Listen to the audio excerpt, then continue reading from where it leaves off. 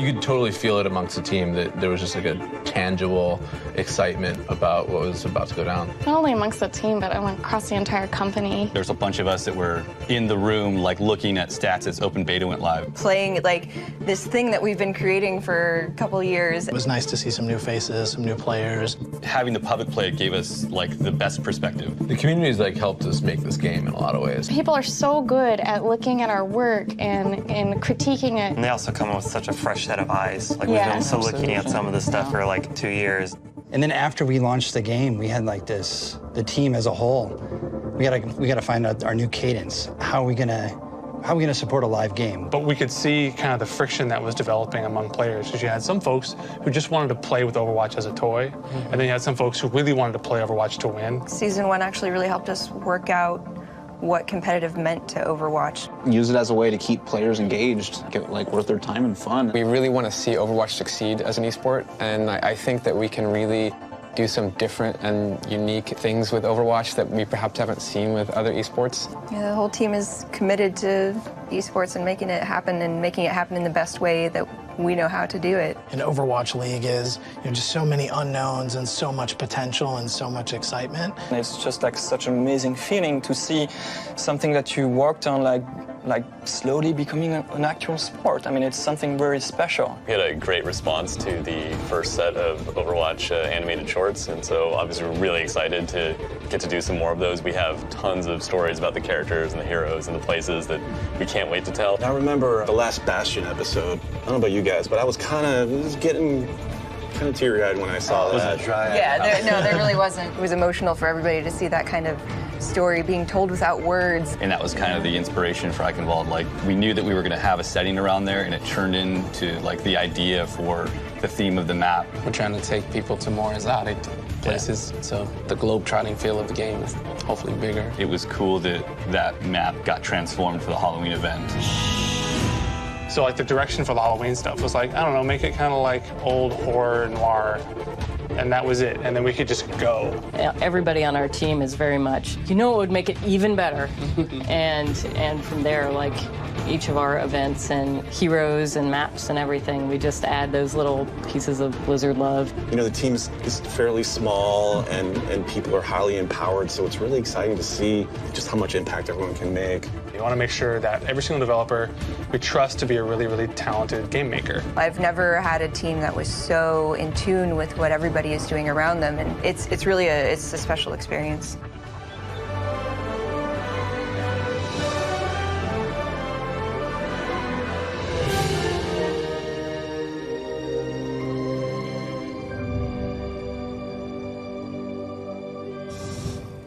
Welcome to the Overwatch What's New panel.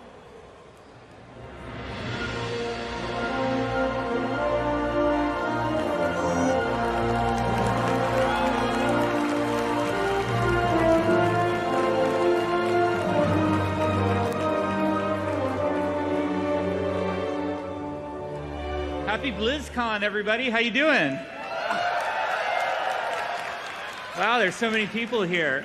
So, as you guys know, the top things that players want in Overwatch are new heroes, new maps, and new game modes. So it was really exciting for us when Mike in the opening ceremonies announced that we will have new maps, new game modes, and new heroes coming to Overwatch. So we're going to give you all the details here today. We're going to start by talking about the 23rd hero, the new hero, Sombra. You're going to learn a ton about her. Then we're going to talk about that new feature, the arcade, a whole new way to play Overwatch, which has new game modes. And we will also talk about the 2 new maps that we're going to be bringing to Overwatch, which is Eco Point Antarctica, home base of May, and also the Oasis. But first, we should introduce ourselves. I'm Jeff. I'm one of the guys on the Overwatch team. I'm Michael. I'm the lead writer on the Overwatch team. I'm Arnold. I'm one of the artists on the Overwatch team. I'm Jeff. There we go. I'm Jeff. I'm lead hero designer on the team. All right, so let's get things started. Today we're going to be talking about our newest hero, Sombra, hero number 23. And since we've started talking about Overwatch with all of you, I think we've gotten like one question more than any other. It's not about Torbjorn nerfs, not about Symmetra buffs, though I heard some stuff from Jeff about that. Yes, not about espresso machines. The question is, who is Sombra? And I thought maybe we would get the answer from Sombra herself. Who is Sombra? To the system, she's nobody. She doesn't exist. No one remembers the girl. There were 1,000 children like her after the war. But none of them could hack like she could. And she learned that people were just as easily manipulated. Now she understood how the world worked. Information is power. So she kept hacking politicians, corporations, governments. It was an addiction. But for the first time, someone noticed her. When your hardware's obsolete, it's time to upgrade. The girl was gone, and Sombra was born. Now, I'm ready.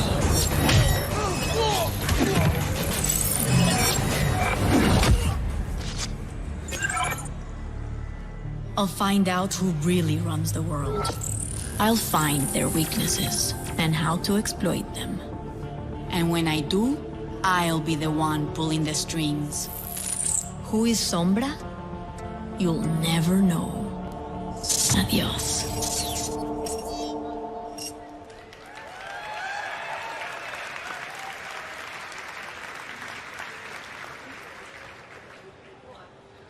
So, Sombra is one of the world's most notorious hackers and a master infiltrator. But how did the girl become Sombra? Well, the answer to that question, we have to look back to where she came from. Sombra was born 30 years ago during what the Mexicans refer to as La Medianoche, thanks to my 2 years of high school Spanish for that pronunciation. So La Medianoche is the phrase that they use in Mexico to describe the Omnic Crisis and the time that followed that. So for a quick recap of the Omnic Crisis, it is an event that took place across the world where robot populations rebelled against their human controllers. And so, just keep that in mind next time you're plugging in your Roomba. But anyways, Mexico really suffered a lot at the hands of the Omnics and the Omnic Crisis. The war destroyed much of the country's infrastructure. It resulted in a massive loss of life that created thousands of orphans like Sombra. So in this environment, Sombra had to do whatever she could to survive. Luckily, she had an ability. She was fantastic with computers.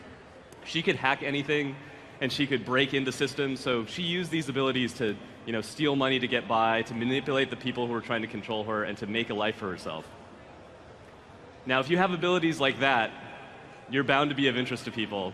And a young Sombra was taken in by the Los Muertos organization. Los Muertos is an interesting group in the Overwatch lore. You may remember them from the Soldier 76 animated short Hero.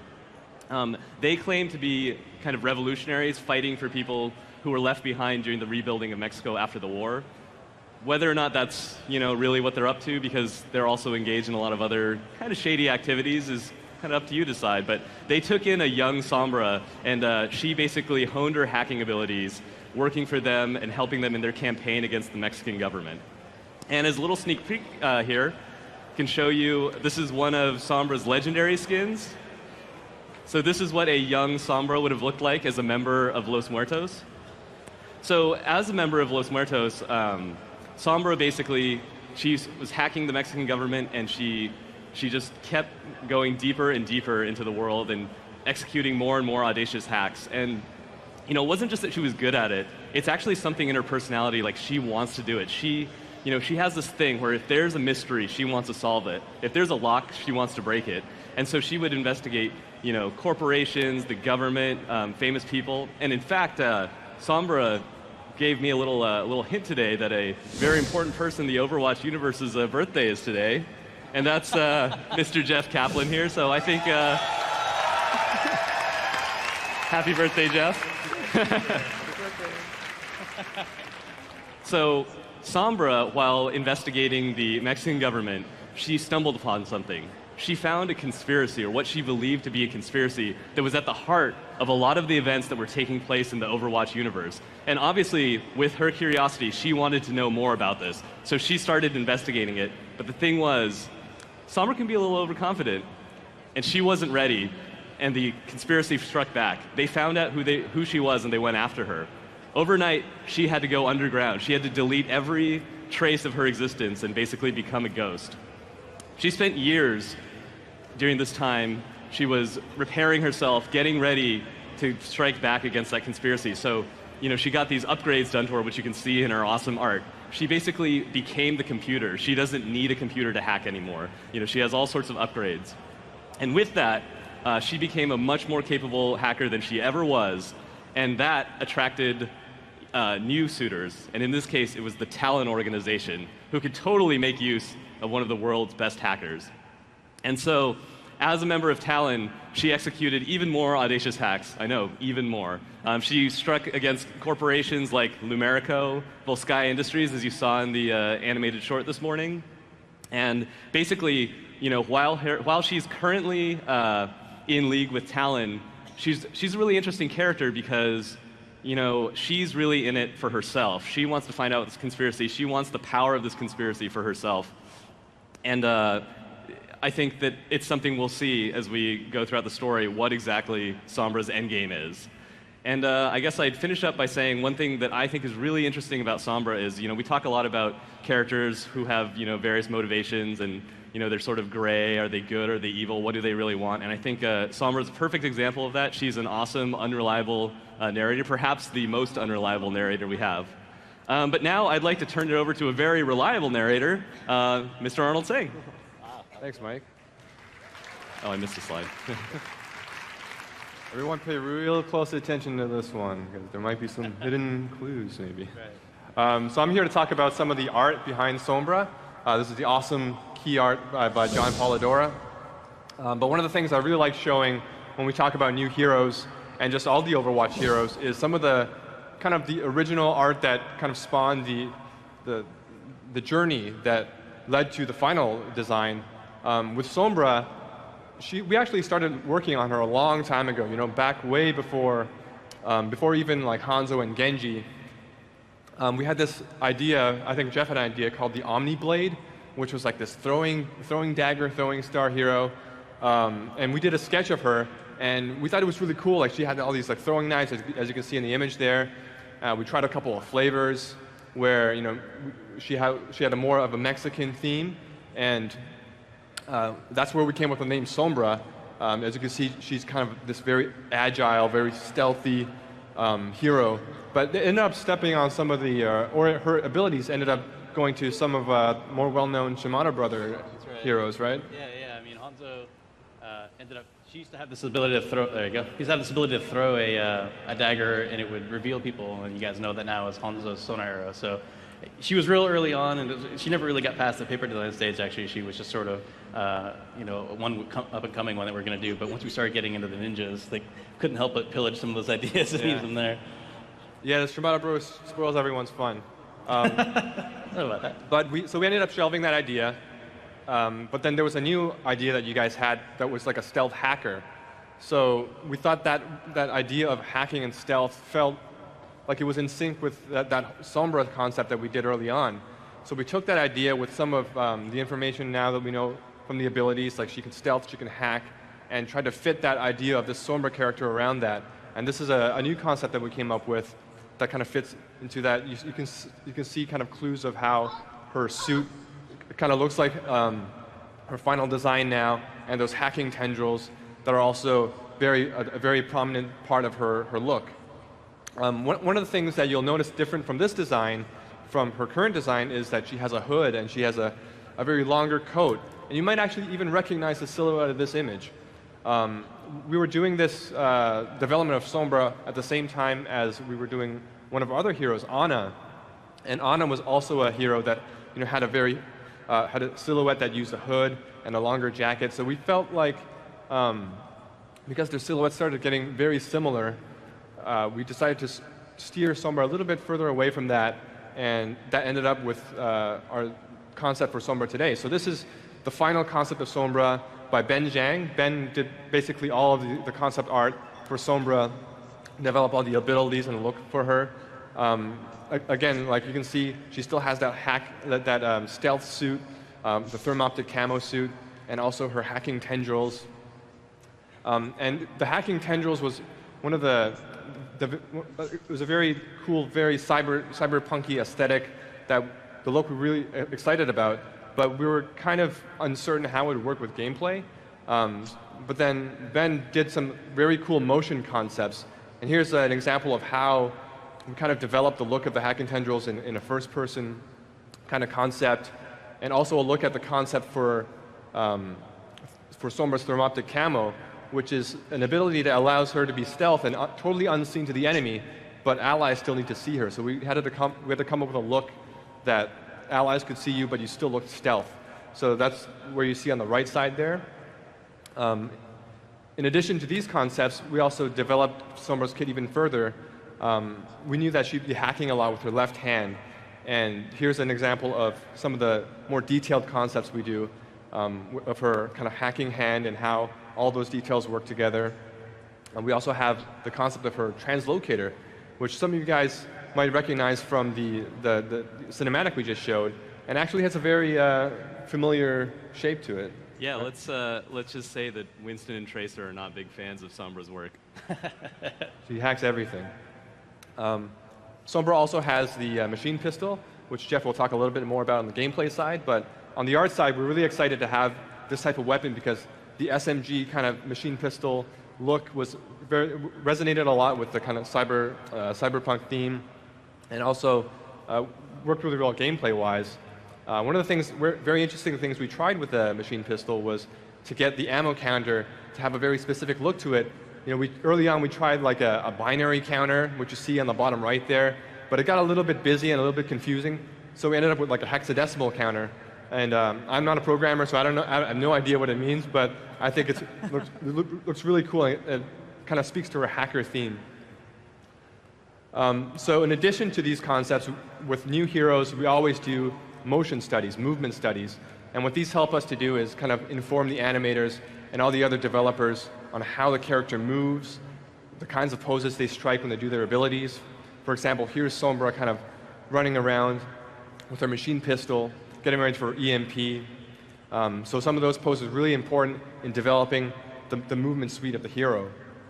And as kind of Mike teased earlier, the Los Muertos skin for Sombra, a concept by John Polidora. Here's a sneak peek for Sombra's other legendary skin, the cyberspace skin.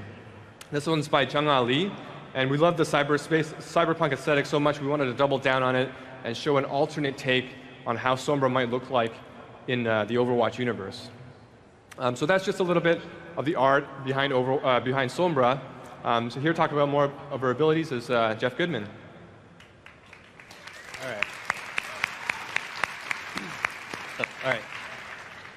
All right, so let's talk about some of our gameplay. So as Aaron and Mike showed you guys sort of, or talked about a lot of the background of the story and the background of the art and how we got to where we are, I can let you guys know about sort of the background of her gameplay.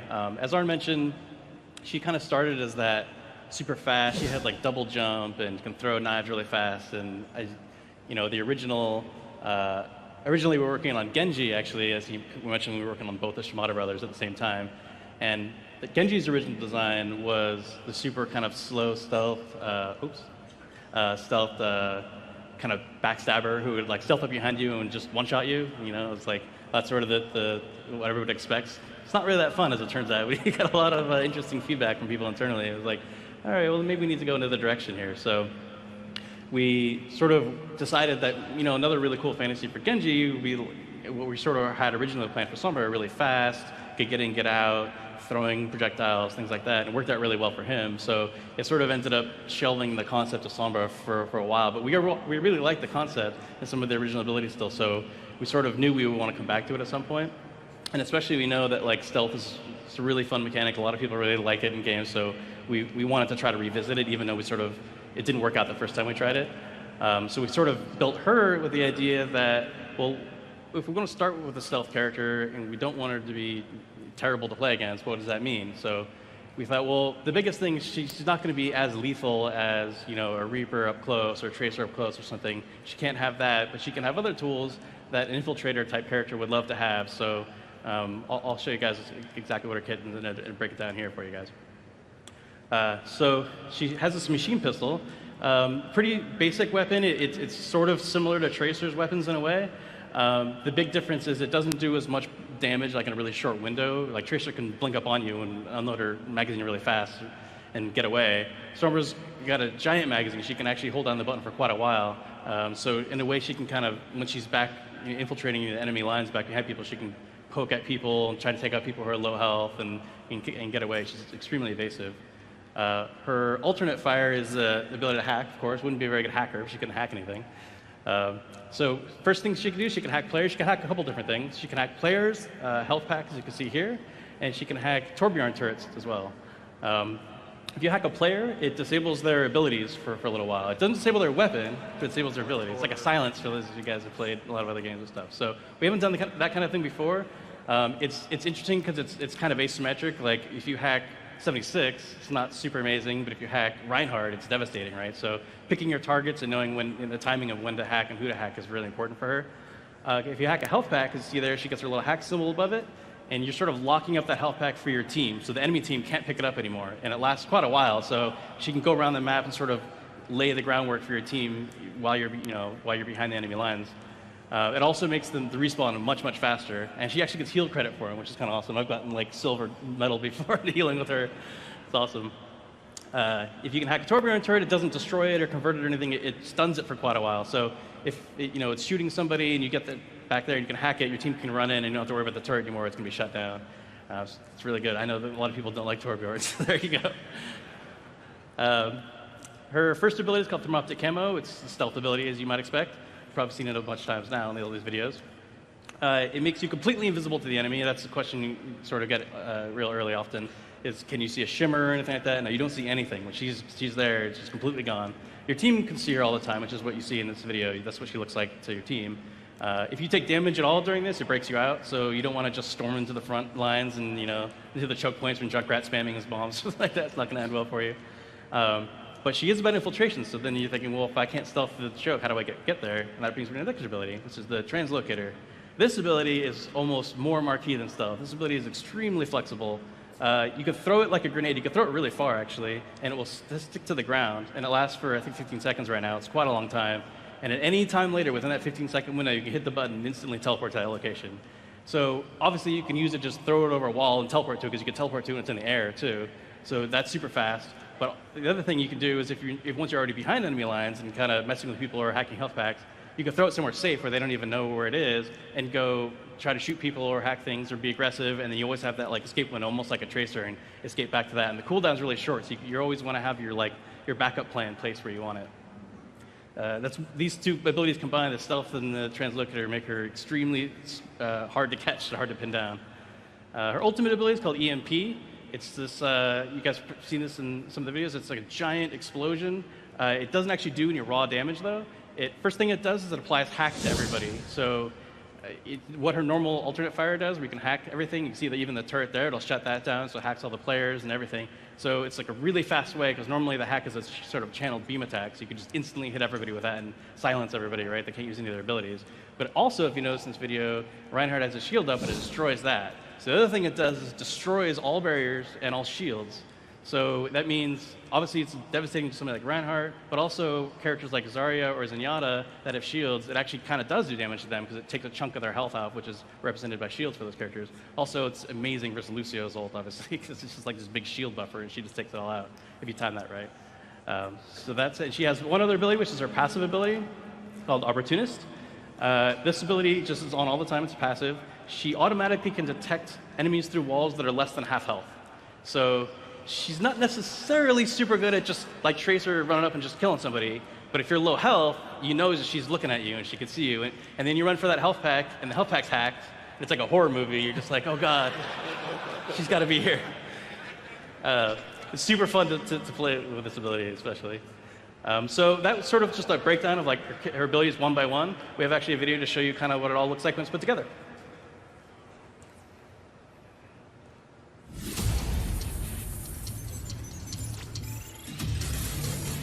Unauthorized person detected. If you hold the information, you hold all the cards. Hack complete. They're over here!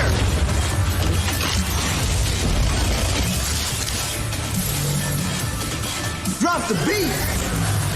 EMP activated.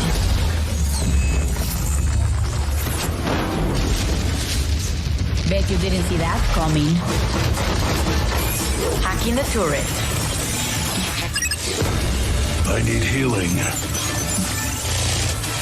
Back into the shadows.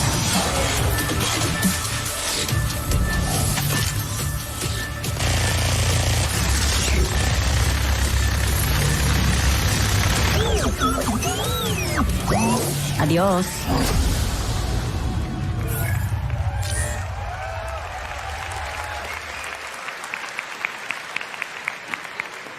That Lucio is so bummed he blew his ult right there. Yeah, it's already on the forums. That's a forum post right there. Like, Lucio mains. Why, Blizz? So that was Sombra. We want to talk about the other features we added.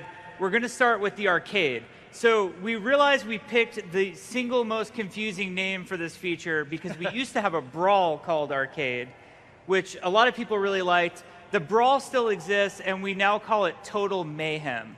But Arcade is a new place. So you'll go to the play menu. You guys recognize this. This is the play menu. And now, instead of Weekly Brawl, you're going to see something called Arcade, and it looks like this.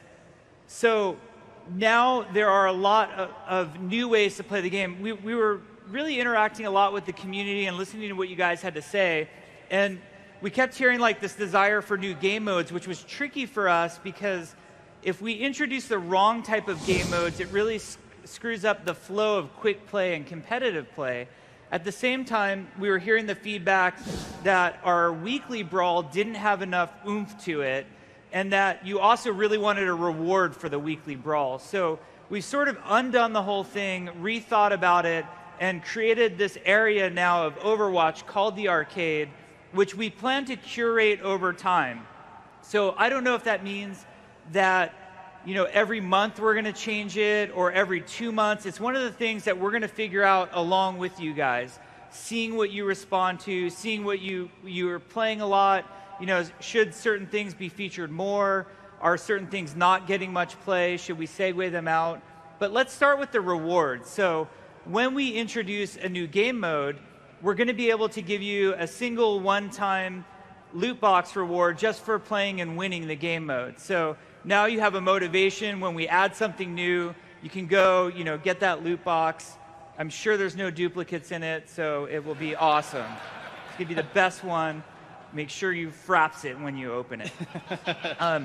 Then after that, we added, so the request that kept coming that we would hear very frequently is, please, for the weekly brawl, give us a loot box each time we played and won the weekly brawl. But what's better than one loot box?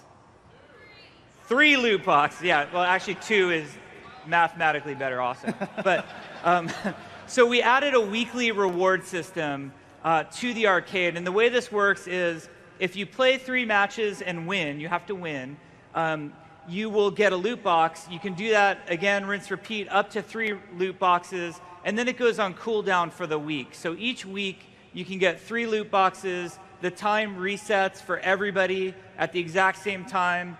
We promise it won't happen an hour early. Don't be mad.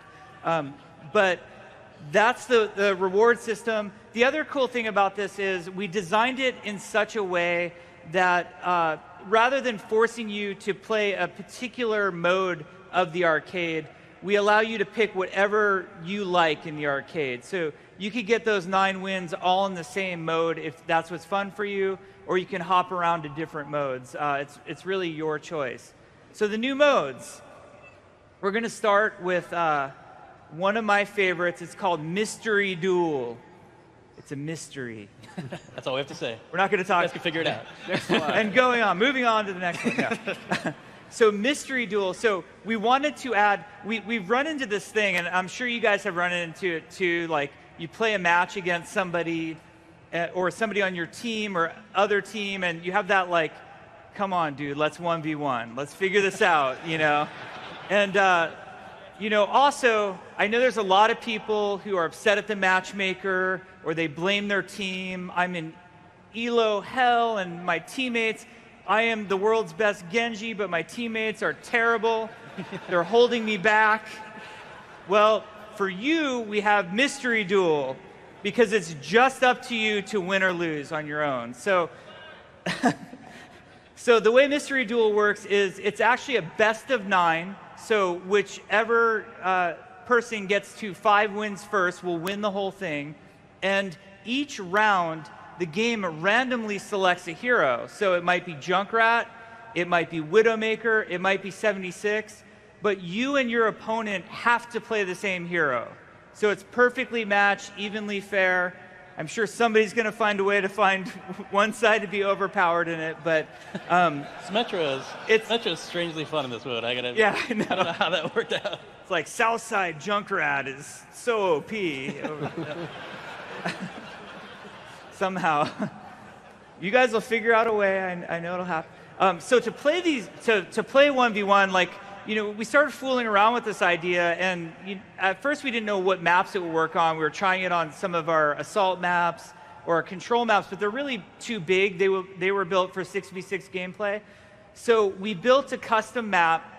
It's called Eco Point Antarctica, and we think it's a really fun map. It was designed for smaller skirmishes, so things smaller than 6v6, or, you know, we've even run some 6v6 modes in these, but when we want them to be more immediate and more intimate. It's got great side hallways for the Reaper, it's got some really great sight lines for Widowmaker and Hanzo, really great deke routes all over it.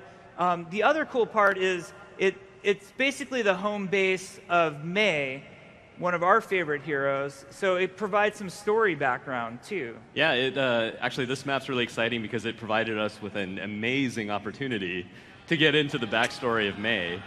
So in case you don't know, Mei was a scientist in Overwatch before it was shut down, and she was stationed at Eco Point Antarctica where she was studying climatology and specifically these kind of mysterious, severe weather conditions that were happening around the world.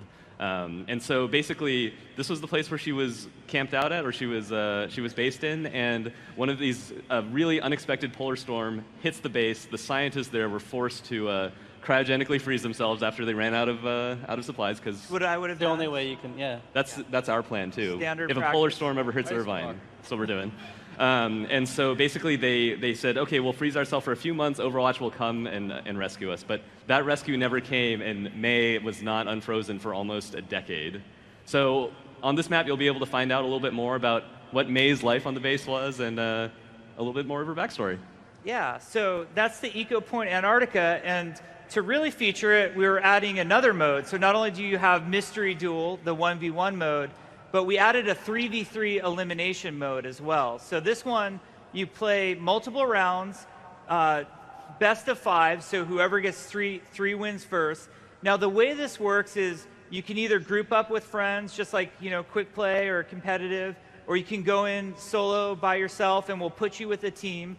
You'll be on a team with 2 other people facing off against another team of 3. You guys can pick whatever team composition you want each round, but once you pick that team composition, you're locked in for the round. So, you know, in this example, they picked Winston, Zarya, and Mercy, and it is a elimination round. So what that means is if Mercy, in this case, runs out and dies right away, she's not available for her team. It will play out however it goes, so it's now a 3v2. It's really exciting, though, because what we found in our internal playtest is that sometimes you can be that one person, your other 2 teammates die, you're facing off against 3 people, your teammates are now in spectator mode watching you, and there's a lot of drama and tension to it, and you have the ability to come back and overcome and win for your team. The only limit we put on this is a single hero limit for your team, If you want to pick the same composition every round, you're free to. And we're really curious to see how the team comps play out. Do you take a tank at all? Or how cool is Mercy in the fact that she can actually resurrect people in an elimination mode? That's extremely powerful. So we're really curious to see how the hero balance plays out in 3v3 elimination. Now, some of the modes coming to the arcade are old favorites. So Mystery Heroes, we've heard a lot of desire that Mystery Heroes should be around more, and I want to play Mystery Heroes. It's one of my favorite ways to play. For those of you not familiar with Mystery Heroes, it's simply a mode that takes place on our normal quick play maps and game modes, but you're not allowed to pick what hero you have. The game will pick for you. You might have the world's best team comp. You might have a terrible team comp. Who knows? It's Mystery Heroes, but it's a lot of fun. So we put an old favorite in there so people would have something to play. We added a new mode called No Limits. And everybody might be wondering what this is. So coming soon to Quick Play is the single hero limit. That will be coming as soon as Monday on the PTR, possibly Tuesday if certain people are hungover, but maybe Monday. And because of that, now we know that the hero limit is a very polarizing and controversial topic in the community. We feel like for the health and stability of the game, that the single hero limit is really important to Overwatch moving forward. The community understands the game at a much deeper level now. You guys know how to play at a very high level. You know sort of what stacked compositions really break things. So we feel like for Quick Play to stay good and healthy, we want to add the single hero limit to that. With that said, we totally respect that there's a large community that loves playing with stacked heroes. So we wanted to not remove the thing from Quick Play without providing a place where people could still go and stack heroes and have fun. So for you guys, we created No Limits. It will be available in the arcade. As you can see in our example here, you can have 6 Torbjorns or 6 Meis or 2 Torbjorns and 4 Genjis, you name it. You stack them how you want them stacked. And that's what No Limits is. Lastly, in the arcade, we have a mode called All Brawls. So we realized that our brawls weren't working out that great. Like, they were kind of interesting, a little unique, but they weren't everything we wanted the brawls to be. Some were better than others. And we also found, and talking to people and looking at player behavior, looking at the stats of how people were playing, they would go into the weekly brawl and maybe play it for a round or two and then not come back all week. And then, Tuesday would roll around and then they would check it out and then sort of be gone. And so we came up with this idea of creating what we called a playlist. So now in the arcade, we're not going to change brawls weekly or anything like that. This will always be available in the arcade.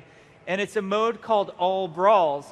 And it has a lot of the older brawls that you guys used to like. The Pharah Mercy brawl, the We're All Soldiers Now, I think MOBA Watch is in there. But what's really fun is you play, and at the end of a round, it cycles to a new brawl. So it's a really fresh and new way to keep playing Overwatch, because every single round, it's sort of a new rule set. We found that it's a really fun way when you want to blow off steam, like if you've played a bunch of competitive and at end of the night just want to blow off steam, or maybe you want to warm up before going into competitive. This seems like a lot of fun. We've also added a few new brawls into the playlist for you to check out. One of them, have we named it? I keep calling it Charge. I don't know if Michael will name it, but it's basically just Lucio's and Reinhardt's. So you can imagine how that one goes. And then the last brawl of the new ones that we threw into this playlist, it's on Ilios only, and only on the well point of Ilios, and it's only Roadhogs and Lucios. So it should be fun. And I think it's called This is Ilios. This is Ilios, yeah. You can imagine how that one's going to end. So yeah, that's the arcade. we can't wait for you guys to check it out. Those of you on PC, it will be available on the PTR, like I said, early this week. We want to hear your feedback. We've also added, if you notice on there, it has popularity for each of those. Those are so, you know, we've kind of split up the matchmaking pool a little bit now. So it might take a little bit longer to get into some modes. So we want you to have awareness of if you're going into a low popularity mode, that you might have to wait a little bit longer. And it also is an indication for us if we can look at the popularity over time and say, hey, maybe they're not really playing Mystery Heroes as much anymore. Maybe we'll cycle Mystery Heroes out for a while and cycle a new game mode in. We also imagine when we run holiday events, like this is where Junkenstein's Revenge is going to go, and this is where Lucio Ball is going to go. So some of those fun, different modes will end up here in the arcade. Lastly, we have a new map coming. This one is a control map, so it's like Nepal, Lijiang Tower, or Ilios in that it's that King of the Hill game mode. We call it control. The rest of the world calls it King of the Hill, but we're sticking with it. And this map, I think, is a lot of fun for a lot of different reasons. Each of the points, like our other control maps, get built with different gameplay in mind. So we're trying an experiment on the, I keep calling it the first point of Oasis, but really it's the center city point of Oasis. We're trying out a jump pad, Overwatch's first jump pad. Those of you who are a fan of 90s shooters will know how awesome jump pads are in shooters. And what we didn't realize, like we knew a jump pad would be cool, and the jump pad sort of allows you to get up really high to a very good strategic location over the capture point. But what we didn't really think about until we started playtesting was how much fun you could have with some of the hero abilities and the jump pad. So suddenly, McCree's Deadeye or 76 Tactical Visor, 50 meters in the eye. Bastion transforming. Yeah, or Bastion. It's kind of crazy, and I know you guys will figure out even cooler stuff than we've been able to figure out so far. But also, just the map is cool, and it's a chance for us to talk more about cool Overwatch places. Yeah, and I'm surprised you didn't say anything about those robot waiters there. That's a big feature on this map. No, so Oasis is set in the Arabian Desert in the Middle East. We were thinking about what new locations we wanted to do, and we really wanted to have a map set there using a lot of the architectural cues and stuff like that. And I think that what you can see here is that it is a really advanced city. So the backstory of the Oasis map is that it was founded by scientists. And these scientists were looking for a way to really push the boundaries of what modern science at the time could do, but because of regulations or whatever, they weren't allowed to. So they founded the city as like a testament to the ingenuity of humans. And what better way to show that off than by turning, the middle of a desert, this very unlivable place, into one of the most technologically advanced and wonderful cities in the world. So I know the artist will kill me if I don't mention this too. All the art that you're seeing on Oasis is work in progress. The map is not finished yet. So I think the map is going to look even cooler. I mean, to me, it looks beautiful already, but I think it will look even cooler when our amazing art team is done with it. Now, the plan for Oasis is, hopefully, if everything goes right and there's no disasters, Oasis should be on the PTR sometime in December. That's our goal. And then our other goal is to release it in early 2017.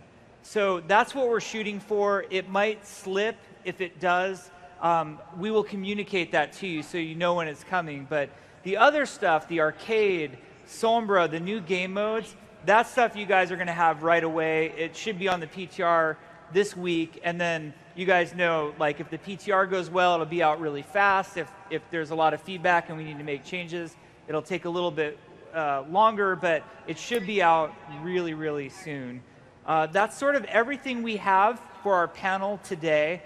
There are some amazing Overwatch panels happening here at BlizzCon. I highly recommend you check them out. There's a whole panel on the guys who have made the animated shorts, who go into a lot of detail. We'll show you a lot of behind-the-scenes stuff on how we make those animated shorts. There's an amazing play-by-sound panel happening tomorrow morning. Our sound guys are fantastic. They have some special surprises for you. special guests that you might recognize in that panel. And then we know how much you guys like Q&A, and usually we rush through Q&A at the end of the panel. What we're going to do this time is tomorrow's panel at the end of the day is entirely dedicated to Q&A, a whole hour of just Q&A. We will answer all of your questions. We'll have some of us who are up here right now and even more developers to talk about all things Overwatch. It's been an amazing year and an amazing launch. We can't thank you guys enough. We couldn't wish for a better player base than you guys have been. We will keep making the game awesome, and have a great BlizzCon. Thank you guys. Thanks, guys.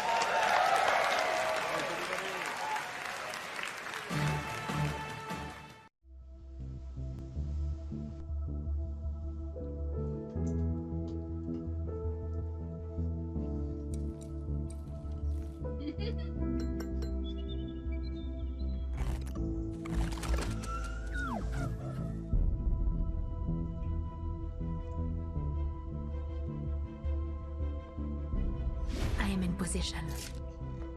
I mean, I'm the one that set off the alarm. I didn't see any animation for you. You still have a purpose in this life, brother.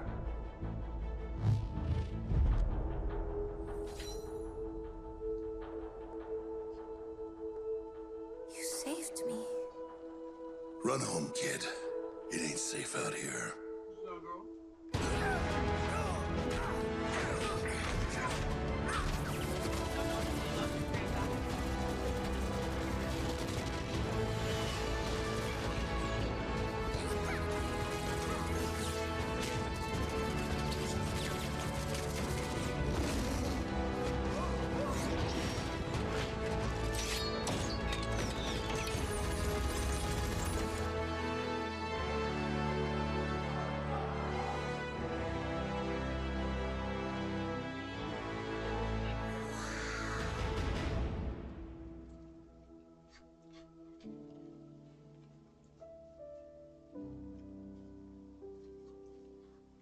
Would it be weird if you had romantic feelings?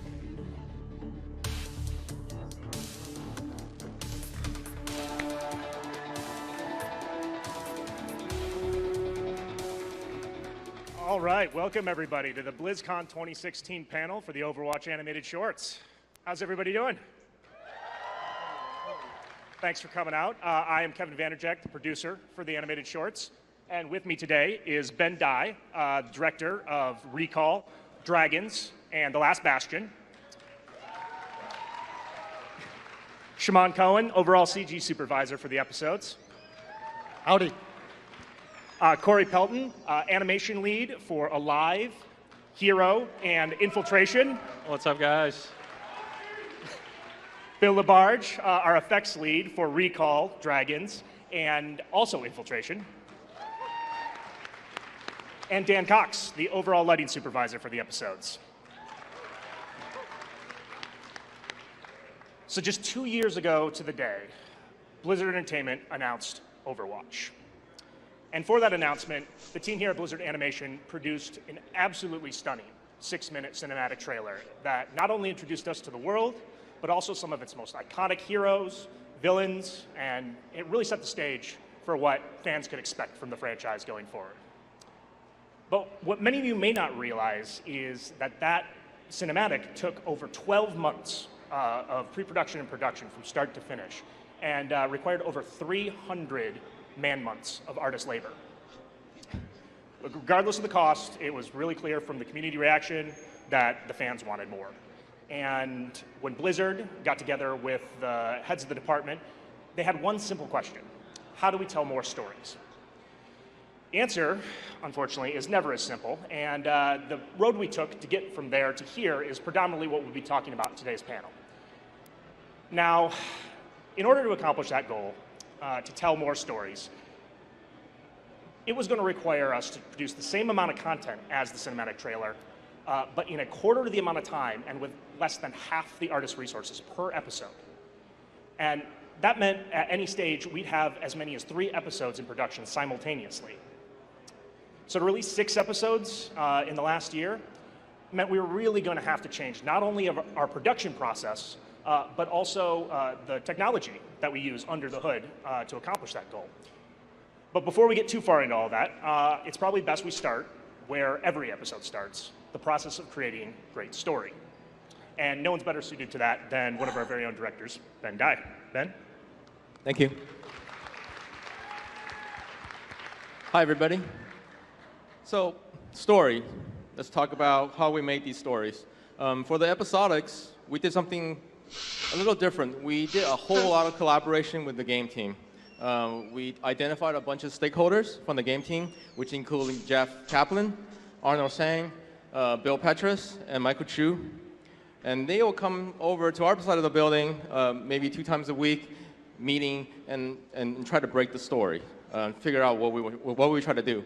On our side, we have Chris Metzen, James Wah, Jeff Chamberlain, all the episode directors, and the writers. So every story came from an idea or a theme.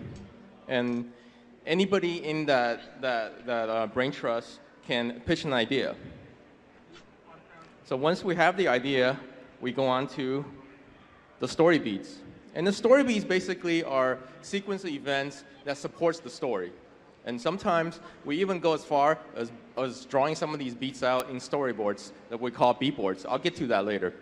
And so once we have all the beats, approved and ready to go, the writer would start writing the script for all the episodes. Basically, they take all the beats, put them in a sequential order, flesh out all the dialogue in VO, and making sure that the story is entertaining to read on paper. Now that we have our script approved, we start our pre-production. And the first stage of pre-production usually involves concept drawings. We start with our blue sky concept period. Basically, the director will pitch the story idea to a group of extremely talented concept artists, and they just go draw. There's no wrong or bad ideas. All of these drawings are super inspirational. Some of these drawings, some of these paintings you see might end up being like the inspiration for the actual shots. Once we have a number of blue sky drawings, we start our next phase of concept, which are production concept. Production concept basically are, we list out all the ideas that we need we need a concept. That includes main characters, secondary characters, crowds, prop, sets, even all the posters, the books, and the photograph that the character interact with in the movie all needs to be concepted out. All right. So for Last Bastion, we did something a little different. We've been challenged with a unique task of creating a forest. So here's a little bit of a workflow that we've gone through for Bastion. First, we have our blue sky painting. It looks beautiful. It's pretty much our opening shot, or the inspiration of the opening shot. And then our modeler will take a stab at creating this beautiful painting into a 3D environment.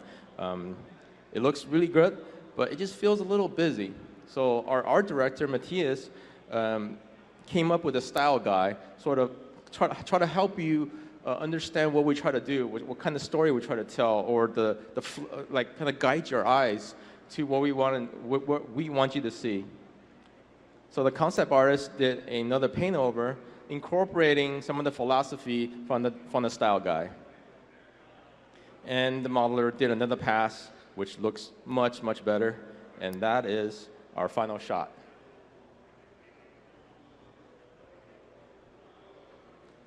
All right, so let's start storyboarding.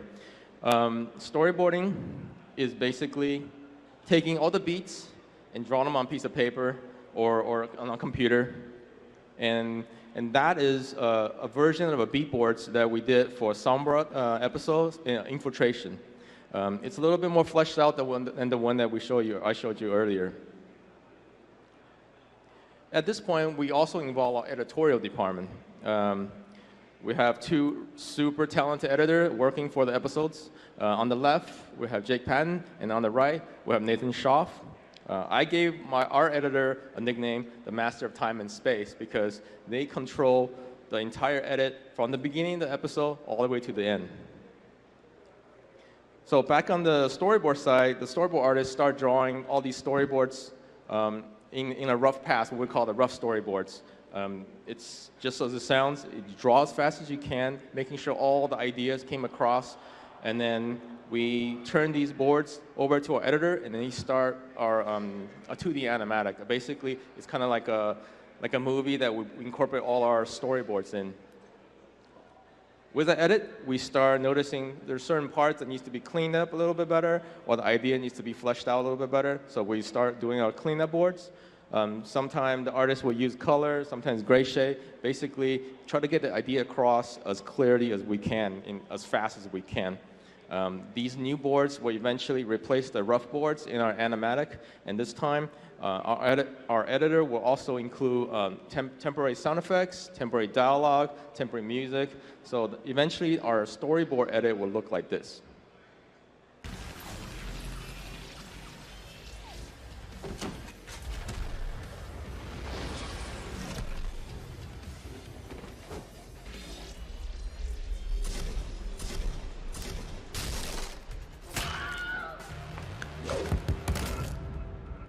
So that's pretty cool, right? There's a lot of work went into making these storyboard edits. A lot of drawings involved. So I did a rough count of how many boards I actually did for each of the episodes. And total 21,028 storyboards. That's a lot of storyboards. And just in case you're wondering what that looks like, that's 50 boards across. And so that's a lot of storyboards. Luckily, paper is cheap. Thanks, Kevin. So once we finish our storyboard edit, now we can start previs. Previs are basically taking 2D storyboards and translating them into 3D space. We try to stay as close to the storyboard as we can, and depends on the sequence, we might cut out a shot, add a shot, or maybe combine 2 or 3 shots together, making one big monster shots. What we try to do is capture the essence that we try to create into these storyboards in 3D. All of our previs artists are camera experts. They're what we call the cinematographers. They're creating composition 3D that's going to try to match the storyboards. If not, they'll come up with even better ones. They'll use different lenses for characters. For example, Widowmaker, you don't want to shoot it with a wide lens. You want to shoot her with a long lens. You use a wide lens for showcasing crazy action sequences. During previs, we encounter what we call the real-world problem. For example, sometimes the set is too small to stage the fight, or the prop and the character doesn't match. Sometimes it's too big or too small. Maybe one character is too short compared to the other one. So these are great. It's a great place for us to find out these problems early on, so we can solve them in previs. It's a much cheaper process than actually try to solve it in production. So with that, that's pretty much the end of our pre-production, and I'm going to turn this back to Kevin. Thanks, Ben.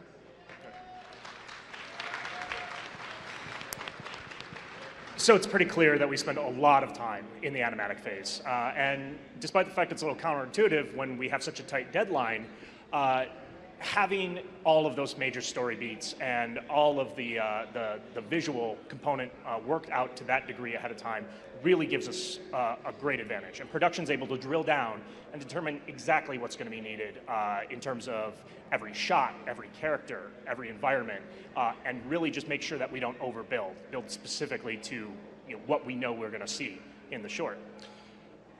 Now, the process of creating those assets is something that Shimon Cohen's going to talk to you about today, and also elaborate a little more on the advantage we have of being so closely tied to the game world. So, Shimon? Thanks, Kevin. Hey, guys. So one of our main goals was to make sure that the visual storytelling world we were creating, was as close to, if not very similar to, the existing in-game world.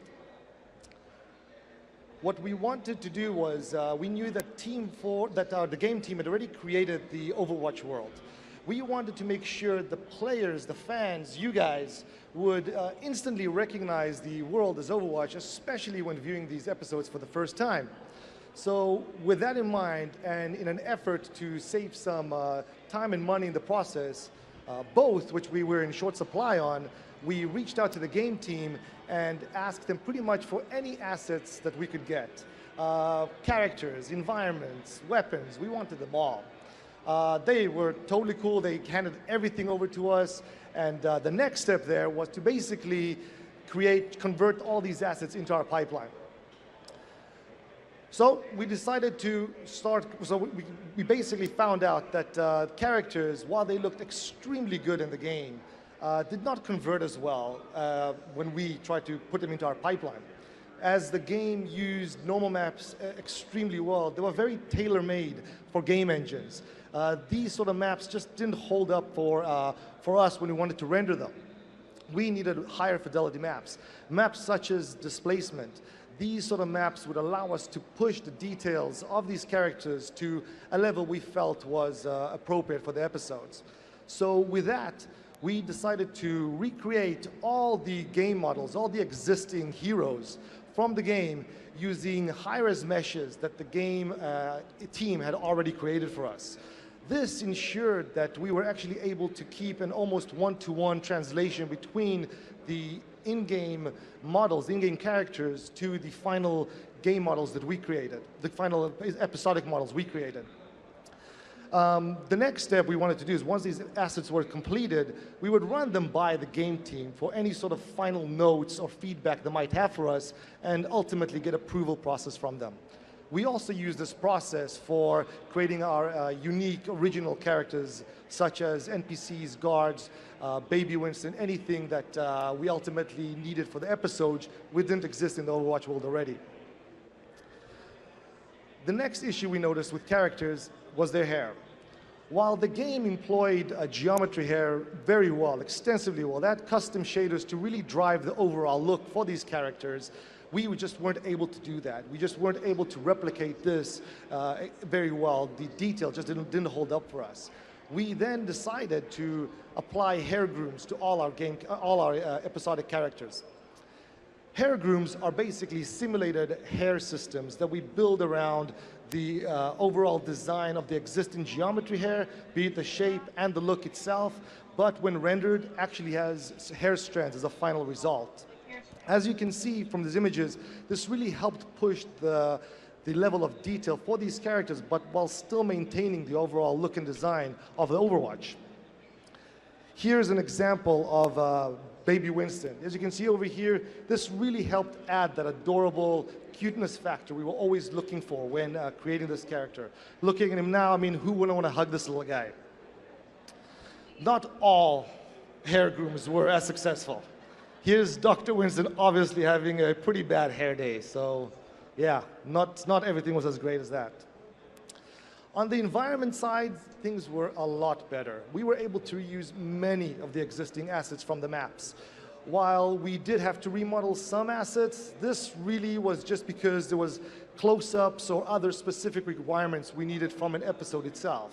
Ultimately, we were able to stay as true to the map layout and design as possible, as we really wanted the players, the viewers, to recognize some of these iconic areas they were very accustomed to when already playing the games.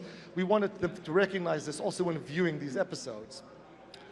One exception to the asset reuse was Last Bastion.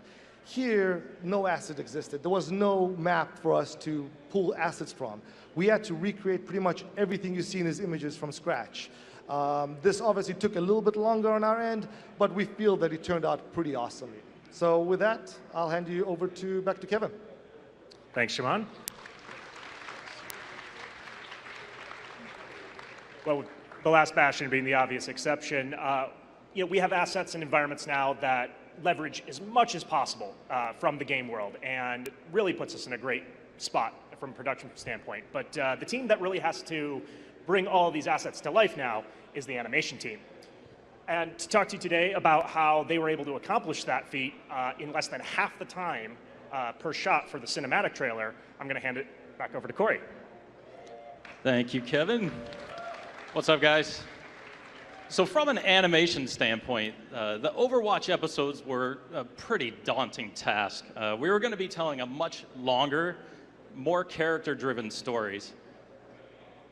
And we were using a completely new animation style, and as Kevin had mentioned, all with, under a hefty time constraint. So we knew we were going to have to revise our approach a little bit. But if there's one thing our department does, and does very well, it's rise to a challenge. So we knew we were going to have to revise our character rigs.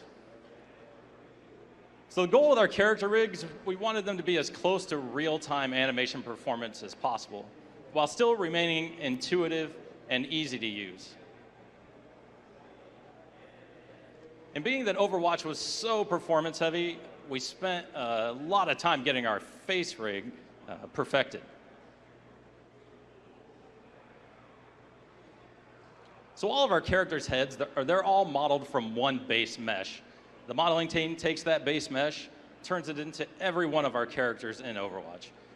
So what this got us, this saved us a ton of time on the rigging side. It got the rigs into production very fast. So here's our final face rig. Had all the features we were looking for. We could more or less do anything we wanted with it.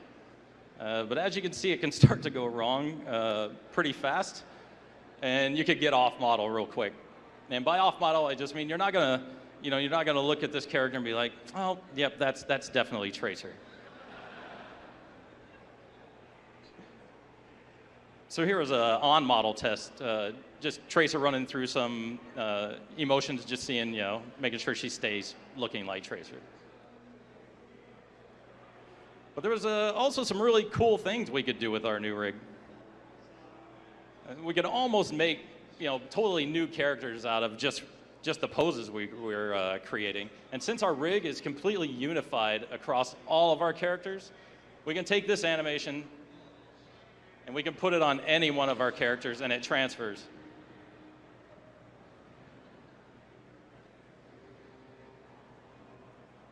So with the episodes, we filmed a ton of video reference. The great thing about video reference is it helps you get a starting point for your shots, so you don't just jump in and start animating.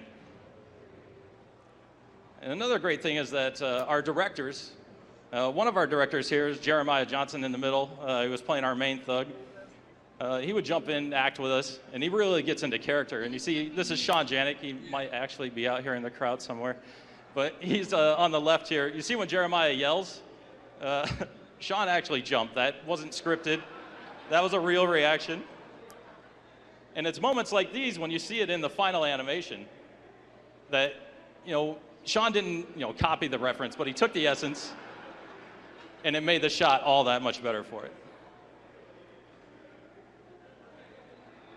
And going into Sombra, we knew she was going to be a very heavy challenge for us on the performance side. I mean, she needed to be confident and sly, yet cocky, and still playful. And this is Marika Valerie. She's one of our animators, and she totally nailed that playful, sly attitude. And you can see how it comes through in all the final shots.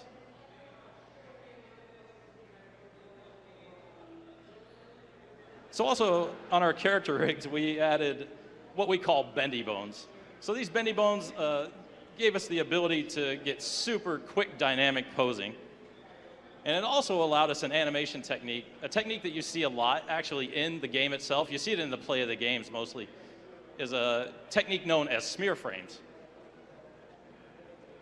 So smear frames, they show up in just one frame. It's like a blur of motion, but they really help to sell snappy, fast moving animation.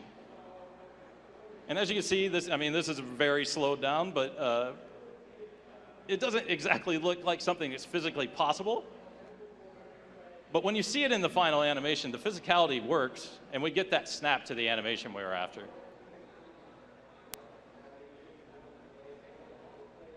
So we also add the bendy bones to all of our props. We consider the props just an extension to all of our characters, so anything we can do to accentuate a pose or a line of action, we'll always do it.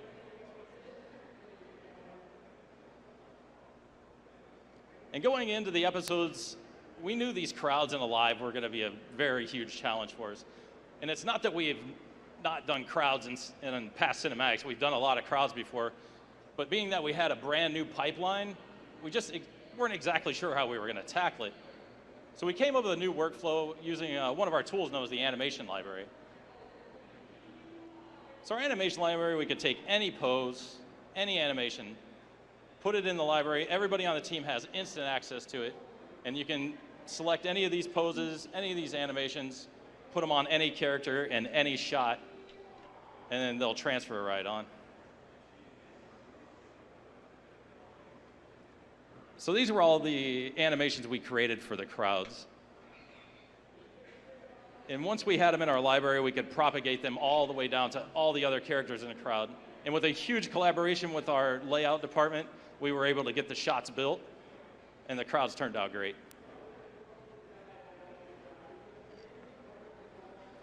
So this was just a test animation we did on Dr. Winston early on, but this just shows we can take that animation from our library, transfer it to any character, doesn't matter their shape or size, and the animation will transfer, and it works pretty awesome.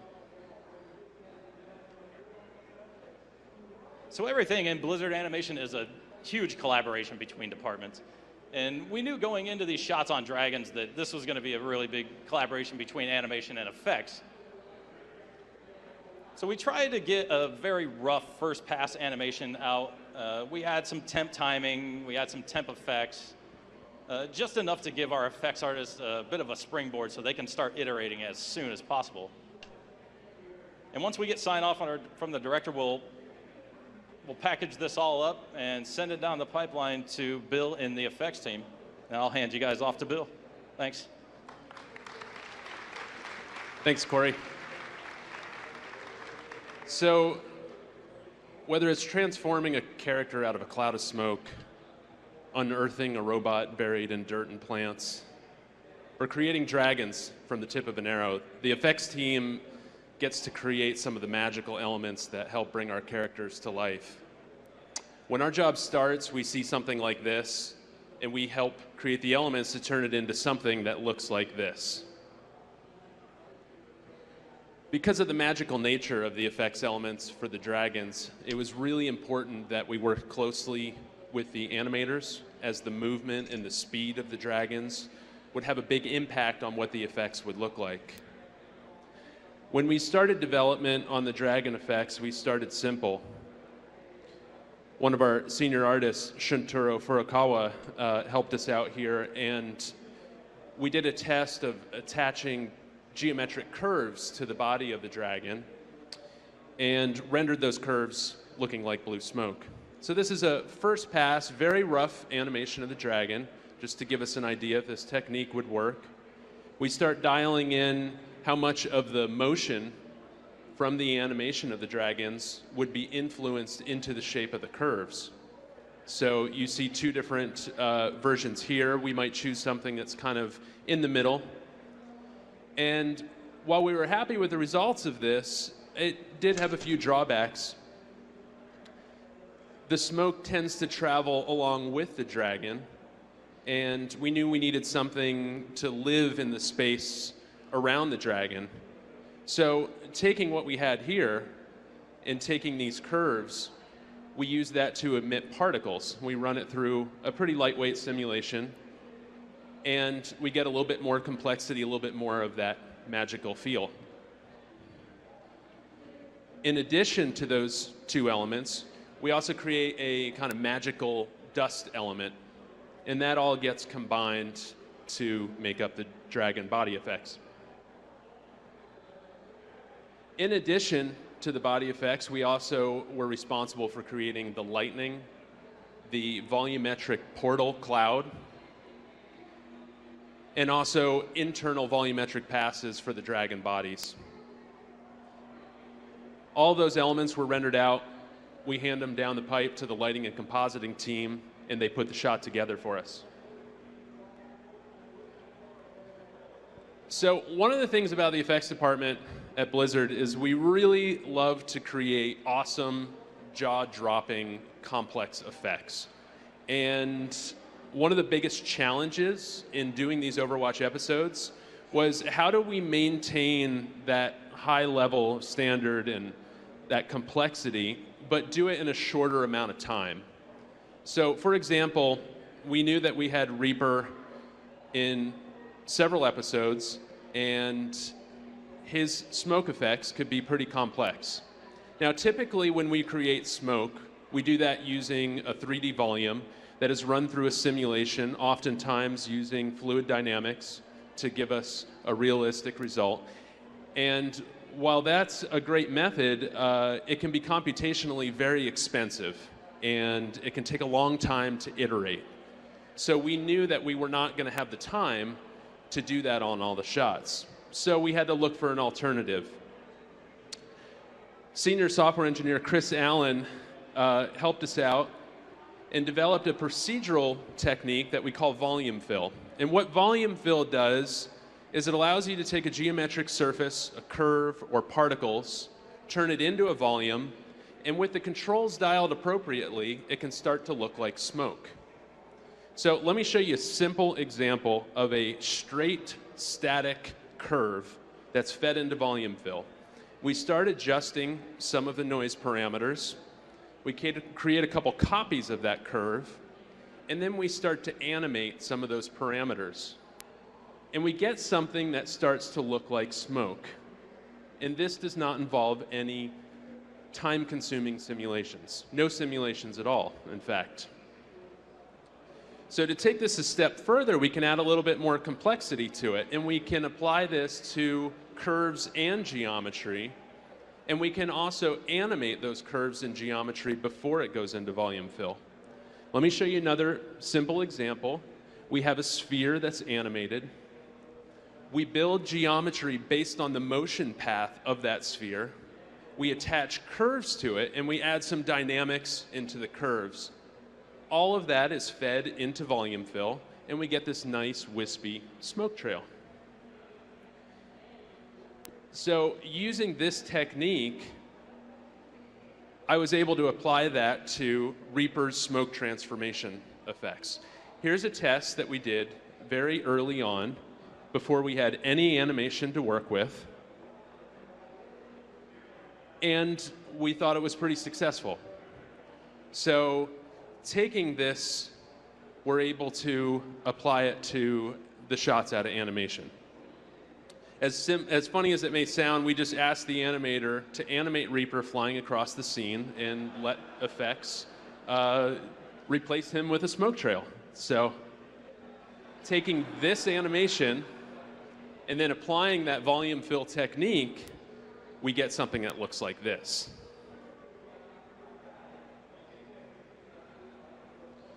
So it took us a little bit of time to kind of dial in the settings and get the smoke kind of looking nice and wispy. But then when the director approved this and was happy with the look, we rendered out the element, we handed off to lighting and compositing, and they put the shot together. So in the final shot, the effect looks like this.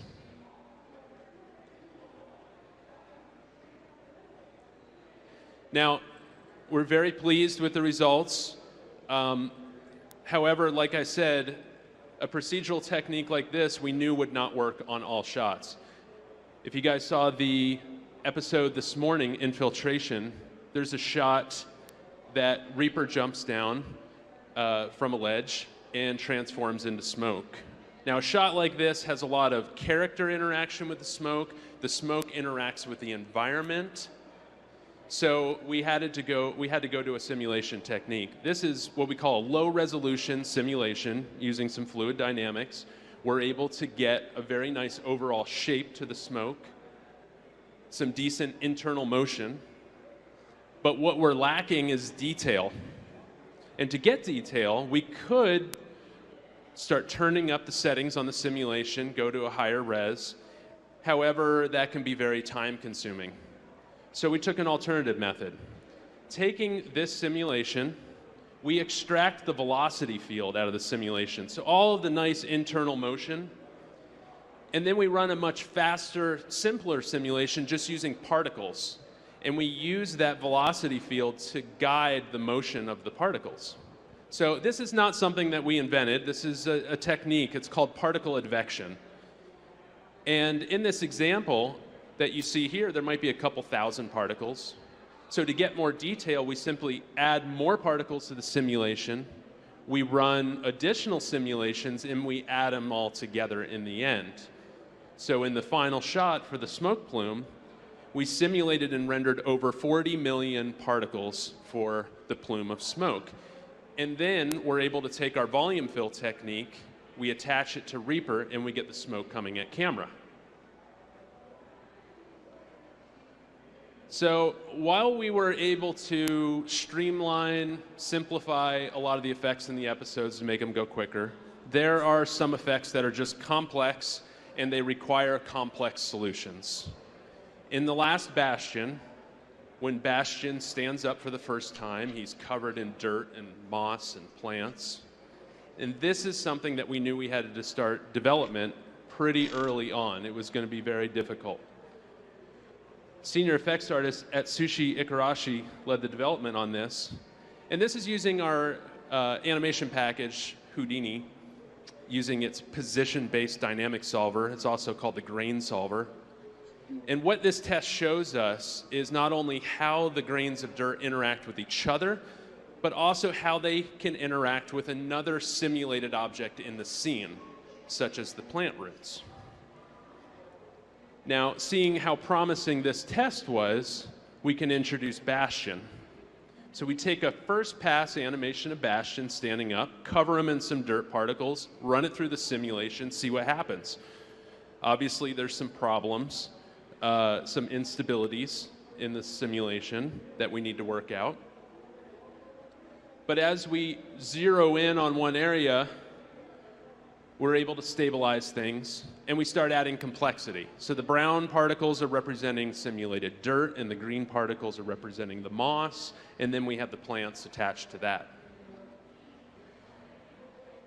And one of the most difficult challenges that we had to solve here was when you're simulating different materials in the same simulation, because they interact with each other, of knowing which particles needed to be moss and which particles needed to be dirt, and getting the moss to sit on top of the dirt, and as the dirt crumbles and falls away, the moss stays attached and it follows with it.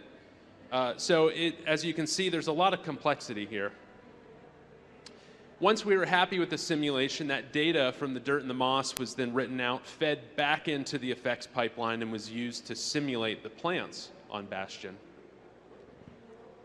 So all in all, we simulated over 320,000 grains of dirt. And after that was run through a clustering technique to clump the dirt together into kind of natural dirt clumps, we outputted over 40 million particles that was then handed off to the lighting team for rendering. So here's a look at the dirt effects in the final shots from the last Bastion.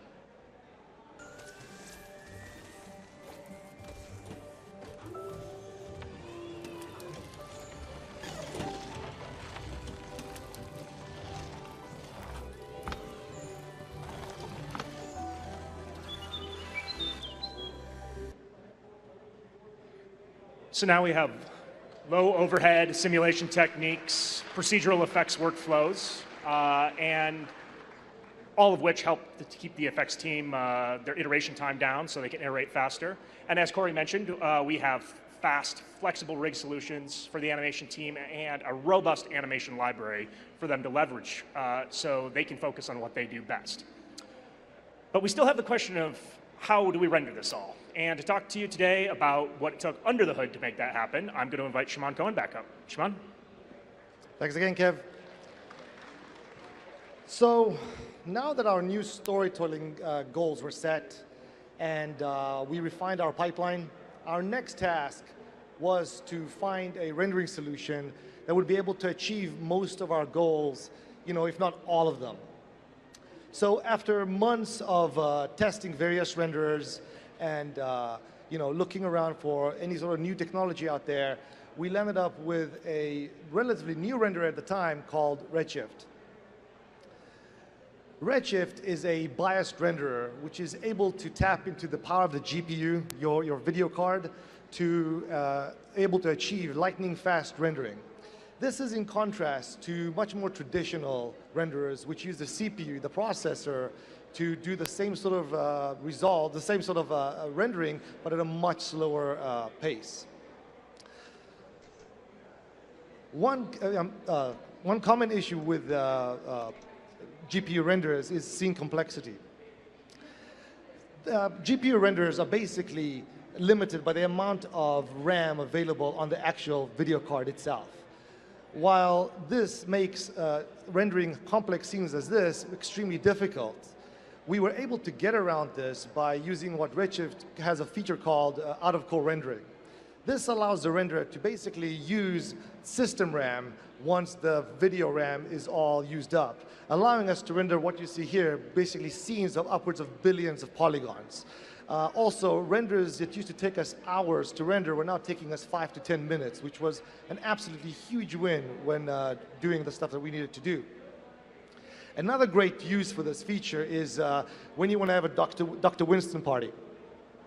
As you can see here, we use Dr. Winston for pretty much all our testing. I don't know why that was, but we did. This fun fact about this image right here is that this was actually one of the really early tests we did when we wanted to find out how to do the crowds for the Alive episode. Ultimately, we used this as you see here, but we replaced the assets, Dr. Winston's, with the assets from the Alive episodes, as Corey showed you earlier on. One last thing I wanted to show you guys was, now that we had our new technology, we had our refined pipeline, we really wanted to make sure that all of this stuff works prior to actually starting to do the work on Recall, our first episode. So here's a very early test we did to basically validate that all this was going to work for us.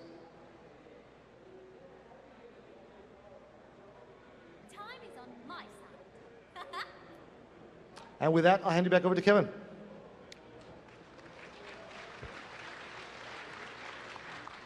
So faster renders mean more iterations, and frames that used to take hours, now taking minutes, mean that our artists can get feedback multiple times a day. And that's just a really great win for us. But it seems inevitable that the team that always feels the crunch the hardest when we approach our deadline is the lighting team. And so to talk to you today about how it is that they deliver under such a tight deadline, I'm going to invite Dan Cox up. Dan? Hey guys. You ever been in a long line before and everybody behind you keeps pushing forward and you're getting pushed against something? That's pretty much our life every day in the lighting department. Since we're at the end, we're always getting pressed to get things done. So we knew that these episodes were going to be an even bigger challenge than what we normally run into. We were going to have a fraction amount of the time to do it, and we were going to have a lot more content. And our normal cinematics are between 40, 50 shots. This was going to be upwards to, I think our largest 125, 130 shots or something? 145. 145, there you go. So we knew it was going to be quick. But before I cover all that, I just want to let you guys see, you might have noticed that a couple of our characters went through minor design changes from the original launch piece that you saw a couple of years ago. Tracer looks a little different than she did before, just little things like bone structure and things like that. And we worked closely with the game team to kind of decide where that design was going to end, because when we did the original launch piece, the game, as you know, is still under development. And so moving forward, these were our characters. And Winston, as you'll see, kind of had the same thing. His hair was way scragglier in the launch piece, so we combed him a bit and made him a little neater for moving forward. But we also had the same thing with Widowmaker and Reaper, but I just don't have examples up here for you. So as Shimon had talked about earlier with the modeling, we needed to up-res the environments. So as we went through, we kind of didn't want to blanketly do that because it just takes too much time to do that. And we wanted to try and be a little more strategic about how we did that. So oftentimes we would wait until we got into shot. And our surfacing team led by Mike Sandrick we would look at each of these with the director and say, does it hold up? Does it not hold up? This is a chimney on the rooftops of Kings Row where you never go in the game. So they kind of decided, yeah, we're going to take a stab and do an up-res on textures. Here's another example, again, at the top of Kings Row. And we kind of looked at the rooftops. We're like, it's not going to work. We got cameras right up on there, so we're going to take a pass at up-resing some of that stuff. And again, this is all on top of the models that have already been done. Here's a chimney. Guys kind of took a pass at up-resing, adding cracks and more structure to it. Same thing with the rooftop. We wanted it to be slightly wet and damp. You know, we're going to be adding a lot of atmospherics, and so our surfacing team went in and added, you know, a little grime up there, a little moisture on the rooftop, and all this stuff just helps pull the game assets in and give us the detail we need. We also knew we were going to need to up-res characters, but this was something we had to do blanketly. We didn't wait on this. Everything was preempted. So our surfacing team would go in, start with the actual game assets themselves, and then look at what needed to be adjusted and kind of up-res from there. A lot of time was spent on this. They would blow through it as fast as we could, but it does take time to go through this. And ultimately, we would look at these with the game team and get some feedback from them and work together on kind of where these final designs ended up, since they were leveled up a little bit. And our surfacing leads, Jungha Baek, Sam Alicia, and Nathan Boyd did a really nice job of bringing these characters to life. And they had to hold up close, because we knew we were going to get cameras a little closer than normal on these characters. I mean, for those of you who are familiar with the pieces, Dragons, for instance, we got a camera right up on Hanzo and Genji, you know, so we needed to make sure that the textures applied to these would hold up at that level, but still land in the design and not venture into something hyper-real like we would do in some of the other IPs.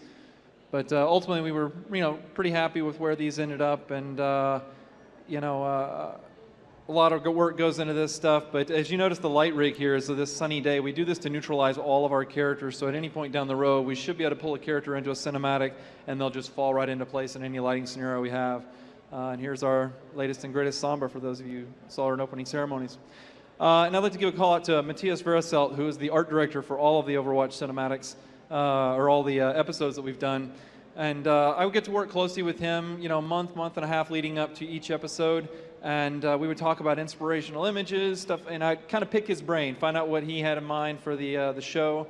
And he's doing some early concept work with the concepting team and some stuff himself.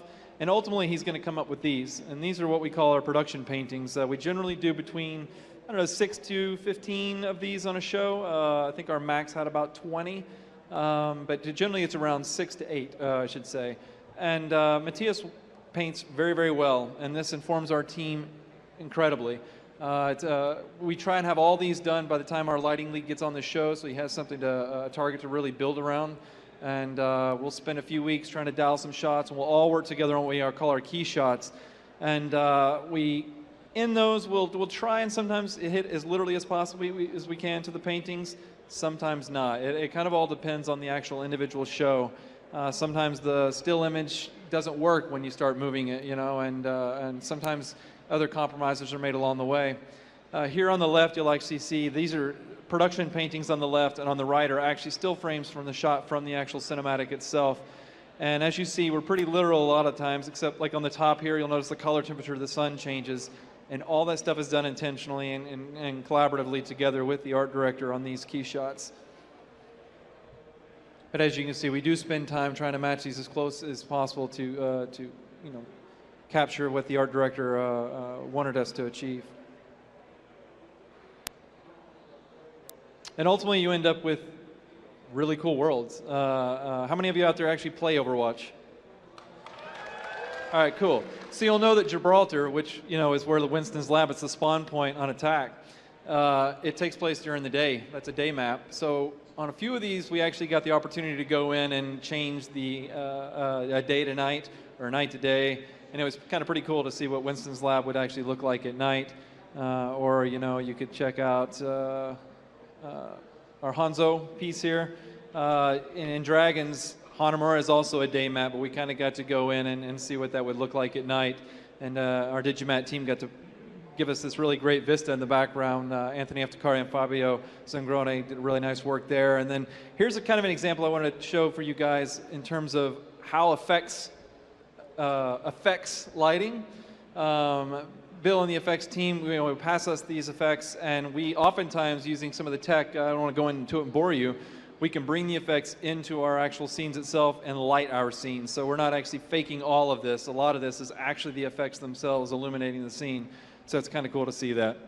And then ultimately, we also ended up in Volskaya, where there is part of the map that exists. A lot of our action was going to take place up in the scaffolding where it didn't exist. So we kind of got to experiment with that and come up with something that looked pretty cool. So we were pretty happy with it in the end. Thank you, guys. So that's really what it took to overhaul our pipeline to create all the amazing imagery that you've seen over the last year. But we're not quite done yet. There's still the question of what we hear. So to talk to you today about how that experience is created, there's no one really more attuned to it than our director, Ben Dye. Thank you, guys.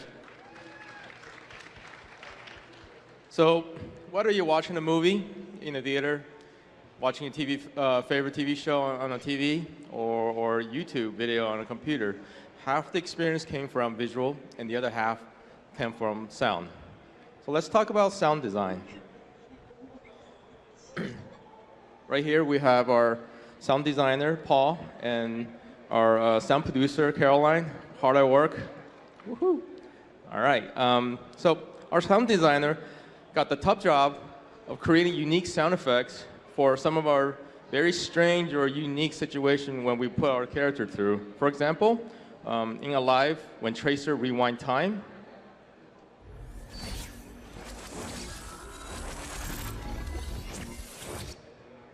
or in Dragons, when Genji cut an arrow in half in slow motion.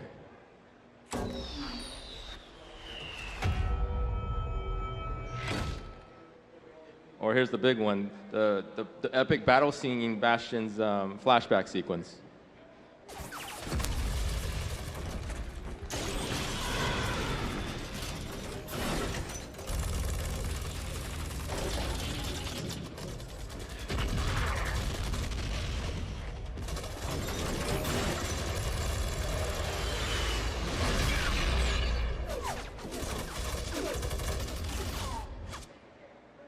Right. So music. Music plays a very vital role in helping reinforce the emotional beats that we try to create in our movies. For our episodes, we get to work with a group of very extremely talented composers, which include Neil Akri, which I see you over there. Hello, Neil. Sam Carden, I don't know if he's here or not. And our very own Derek Duke. Typically, me and the composer will get together right after we finish our storyboard edit. That's the time when we show the composer our edit, and basically he gets the feel of what kind of emotional beats that needs to be in place for the score. So, for Last Bastion, it's a unique case because there's no dialogue. It's pretty much a silent film. So sound effects and the music did a lot of heavy lifting, try to create emotional beats alongside with the visuals. So now that we have our music recorded, sound effects ready to go, all our pictures are rendered, it's time for the last stage of a production, which is mixing. Where Paul, our sound designer, always accused of me, mixing is basically covering up all his sound effects work. It's not true, not all the time. Human ear can only hear a certain spectrum of sound. That space gets quickly filled by all the sound effects and the music. So the mixer has a tough job of finding carving spaces for dialogue and everything else in the mix. Mixing is basically juggling between sound effects, music, and dialogue. And in a great mix, you should be able to hear all the dialogue all the way through and be able to follow the music, even though it's dipping, so that we can carve room out for, say, the dialogue or the sound effects. And you should be able to feel the sound effects. I'm not talking about the big explosion, the bass rumbling sound that you can feel, but the ambience, the nuances that our sound designer put in to basically transport you guys, the audience, into the world of the story that we try to tell. So with that, that's pretty much the end of our production cycle. Back to you, Kevin.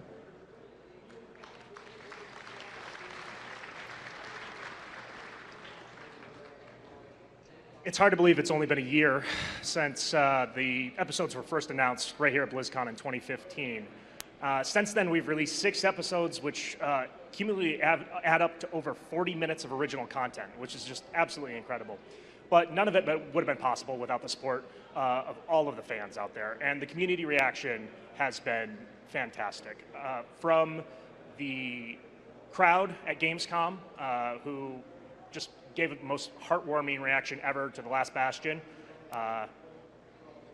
to the action right here today for Infiltration, which just absolutely blew us all away. None of it would have been possible without you guys, so give yourselves a big round of applause.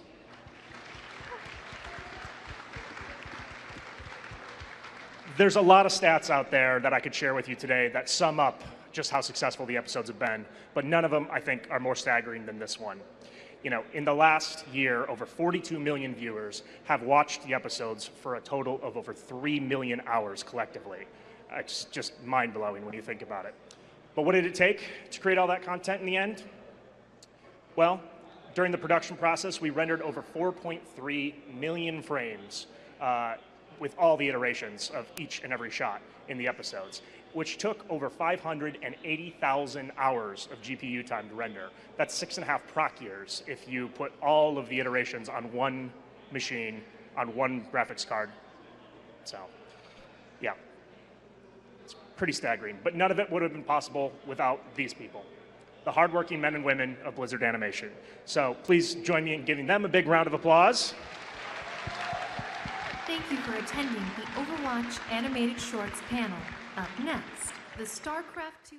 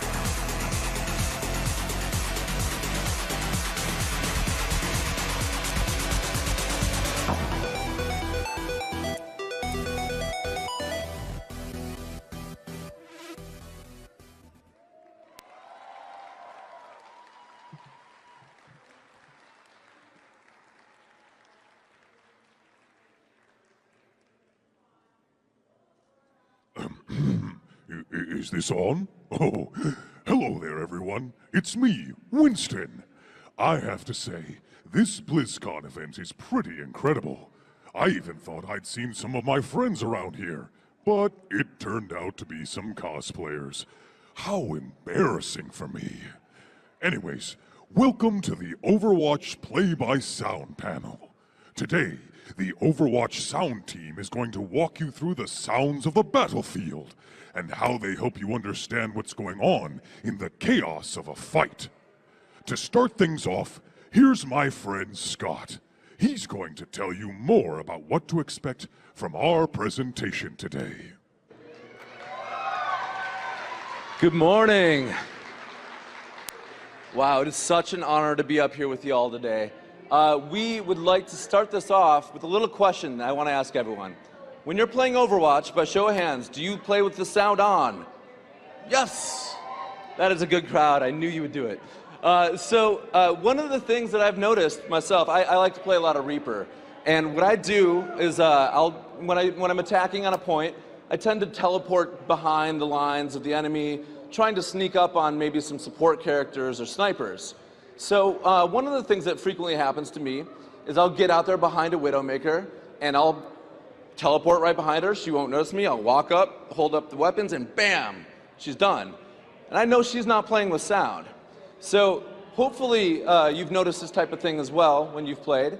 And we do a lot of things by telegraphing that teleport with a line of VO, with the sound that's very obvious with these crows. And we do a lot to make sure that you have a chance to react to your threats that are around you. So today, the play-by-sound, before I get into that, the play-by-sound goal was really outlined to us by Jeffrey Kaplan, our game director, early on when we were working on Overwatch. He really wanted us to be able to give as much information to you as a player as we possibly could. And when you're viewing a game, you have a rectangle around you, and you've got all your visual information there. But sound works in 360 degrees. So hopefully we'll show you some things today that let you see what we did and how we approached the problems. Like one, hero identities. Paul's going to be coming up to talk to you about how we made each hero sonically unique, and hopefully that helped you identify who everyone is. Dynamic sounds. We put a lot of gameplay information into our sounds. There's hero voices, which Michael Chu, our writer, is going to talk about making each of these characters unique heroes. Focus on the threat. There's a lot of systems that we have that kind of run behind the scenes to focus you on the most important sounds. And the music of Overwatch. Derek, Adam, and our special guest Neil are going to be coming out later to do one final music performance. And then keep your questions, because right after that we'll come back out for a short Q&A. But that's the overview of today, and then Paul's going to come out and start it off with hero identities. Scott.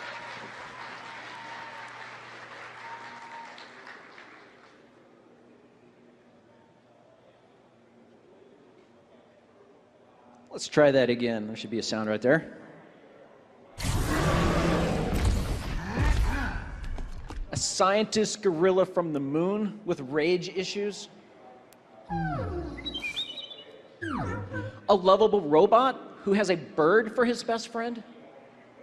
Oh, let's break it. Damn! And a speed skating DJ with a sonic blaster. Are you kidding me? Because as a sound design team, we felt like we had virtually won the lottery. I mean, what an incredibly cool opportunity to help bring these kinds of heroes to life. Now, as Scott mentioned, we had this play-by-sound goal.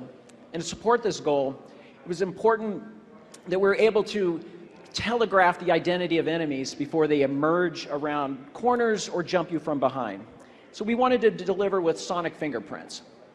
Okay, creating sonic fingerprints. That sounds easy, but where to begin? I mean, luckily there are no wrong answers when you're designing sounds for weapons and abilities that don't yet exist. So to hone in on a starting point, it was important that we first narrow down the sets of possible sounds we might use from potentially anything in the universe to a very small palette of sounds, targeted and reserved for each hero. So my hope is that by sharing with you today our sound design philosophy and the process we use to narrow down those sets of sounds, you'll be better equipped to recognize and react to unseen threats while you're playing. So let's take a look at one of our first heroes. So actually, before I proceed, I want to talk about that one shot real quickly, because there's so much information packed inside. When you hear that sniper shot, you know what? You know it's Widowmaker, you know she's sniping you, you know she was pretty close to getting you, and if you had headphones on, you'd likely have an idea where she's perched. So that's a lot of information, but for the moment, we're just going to focus on her identity. And what do we know about Widowmaker? She's an assassin who's pretty much got ice in her veins. So we gave her these attributes that really, we think, help identify her as a unique hero. She's surgical. Her sounds are going to slice through the air, just like that sniper shot or her grappling hook. She's deliberate. When she moves with purpose. There's nothing loose or jangly about her rig, and her footsteps never scuff or drag the ground. And finally, cold-blooded. What else is cold-blooded? Snakes. So of course we had to put some recordings of snakes into the sound of her scope as it rises and falls, kind of reminiscent of a cobra's hood as it's threatening to strike. And it's there subtly, but its intent is to play with subconscious fears that players might have of snakes.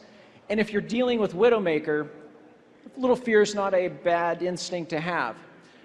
So in this way, we take these attributes that we assign to each hero and we try to infuse them throughout all the sounds that a hero might make.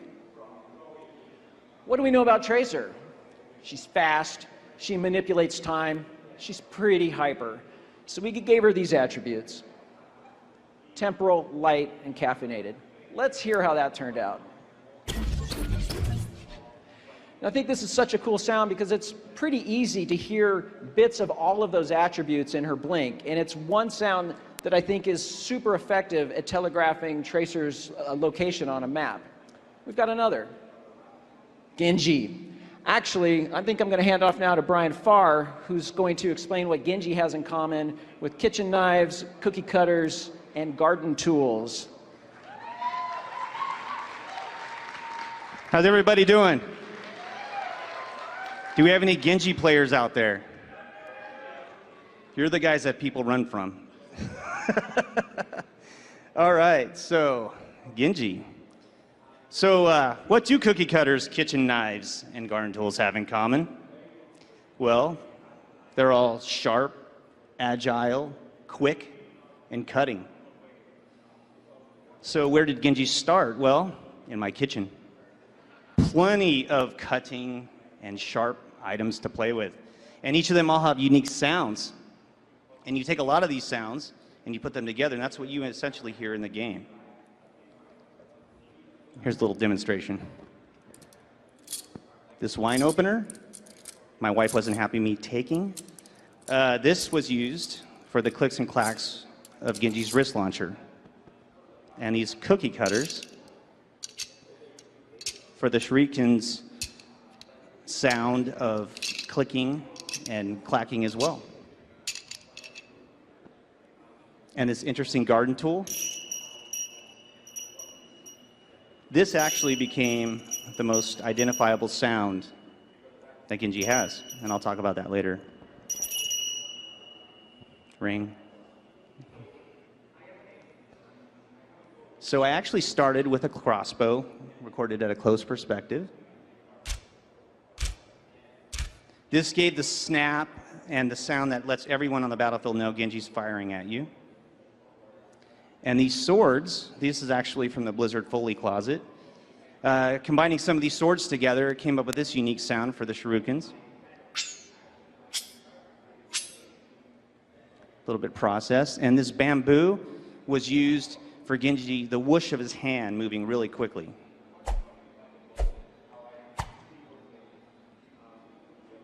And then these interesting items, well, cookie cutters and butter knives became the main sound of the shurikens when they leave the wrist launcher.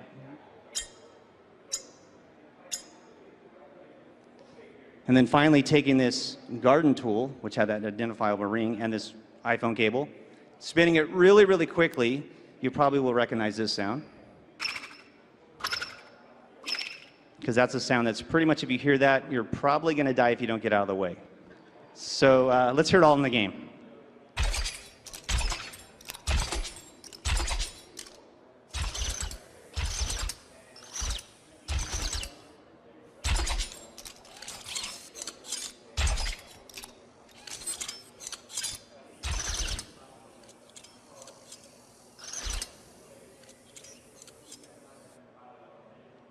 There you have it.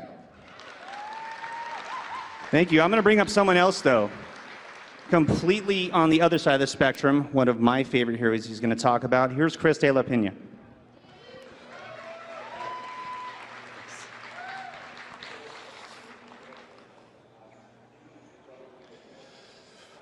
He's sloppy. He's slow, he's noisy, and his name is Roadhog. If you've run into Roadhog on the battlefield, you know how devastating his hook and scrap cannon can be at close range.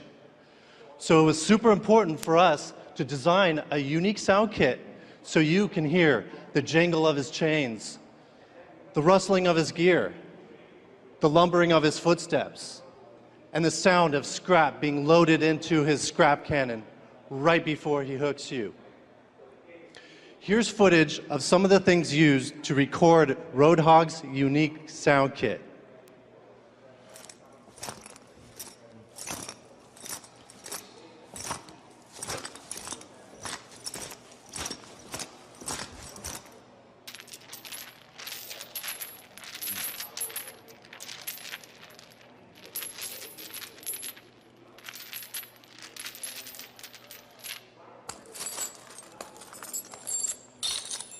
Something like that.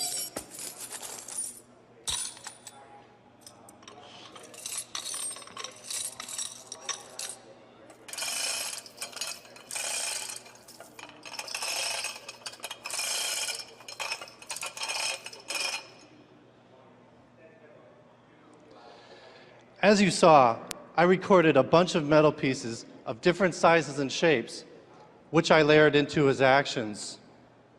In this next video, you'll hear his primary fire, reload, and his ultimate whole hog with the scrap sounds isolated, followed by those sounds fully implemented. Here we go.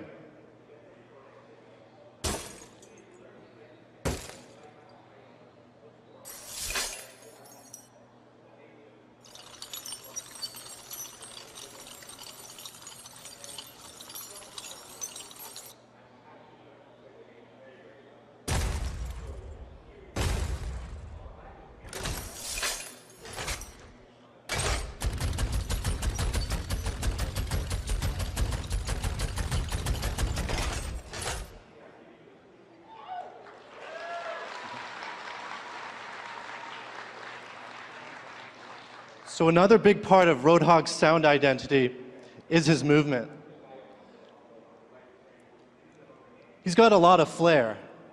From his hook and chains, his tactical vest, his gas mask, and his pants that are uncomfortably low for my taste.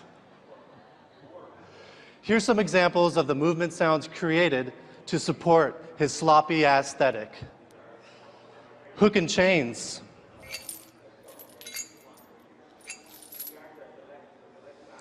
Tactical vest.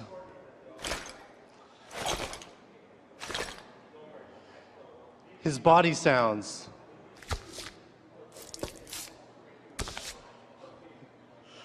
Sweaty leather.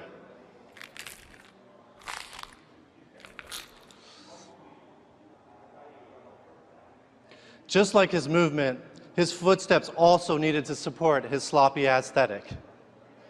Here are the sounds that make up his footsteps. A clumsy boot. A squishy layer that might be his sweaty foot sliding around in his boot.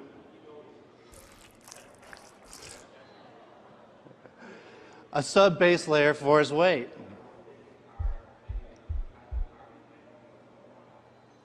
So after implementing and mixing these many sounds, Roadhog's movement ended up sounding like this.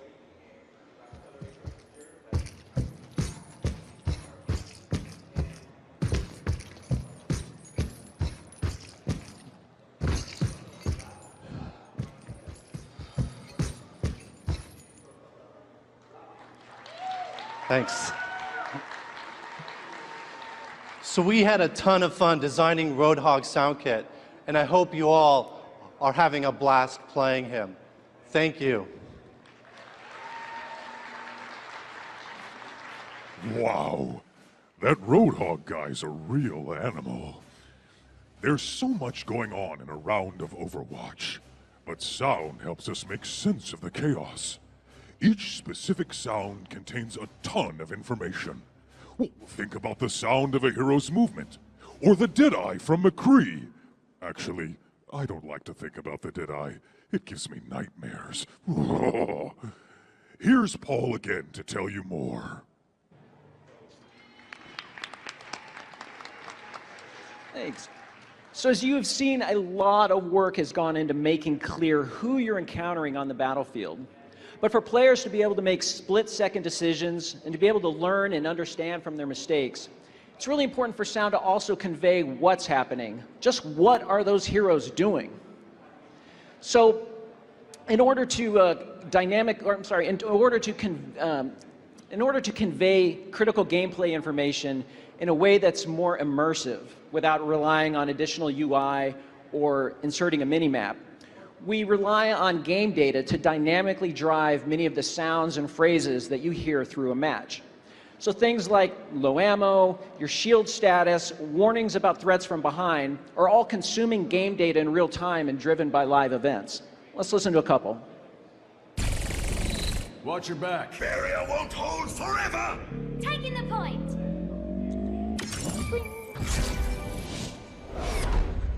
So there are about 450 data streams that we refer to as data flows that are being created by our gameplay engine.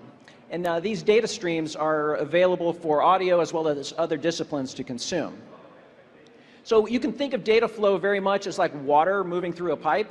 And if we decide we need that information, we go to the pipe, we put in a tap, and we let the data flow down to our sounds, and it's driving pitch, volume, filters. So some of the many data flows that sound is using, we use bullets remaining, which comes into play when your ammo clip is running out. Heal beam progress, so that Mercy always knows when she's topped off the health of one of her friends. Capture point progress, I think we get that. The rip tire airtime is kind of cool because we modulate the sound based on if the tire is losing traction with the earth. And then is crouching. And is crouching is kind of a cool one because it hints at a much bigger system that data flow drives in terms of player movements. And to explain more about that, let me hand off to Justin DeClute.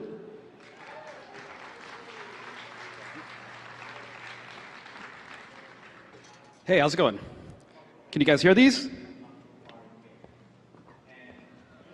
All right, let's try that again. Could you hear those? All right, all of our heroes' footsteps have unique speed, weight, cadence, and personality. In addition to this, we adjust the volume and clarity of them depending on battlefield conditions. For instance, we all love being amped up by Lucio when leaving the spawn room. But did you know that when this occurs, the enemy team hears your footsteps almost twice as loud as they normally would? This may be why they're ready for you when you arrive to the checkpoint. We significantly change the volume and sound of heroes' footsteps in-game based on whether you're crouching, running, or being amped up by Lucio. In this next video, I've isolated Zarya's footsteps so you can hear the volume changes based off of her movement type.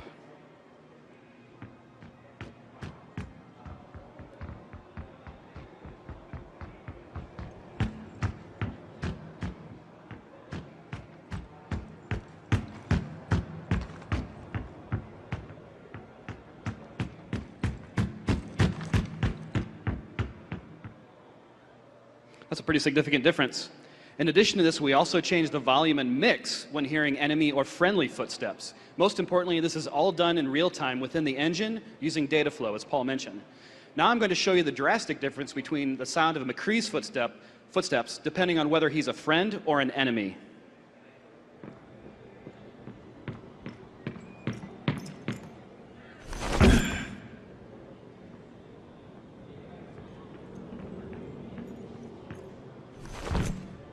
Barely hear the second one there.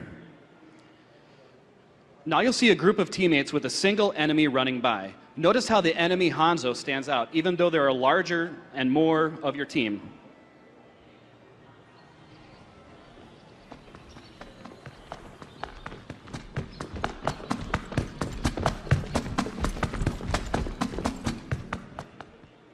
After showing you some of these examples of the dynamic nature of footsteps in our game, it's important to know that if you hear an enemy's footsteps, it's for a reason. So use this knowledge to your advantage when you're on the battlefield to make critical decisions. Soon, we'll also be coming out with a new map, Eco Point Antarctica, that you might have heard yesterday at the opening ceremonies. With its bitter, cold atmosphere and its permanent Blizzard-like conditions, playing by sound is more important than ever, so you can find or evade your foes. To further elaborate on how we change, it's also coming out of the PTR next week, but to further elaborate on how we change our audio for enemy or friendly perspectives, here's Chris Giampa. Thank you, Justin. Howdy, partners. So quick show of hands. How many of you have noticed the difference between the teammate and enemy voiceover and sound effects in your matches? All right, so a lot of you are paying attention to the audio. That's awesome. So in Overwatch, we change the audio playback based on perspective. Whether it's your first-person sound effects, enemy, or teammate, the audio will play back differently for you. So let's take McCree's Deadeye as an example and break down the differences between each perspective.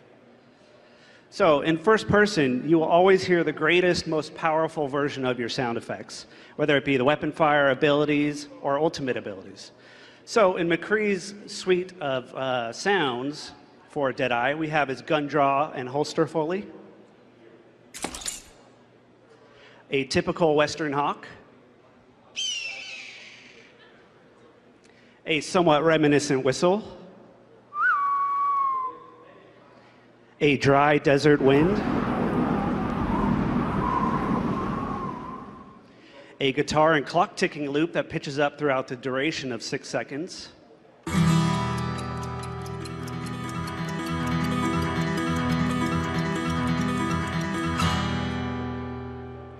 and of course his voiceover. Everybody say it with me now. It's high noon. So here's how all this sounds in the game without firing a shot. It's high noon.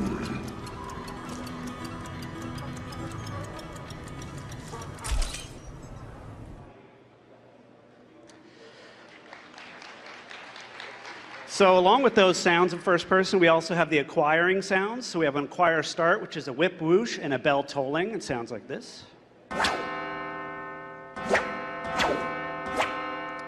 When you've acquired a target, we have a whip crack and a metallic clink lock-on sound. Sounds like this. And here's how everything sounds in the game in first person after you fire some shots. It's high noon.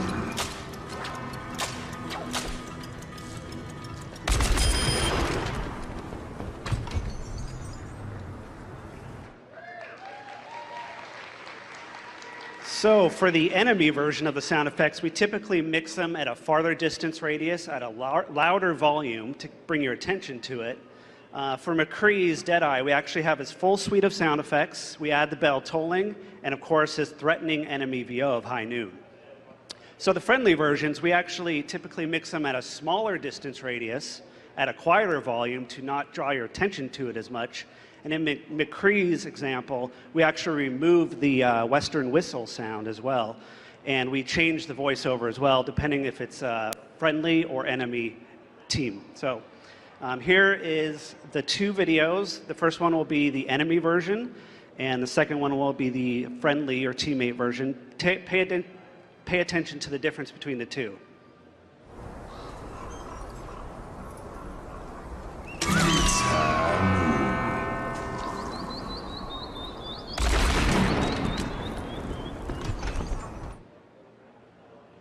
Here's friendly. Step right up.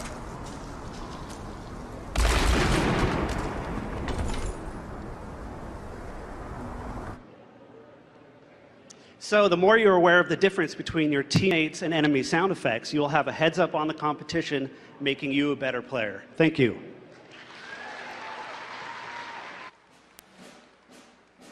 Oh, wow, McCree's voice is scary.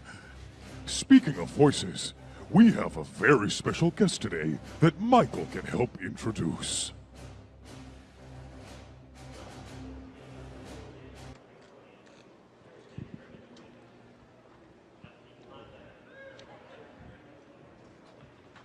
Hey, good morning, everyone. So, on Overwatch, we're very lucky to work with some of the most talented voice actors, and they really help to bring these characters to life. And I'm really privileged today to bring out a special guest, the man behind the monkey, actually not a monkey, scientist, Winston, Mr. Crispin Glover, or Crispin Freeman, wow.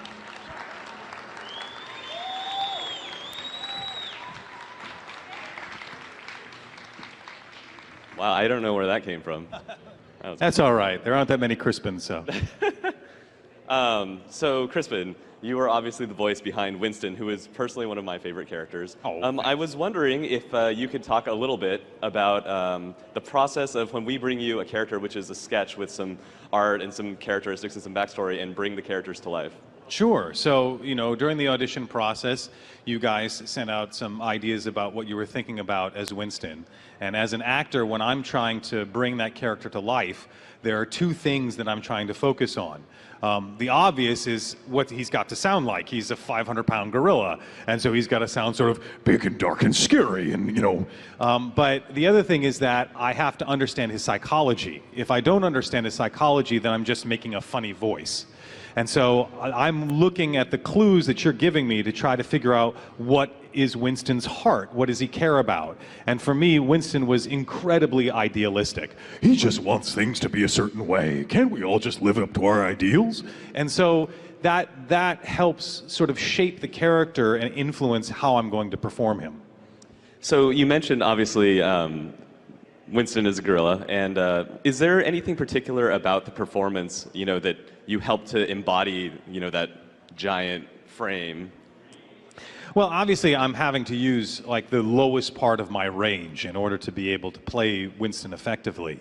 But I find that if I stress out too much about how to make his voice, it never comes out right. Whereas if I actually try to play pretend as the character and care about the same things that Winston cares about, then all I have to do is hear Tracer say, is that you, Winston? And I'm destroyed in the booth. Like I just go, she goes, it's been a long time. I go, yes, it has. And it just sort of comes out of me naturally that way because I'm trying to embody the character as fully as possible. And then I depend on my instrument, which I've trained over many years, that my voice will be there to support me when I'm trying to give that emotional performance. Just personally curious, do you have any Winstonisms that you particularly enjoy? I mean, I could quote him all day, but, I do love his catchphrase that sort of, imagination is the essence of discovery. And I mean, that to me sort of encapsulates Winston.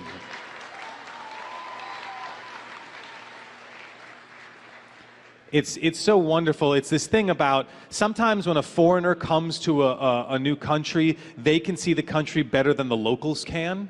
There's something about Winston having sat on the moon and looked at Earth from above and said, there's this ideal that we should all live up to. And then he lands on Earth and the humans go, yeah, Winston, we've got these ideals, but no one actually lives up to them. And Winston goes, why not? He doesn't understand. Why not live up to these ideals? Why don't we strive for that at all times?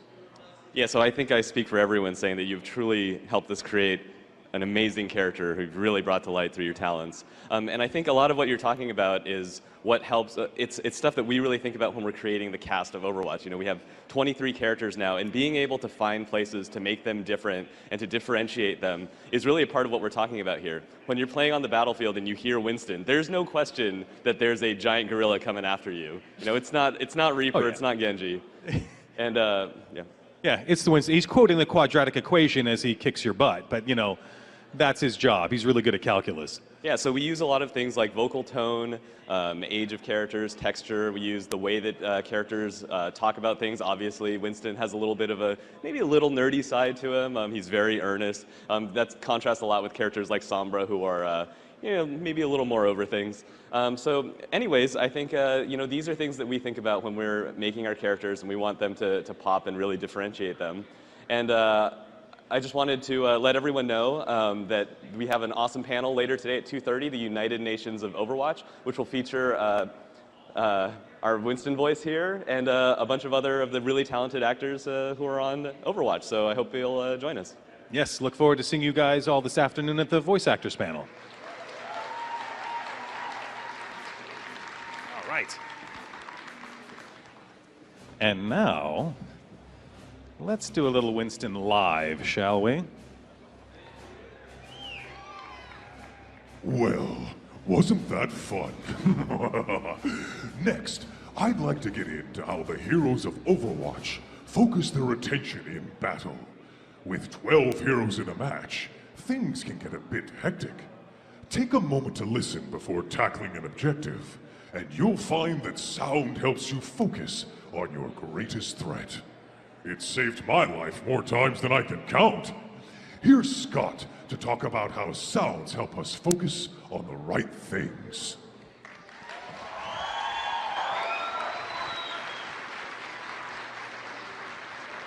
How cool is that? Yeah, how do you follow up Crispin right now? But it's pretty amazing. We're so happy to be here. But I want to switch back to some of this play-by sound, the whole point that we're trying to get at here, and talk about focusing on the threat. So this voice system is one of the big keys to doing that. We have a lot of information there. We also have this thing called the importance system, which sort of kind of balances the mix towards what you need to hear.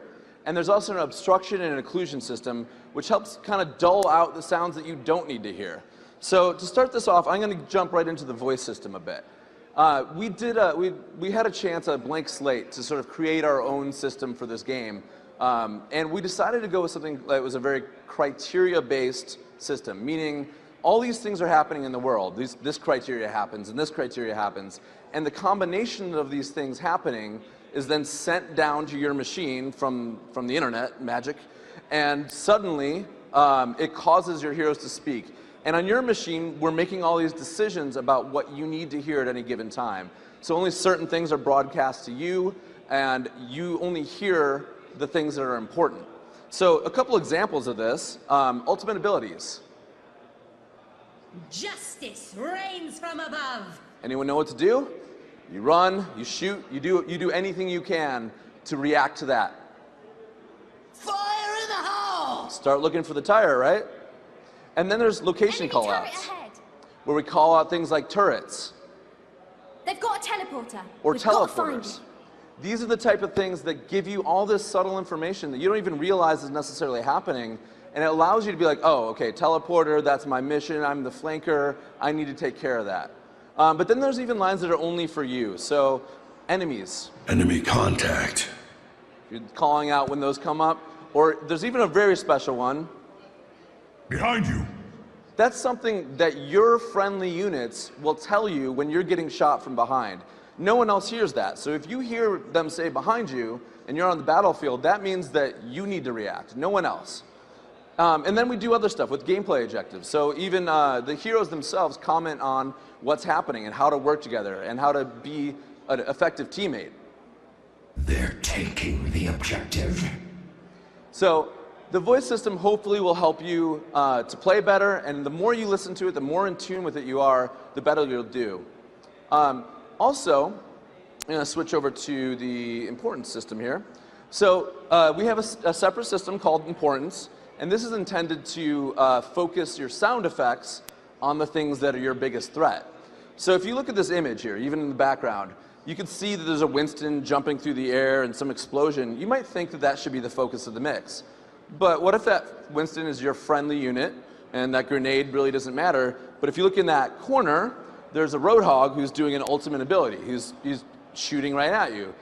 Sure, he's further away, he's not as obvious, but really the mix should be focusing on him. So we asked ourselves a lot of questions. How can you achieve this? So really we're trying to get at this overall point of who is the greatest threat. So we have all these sub-questions we ask, like, well, am I looking at him? Okay, that might be interesting. Or are they looking at me? Well, that's maybe even more interesting. Or who's close by? Or who's shooting their weapon nearby? Okay, those are getting more and more interesting. Who's using a dangerous ability? And who's damaging me? So we have all these different questions that we kind of ask ourselves, and then we rely on programmers to create systems around this. So I'm going to bring up Tomas Neumann, who's helped us create these into something that we can actually use in the game.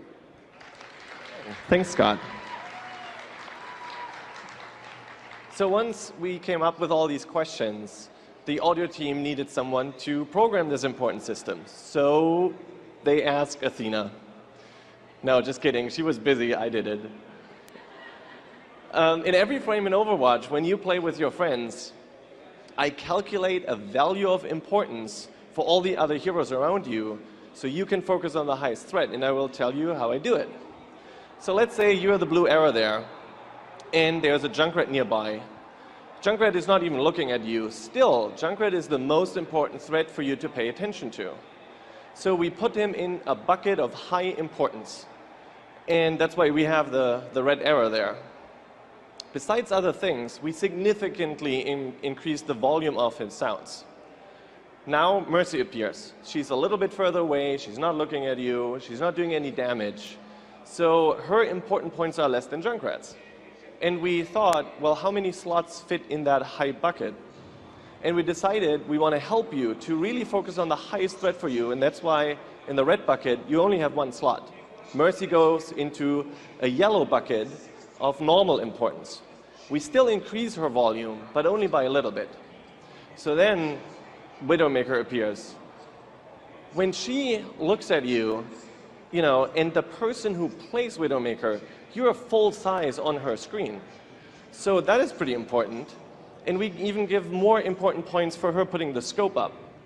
So by now, Widowmaker is the most important hero, and Junkrat and Mercy both fall into this yellow bucket. And now we thought about, well, how many slots does the yellow bucket have? And we decided 2. So 3 heroes out of the 11 that you usually play against get a very, very special mix and treatment in our sound mix. We can add Tracer. Tracer is shooting at you. Now she steals the slot from Mercy. Mercy falls into a gray bucket.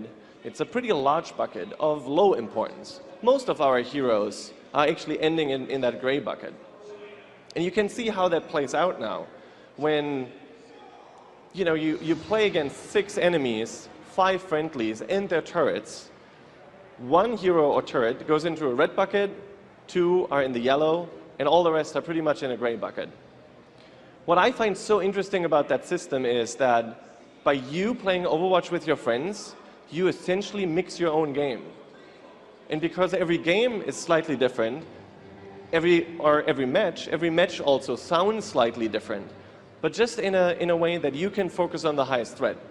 So we captured a video. You can see the red and yellow outlines actually on the hero and representing their importance.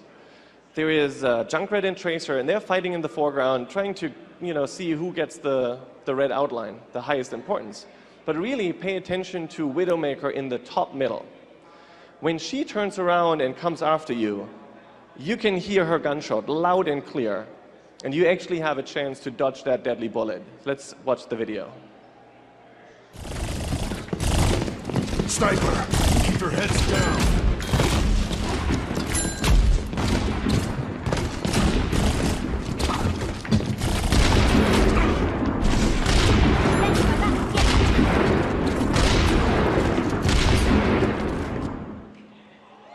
Yeah.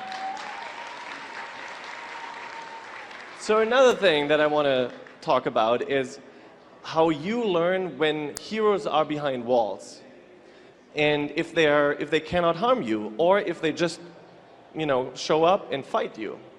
So I want to give you some insight about how we compute heroes behind walls and how you can take that to your advantage. So when sounds are behind objects, we usually use 2 technical terms to describe that, and that's obstruction and occlusion. And without getting too technical, what we really want to avoid are these false positives. So when a hero is behind a street lamp, that shouldn't sound like the same as the hero would be in a different room, or vice versa. And even worse would be if the hero or your opponent would be in a room above you. That shouldn't sound like that he's just an imminent threat to you. So let's see this. This is a top-down view, your ear and a sound, really simple, and there's an object in the way. And because sounds behave like waves, low frequencies bend around objects better than high frequencies. And that's actually why when I put my hand here, you hear a little muffling effect. Now, if the object is bigger, we lose more high frequencies. And in this case, the sound needs to make so many turns. In the end, it would be a very muffled sound. Now, this is not an easy problem to solve computationally. And we want to keep the game at a really high frame rate. So our talented gameplay programming team came up with this voxel-based 3D sound path data. And we can tap into that information and we can compute a path between any 2 points in the map, just like here between Roadhog and Tracer. Now, we use the ratio between the straight line and the sound path to create a really smooth value that simulates sound obstruction. And that is what you can learn over time and to estimate when a hero emerges behind a wall. In the midst of the battle, sometimes it's even better for you to just stop and be quiet yourself and listen to the walls, and that gives you a technical advantage. So we have another video for you. It shows heroes emerging in doorways, and not only can you now learn who that hero is because of their really unique footstep sounds that Justin was talking about, but now you can also learn when they appear. Here's the video.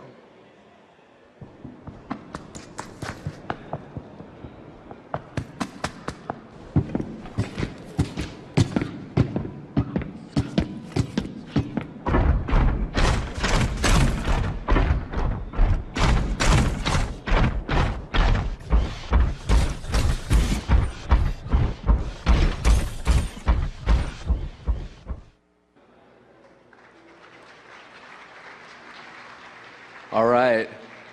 And just to wrap up this section before we move on, we asked ourselves a quick question. What would it be like if we didn't have these systems?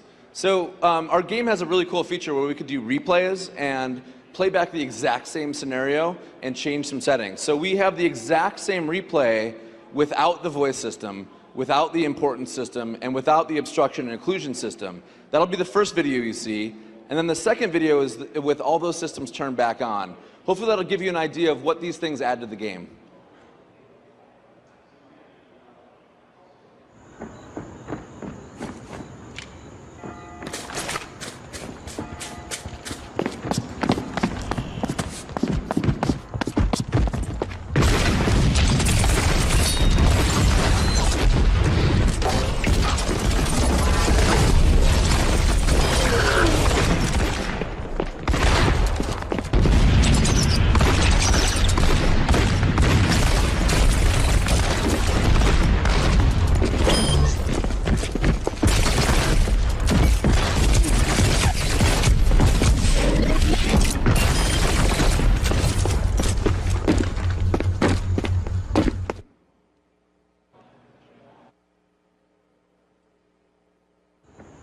Hello. Hi.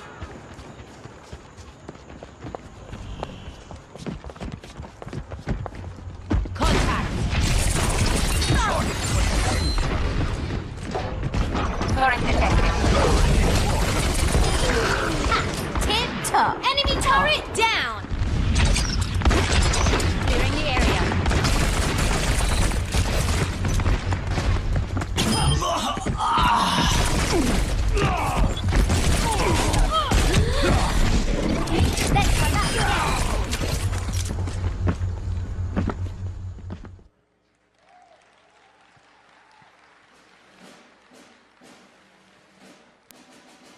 Well, we hope you've learned a few tips and tricks for how to use audio to your advantage in Overwatch. Now, there's one last thing that we don't get to talk about nearly enough. The music!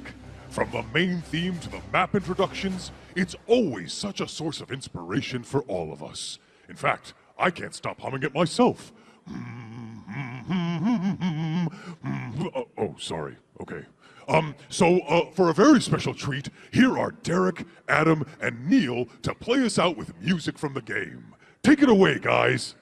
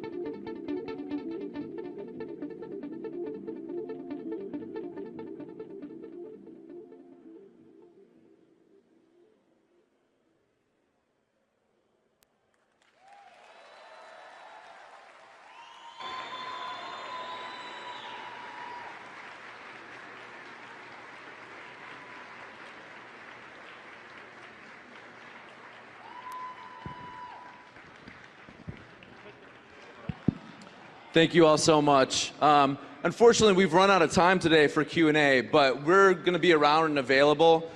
So maybe, I don't know where security will exactly let us stand, but we'll probably just start over there. And feel free to come up to us. We're all open to questions. We'd love to talk to you all about anything you might have for us. So thanks again. Thank you for attending. Jason Shays on set. Tweet your questions to @MichelleMorrow or @AlexAlbrecht. For now, we're going to send you off to Hall D and what's next for Hearthstone. Welcome to the Hearthstone Mean Streets of Gadgetzan panel.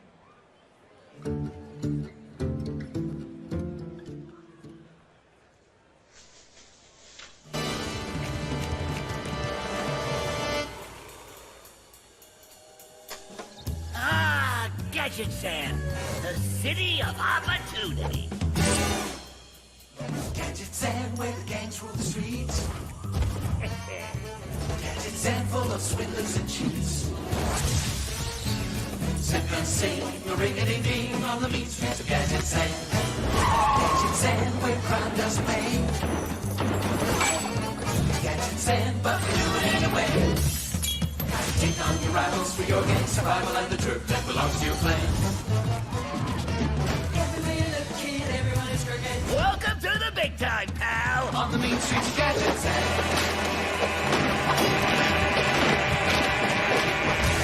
Now who's got the upper hand?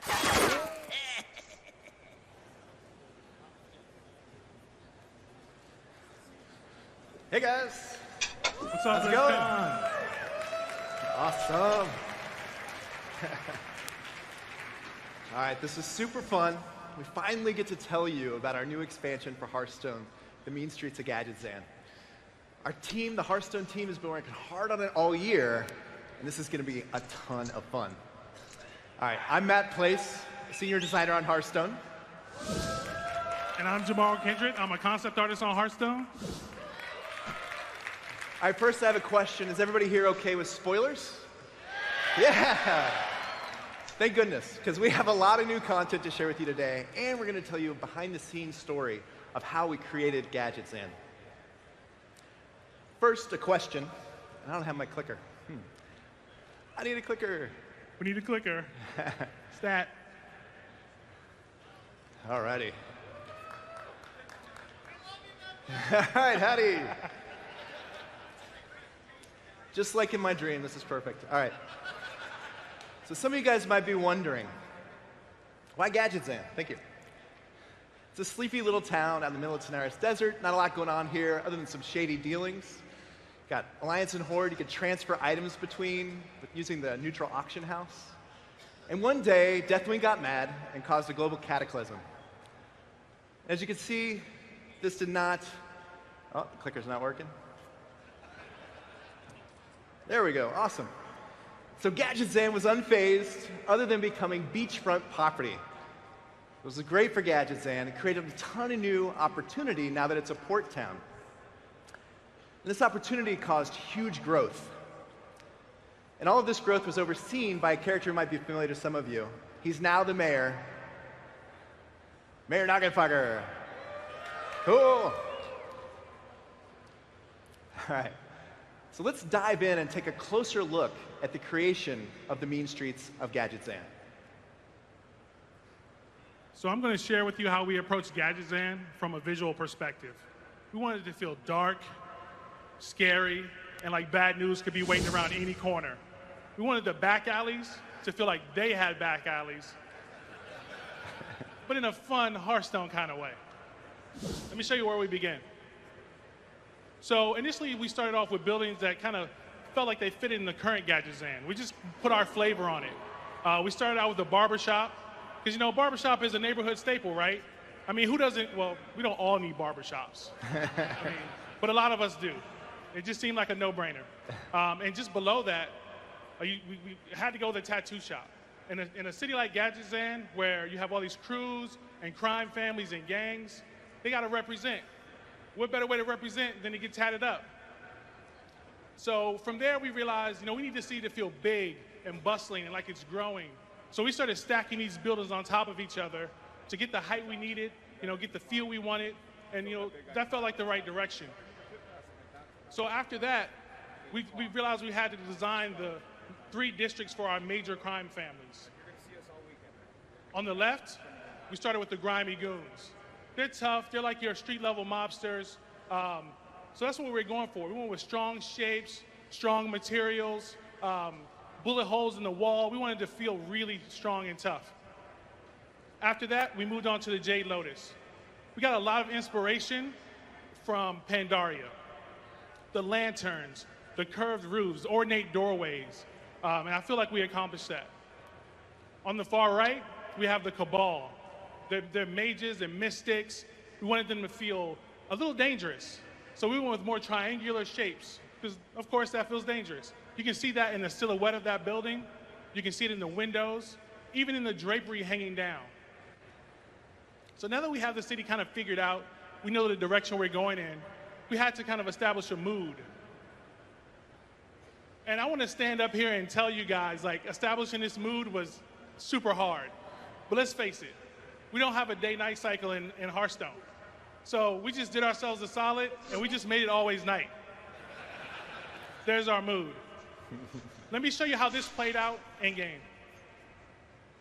So on the far left, the grimy goons. You can see some of those strong shapes, those heavy materials. It feels industrial and it feels tough. In the center, the Jade Lotus. You see the archways, the lanterns. We really feel like we accomplished that there.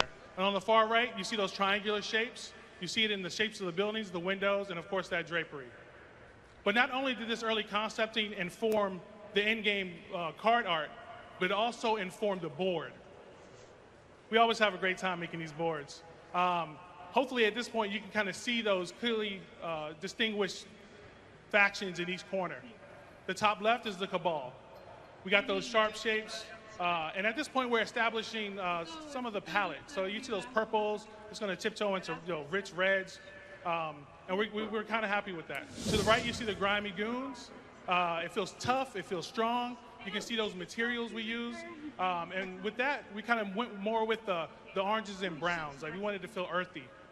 Just below the grimy goons on the bottom right, that's the Jade Lotus. You can see those Pandaren influences. You see the green lantern, the ornate doorway, the clay tile roofs, and it's interesting. Right next to the rogue's weapon is a little bush. I suggest you clicking on that little bush. Some fruit might pop out that you can slice and dice. You know we love hiding clickables all throughout the board, so have a good time finding them. And on the far left, it had to be the docks. The docks played such a pivotal role in the growth of Gadgetzan that we couldn't leave them out. And that kind of wraps up our visual design of Gadgetzan. Awesome. All right. Sweet.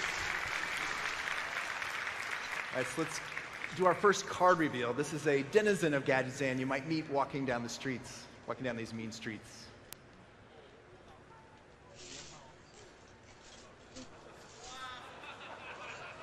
The big-time racketeer.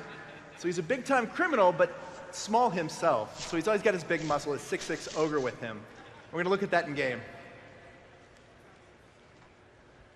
With sound.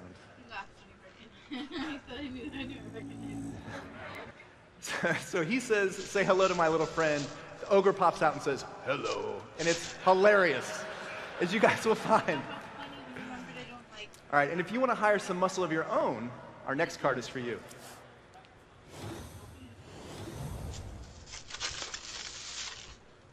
The second-rate bruiser. So he's base 5 for a 4/5 taunt. If your opponent's playing an aggressive deck, has 3 or more minions in play, he goes down to 3 mana 4/5 taunt. So pretty incredible. Pretty great defense against aggressive decks. So cool card. All right, as Jamaro mentioned, the docks played a huge role in the genesis of this new Gadgetzan. So of course that means pirates. And our next pirate is a legendary. He's actually a design that we've wanted to do since the Grand Tournament, and we finally found the perfect set for him. Here he is.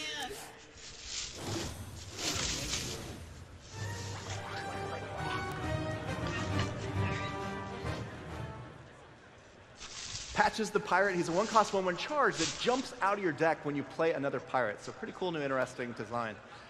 And he's the envy of pirates everywhere, since he has more eye patches than most pirates even have eyes. And let me show you exactly why he's perfect for the mean streets of Gadgetzan.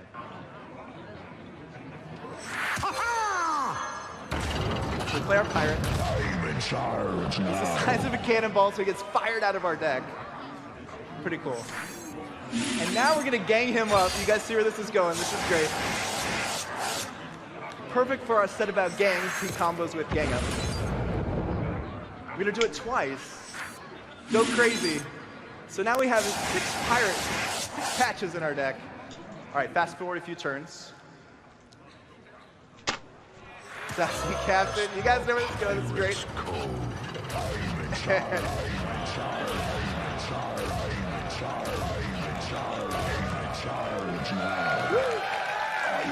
Super cool card. Awesome.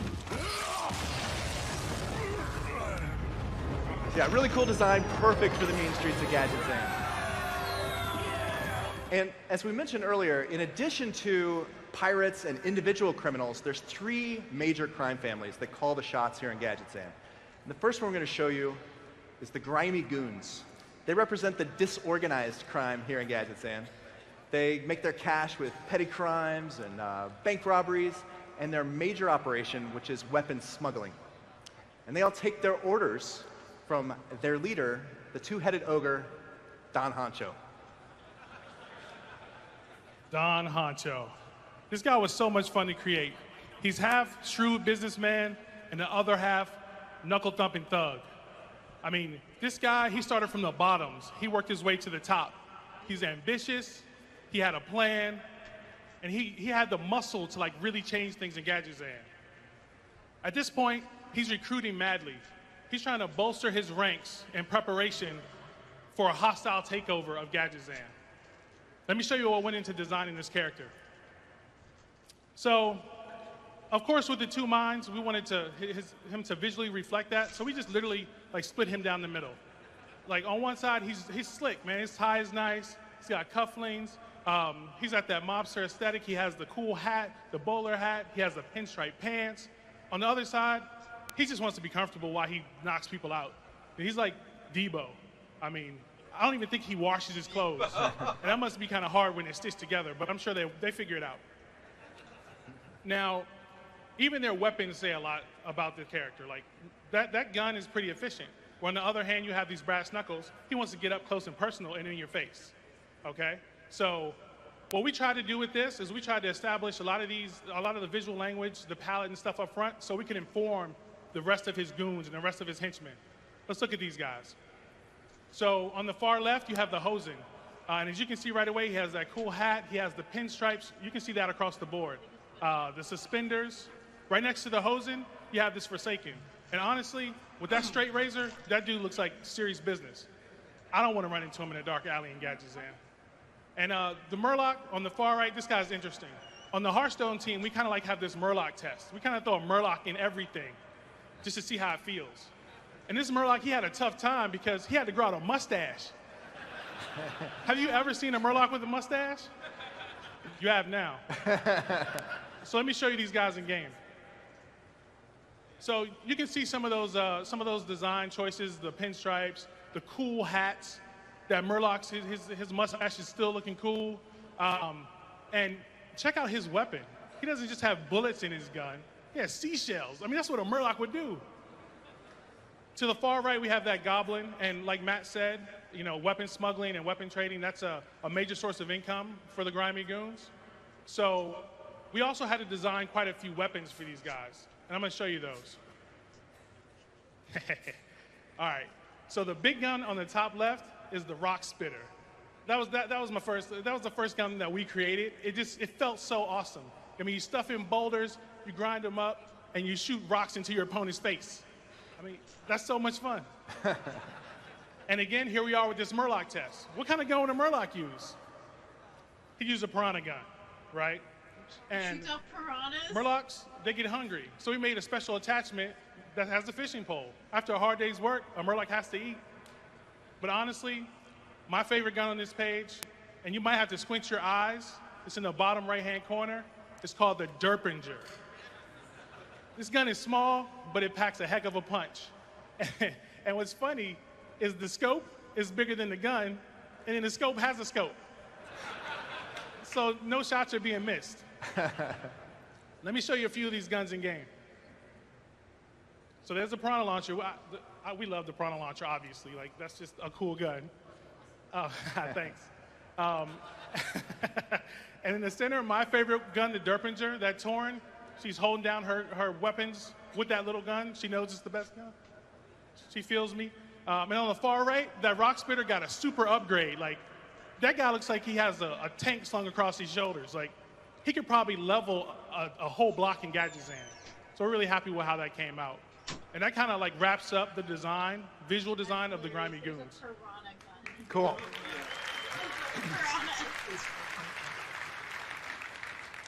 All right, so let's take a look at the turf that belongs to the Grimy Goons. There are 3 classes that make them up, are Hunter, Paladin, and Warrior. So their gun smuggling is represented by the Hunters, and they're the self-proclaimed law here in Gadgetzan. They're the enforcers on the street, the brutes, so Paladin and Warrior. All right, our first Grimy Goon card.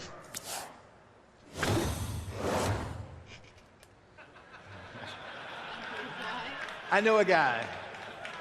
Now you can know a guy. So we love these designs that have this great flavor and perfectly synergize with the mechanic that tells that story. So now you can discover that bodyguard you need, early game, late game, right? Pick the cheap minion, expensive taunt minion. Great card. All right, as you might guess, bank robbery is a huge problem here in Gadgetzan. Once you got all that cash, how do you get away?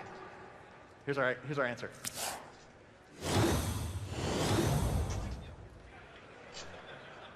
The Getaway Kodo, love it. The Kodo's just busting through the bank, all those Grimy Goons riding on his back. So this is a 1-cost Paladin secret. Whenever your opponent kills a minion, it's going to go back to your hand, so you'll get the battle cries again. So it's a cool new way to get your cards back. All right, next.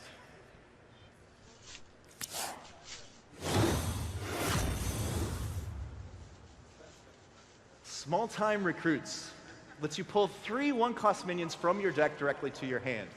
So we love cards like this that have different ways you can explore it, different deck building paths. So you might do it with Murlocs, all the little guys buffing each other. It's great with Xeris, who's going to transform into some bigger minion later. And regardless of which path you go, it's cool that you're thinning your deck, so you're going to have better draws in the late game when you play this card. All right, next we have Paladin's Legendary.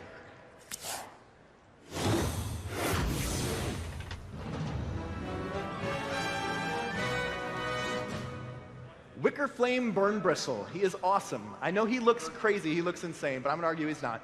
He has built a cannon into his chest armor, and in the sake of efficiency, he doesn't use his hands to light the fuse to fire the next cannonball. He keeps his beard on fire so he can just duck down and light that next cannon. So as you can see, not insane at all, he's just efficient. Taunt and Divine Shield mean he's going to get into a couple fights, which works great with his power that restores health to your hero whenever he deals damage. Combine that with some Paladin buffs, get him up to 5 attack, and you might be restoring 10 health to your hero. So pretty awesome card. All right, next we've got our rare tri-class Grimy Goons card.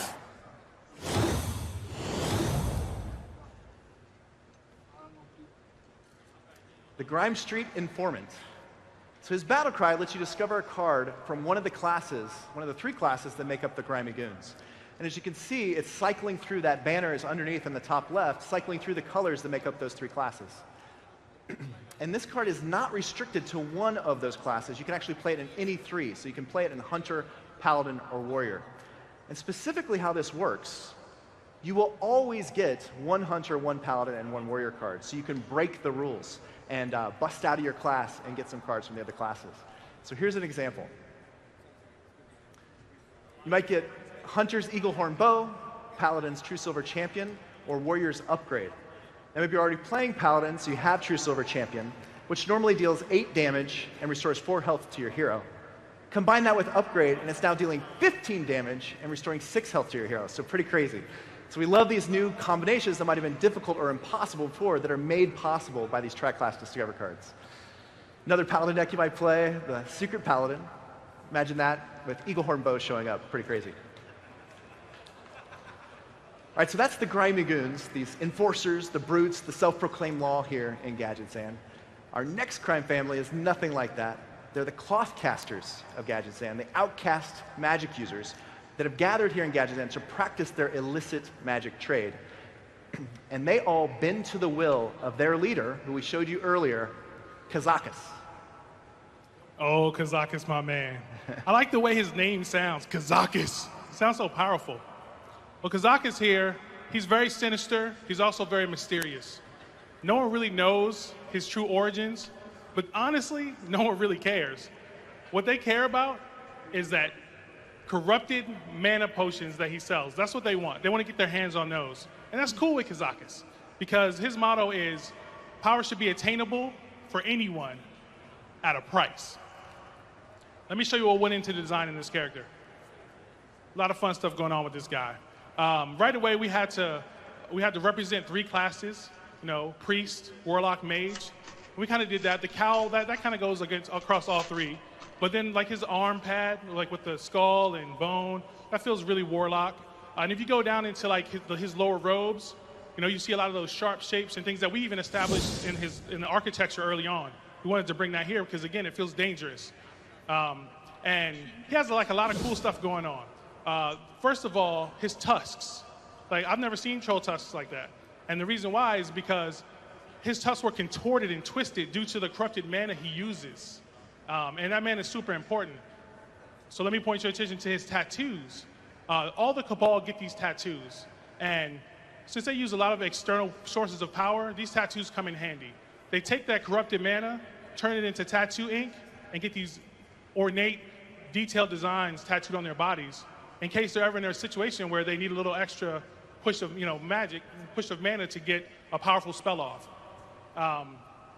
Another cool thing about Kazakus here is his belt. That belt, that little red circle on the center of his stomach, is a portal. Goes right through his body. No one knows where it goes, maybe to another dimension. Another dimension? Another dimension. I'm really in love with those white dreads of his, too. One final really cool fact about Kazakus here is he started out as a dark spear troll. They feel really cool. They're a little hunched over. So we wanted him to be like more upright. We felt like it felt stronger, and we wanted to give him a little more strength. So we made him a Zandalari troll, and we felt like that was the right way to go. So let me show you how some of these early design decisions affected the rest of his crew. All right, Murloc test. Mana pop Murloc on the far left.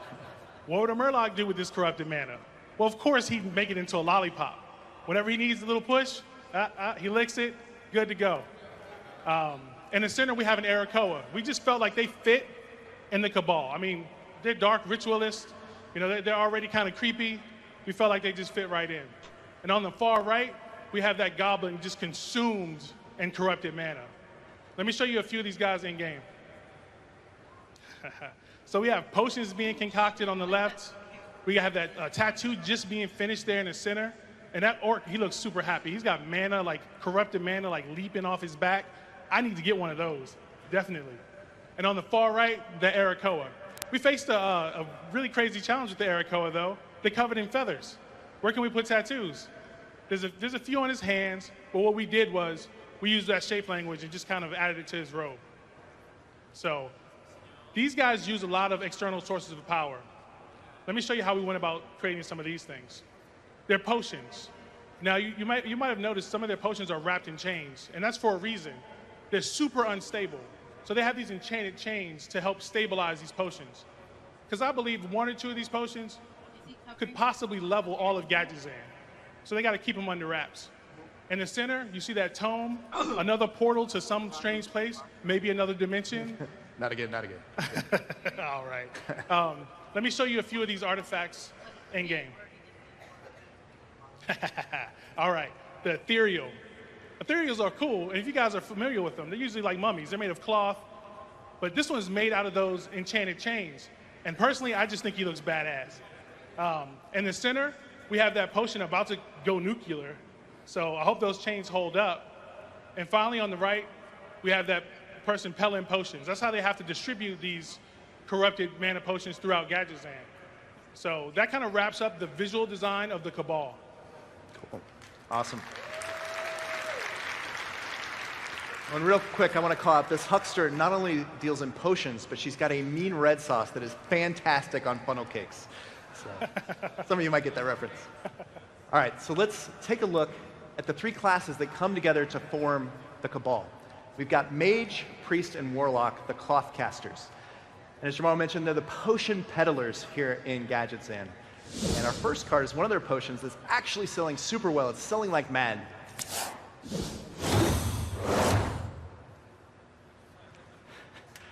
Potion of Madness. This is a priest spell. It's fantastic. It lets you take an enemy minion, a tiny enemy minion, and attack with it right away. So if against an aggressive deck, they've got a 2-1 and a 3-2, grab that 2-1, slam it into a 3-2.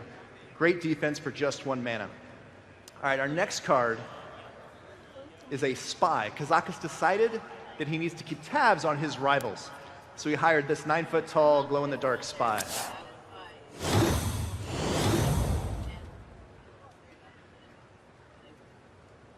The Draconid Operative. 5 mana, 5/6, so great stats to start. And he lets you discover a card from your opponent's deck. Really cool new mechanic.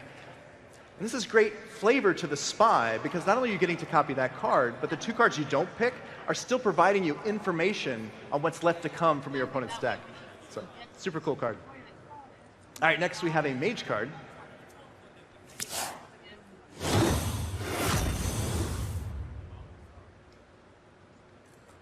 The Manic Soulcaster. So she's going to choose a friendly minion and get another chance at drawing it, which is especially great when you're playing a deck with our leader for the Cabal, who says no duplicates in your deck. So even though you've got 1 of each minion, she'll give you another chance. Speaking of Kazakus, let's take a look at him.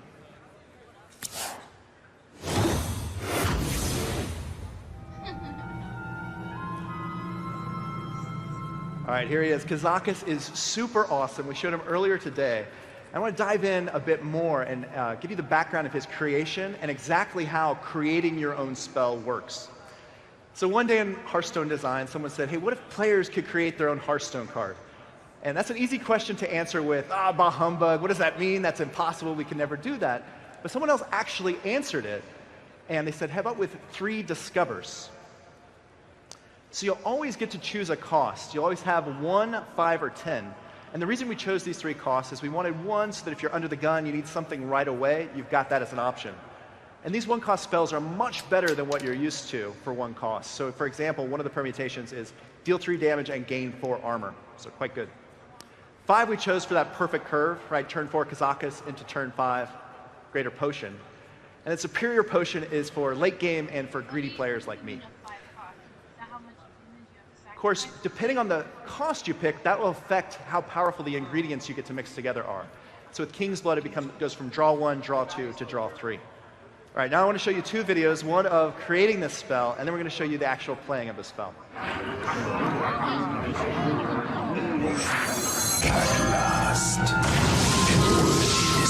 Deem this a worthy disciple, so we're going to choose our cost.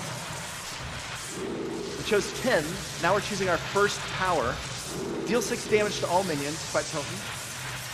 For our second power, resurrect 3 minions. Job's done. All right, we'll fast forward a few turns. But look at this, we're way behind. 7 minions to nothing, we got nothing going on. Will our potion get us back into it? Hey, what do you know? We engineered it where it kills all our opponent's guys, and we're left with 3 great minions. But yeah, as you can see, super potent. And one of our goals was to live that original dream where you actually feel like you're creating your own spell. It's so cool. And that meant we needed to create a lot of ingredients. And that's exactly what we did. So each game, it'll be a ton of fun creating your own new spell and skill testing. What you need this game might be different than the last game, different than the next game. So super cool. All right, so that is the Cabal, the outcast magic users here in Gadgetzan. Next, we have our third and final family. They are the assassins. They move by night, unseen. They are stealing jade and jade artifacts from all over Azeroth and bringing them here to Gadgetzan for some nefarious reason. And they are the Jade Lotus. Oh, the Jade Lotus. Check out that huge Pandaren. His name is White Eyes. He's immovable as a mountain, as swift as lightning, and as pitiless as a storm. When his name is whispered, throughout the streets of Gadgetzan, all these hardened criminals, they shake in their boots. They're afraid of this guy. There's one small thing that most people don't know. He is in fact not the leader of the Jade Lotus. He's the sworn bodyguard of Aya Blackpaw. That's her down below. Don't let her bright eyes and her smile fool you. She's quite deadly. She comes in a small package, and just you have to look out for this Aya Blackpaw. She's very cunning. Let me show you what went into designing these two. Okay, right away, we had to have scale. He had to be much larger than her. And to accomplish that, we did a few things. Take a look at his pauldron. It's an ancient Pandaren bell. That thing must weigh a ton. And he's just shouldering that thing like it's nothing. Gotta be strong. Now look at his gauntlets. They're made from empty Brewmaster kegs. Can you imagine how big your arms would have to be to fill a Brewmaster keg? He's a big dude. So you'll also notice that they're adorned in jade that they're collecting at a frenzied pace for some nefarious reason. And also gold. And that gold is to represent their affluent family. Aya Blackpaw is the last member of the Blackpaw family, and they're very wealthy. On the far right there, you see that early sketch of White Eyes? You can see the Jade Lotus on his back. I mean, honestly, I stood in the mirror. I went like this, just to make sure it was right. I think I got it. I got to do some more push-ups. Oh, that's you. But let me show you how some of these design decisions worked out in their clan. So we pulled a lot of characters and cast from Pandaria. The Mantic, they make great rogues. They got 4 arms. You know, they got 2 little ones with that are like daggers. They can just, that's perfect. In the center, you have the Vermin. Those got pesky. Oh, those guys, they travel in packs. They got brass knuckles. It's like a fluffy white wave coming at you. Hard to deal with. And of course, the Jinyu. I mean, they're elegant. They're slippery. She has those cool bamboo nunchucks. He looks deadly but cool at the same time. Jamar, I want to call out that Ninja Murloc. That is so cool. I wish we had made that a legendary in the set. Oh, we should have. If only we had done that. Listen. Ninja Starfish are crazy. So let me show you a few of these guys in game. Look at that Mantic. He's going to cause some problems. And in the center, you have that Vermin. Now, I just told you that he travel in packs. But he's solo right there. Like, he's super focused. He's like Super Saiyan with carrots. I mean, this guy, I wouldn't mess with that dude. On the far right, you have another huge Pandaren just tiptoeing through the shadows like it's nothing. I'm going to learn how to do that. I'm going to do it. And you notice they all have different kind of weapons. Let me show you a little bit about some of the weapon design. Thankfully, the World of Warcraft team did a great job on designing weapons for Pandaria. So they inspired us a great deal. Let me show you a few of these in game. Ooh, that Jade Golem with the double-sided polearm, super fierce. And there we have Aya Blackpaw in the center. She has a spiked chain with an emerald tip. Deadly, deadly. Like I told you, don't let the bright eyes and that smile fool you. She'll take you out. On the far right, that Mantic coming out of the shadows with that sick dagger, he's an assassin for sure. And that kind of wraps up the visual design of the Jade Lotus. Cool.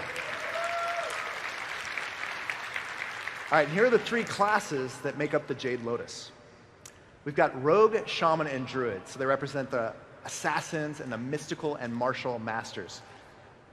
Our first card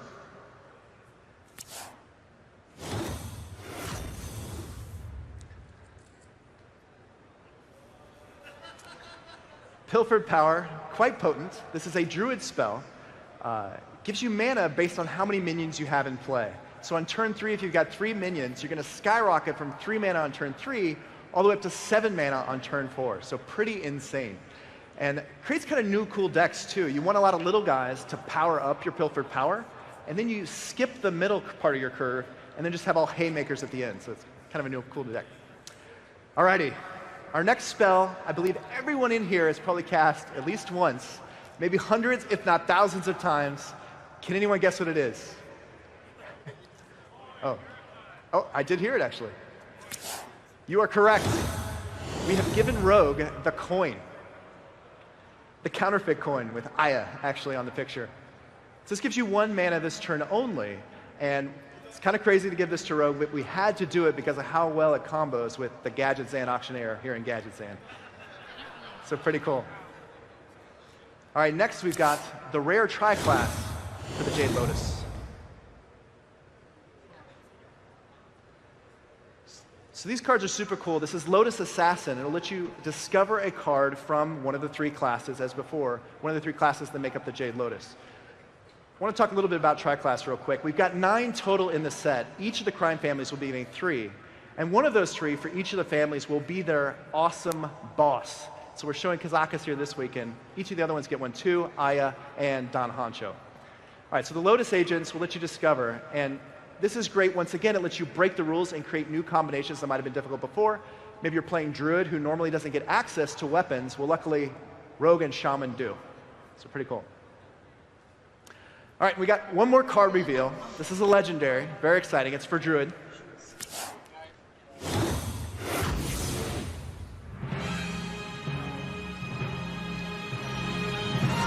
Yeah, pretty awesome. Kuhn the Forgotten King. He is the biggest choose one we've ever had for Druid. 10 armor as one choice, or refresh your mana crystals as the other, which essentially makes him free in the late game. Combo that with reduction of cost for your minions and other things, and he can go pretty crazy, bouncing him back to your hand. Very cool card. All right, awesome. So that does it for the card reveals. We have one more important reveal. The Mean Streets of Gadgetzan pack.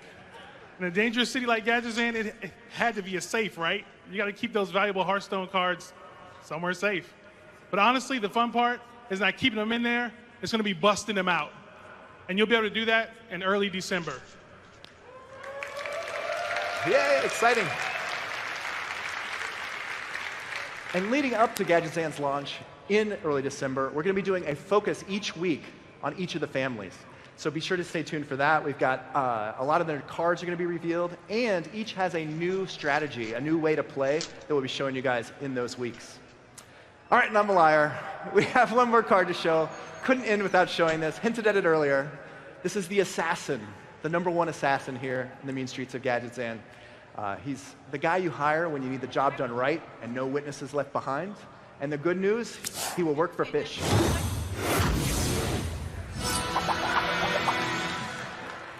So awesome. Finja the Flying Star. He's a stealth ninja murloc who is a master in the art of Finjitsu. And when he kills an enemy minion, he will pick 2 murlocs from your deck he deems worthy to train in this ancient art of Finjitsu and put them directly from your deck into play. So awesome in murloc decks. Could make some new ones since he doesn't make you pay for them. You might want the bigger murlocs. So super cool card. Love it. All right, awesome, guys. Thank you. This was tons of fun. And honestly, I'm going to speak for the whole Hearthstone team. We've appreciated all of the love, and we love you right back. Have a great BlizzCon. Thank you, guys. Awesome.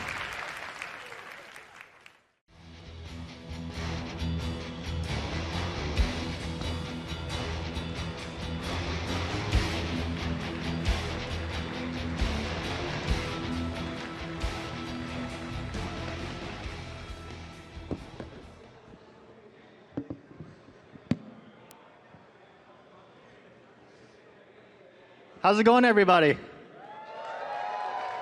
Awesome. There's a lot of people with questions, so this is going to be fun. I'm Yang Wu. I'm senior producer on the team. Hey guys, I'm Matt Place, a senior designer on Hearthstone. Hey everyone, Mike Donay. I'm a game designer on Hearthstone. I'm Peter Whalen. I'm also a game designer on Hearthstone. Yeah. Oh, wait, so, greetings. I'm Ben Bro. No, he's not here right now. Sorry. That was pretty good, John. I've been practicing. You can pretend. I forgot to wear flannel. I guess, Mike, you're representing. Yeah, I got his jacket on. You can buy this in the store.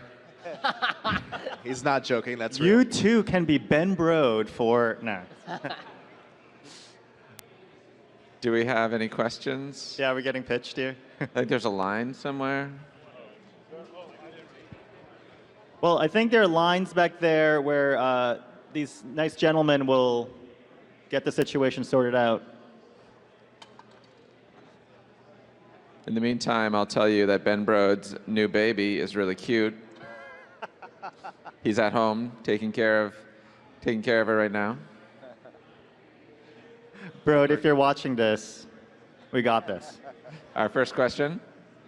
All right, so your co-op content really is the bee's knees. Am I right, guys? The co-op brawls, right? Awesome. Right? Oh yeah, co-op brawls. Is there any plans for more dedicated co-op content? Co-op mode's awesome. It's one of the things that we really enjoy. We've liked the way that we've been able to put it in the game. We've tried a couple of different things. But yeah, it's something that we've been exploring a lot. We've talked in a couple of different contexts about how can we make some more co-op stuff, how can we make it easier for you to play with your friends. One of the things we tried to do was add the play against a friend quest so that you can get gold for playing against one of your friends. It's one of the daily quests that shows up. And so that's really cool. That's a nice way to do it. But yeah, more co-op modes, more ways to play co-op with other people is great. Thank you. Hey, so I'm happy Hearthstone is getting so much love, but at the same time, there's a big aspect of Hearthstone, which is arena, right? And I feel like since the buff from 9 to 12, which is not really a buff, but there hasn't been much changes, and there could be a lot of good things that come to it, like there could be formats, you already did that for Standard, and I've got a couple of good ideas, and I'm sure you guys have a ton of good ideas, but is there plans for it to change soon, or are we going to have to wait a ton of time before we get some cool new arena stuff? Yeah, arena is one of the parts of the game that we're really passionate about. One of the other designers on the team is incredibly interested in arena. He spends a lot of his time just working on how can we tune arena better so that the version that we have right now is as good as possible. We made some adjustments recently to some cards don't appear in arena, and we've recently gotten technology so we can, on an individual card level, tune how frequently it appears. So if we want Gang Up to show up, every rogue pick, maybe we can do that. If we want Flame Strike to never show up, that's also an option. So we have a lot of options there for how we can tune things, but we're also interested in investigating like crazy arena ideas. What if when you pick a Murloc, all the rest of your picks are always Murlocs? What if you pick Ancient Watcher and you're always going to get Purify next? There are all kinds of crazy things that we could try out, and we're interested in seeing where we can go with it.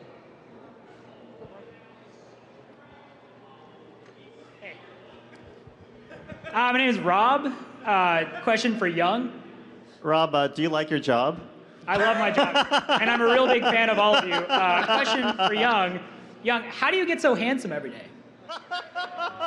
Well, unfortunately, the second handsomest designer is Dean. He's not here. And the handsomest is Pat Nagel, and he's also true. not here. So I'm sorry, but we don't have the right person to answer that question. Thanks. I appreciate your time. Have a good day. Rob Wing, everybody. Hi there. So you've been growing your lore a little bit with each of these expansions, and I was wondering if you plan to expand a little bit even further to maybe like short stories or other kinds of media with some of the lore that you're doing with this gadget stand setup, or other expansions. Yeah, actually, we're looking at exactly that, expanding with short stories and other ways to explore the lore that Hearthstone's kind of creating. That was a ton of the fun with Mean Streets of Gadgetzan, was taking something that was fun in World of Warcraft, right, Gadgetzan, where we were hanging out and doing illicit stuff, right, trading between Horde and Alliance, and blowing it out. And that was a ton of fun for Hearthstone to kind of dive in and create its own characters and setting. So yeah, we're excited to keep doing this and looking at new ways to do it. It's a lot of fun.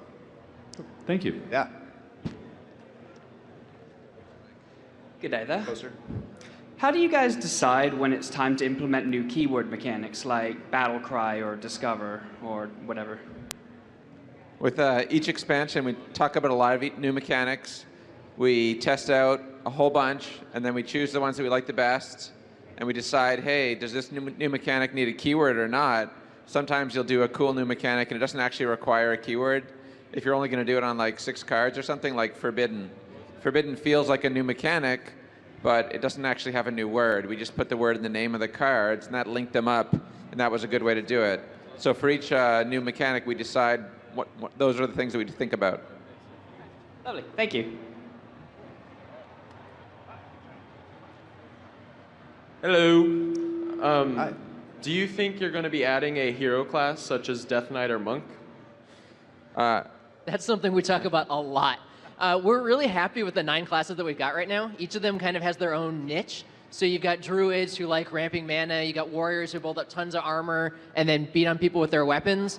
And we don't want to create a new class if it steals design space from the other classes that already exist and if it doesn't have an identity of its own. So it's something that we talk about, but right now we don't really have any plans for it. 9 classes is a ton, and it seems like there's a lot of space there to do everything that we want. So we're not that interested in trying something new with that. Thank you. Hey guys, how's it going? Big fan of you guys and appreciate all the work you guys do in dealing with the crap on Reddit. It's true, they deal with a lot. We love Reddit. Just keep the passion coming. Woo! Two There's quick like 3 questions. guys.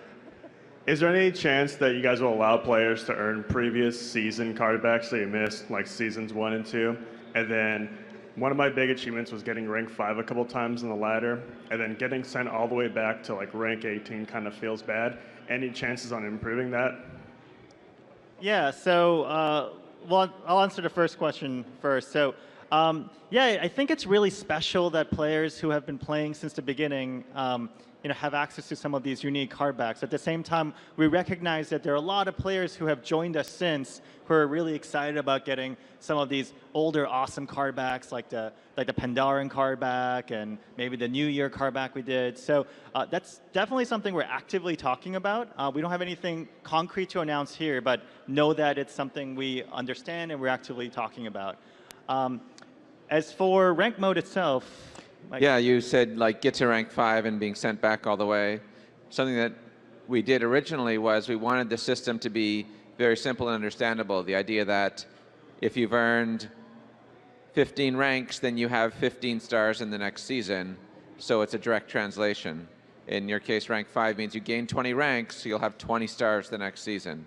But after seeing it in action for a while, the direct translation isn't that important. Maybe it could be around 1.5 stars instead of 1 star for each rank you gained. So yeah, it's something that we talk about. We don't have any engineers working on it right now, but we're talking about doing it. Well, thanks. Hey, what's the chance on a Hearthstone API? 6.5. Yeah, I mean, we don't have any specific plans for releasing a Hearthstone API in the near future.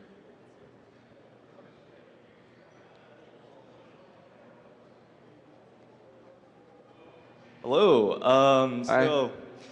Year of the Kraken's almost going to end soon, so I'm wondering if you are happy with the current release schedule of two expansions and 1 adventure, and if you're not going to change that, I'm wondering if you're going to introduce any new cards into the Evergreen set. Yeah, so those are things we talk about a lot. We're constantly evaluating what the best way to release cards is. Is it through expansions? Is it through adventures? Are there other opportunities?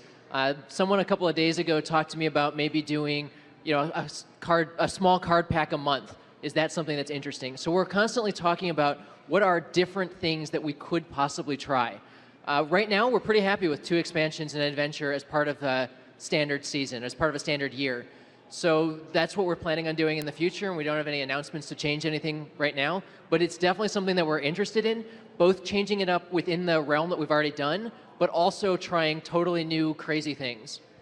Yeah, one thing we say very often is, Hearthstone is really a constant learning experience for us. So we don't want to ever say, yeah, we figured it out. This is the best way to do it, and we're going to do the exact same thing for the rest of our lives.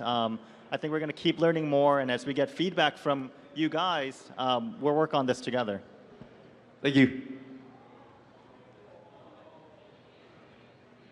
Hi, I want to talk a little bit about Arena and ask guys, you said you now have the technology and it's a mode you guys are very passionate about, but when, I guess, we're going to see some changes? Because then you guys release Firelands Portal in the Commons Lab for Mage, and Mage became even more powerful.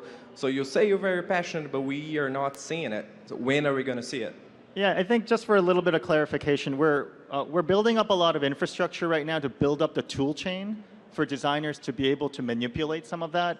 It doesn't mean it's good to go live right now. So that's a work that's actively in progress. I know sometimes it can be frustrating because you can't see the work we're doing, in our office. But the work is in progress.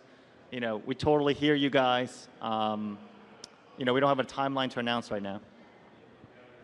Can I do a follow-up? Thank you.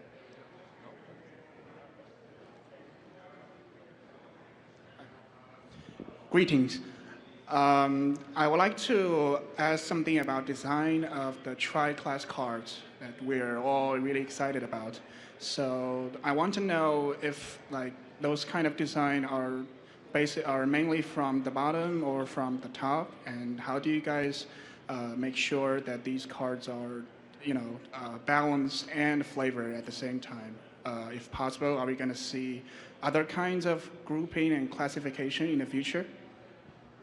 Yeah, it's a great question. Is it the balance issues, right? Now that this is not just relegated to one class, but 3 classes, what does that mean? And your other question, why did we make these, right? How do we come to these?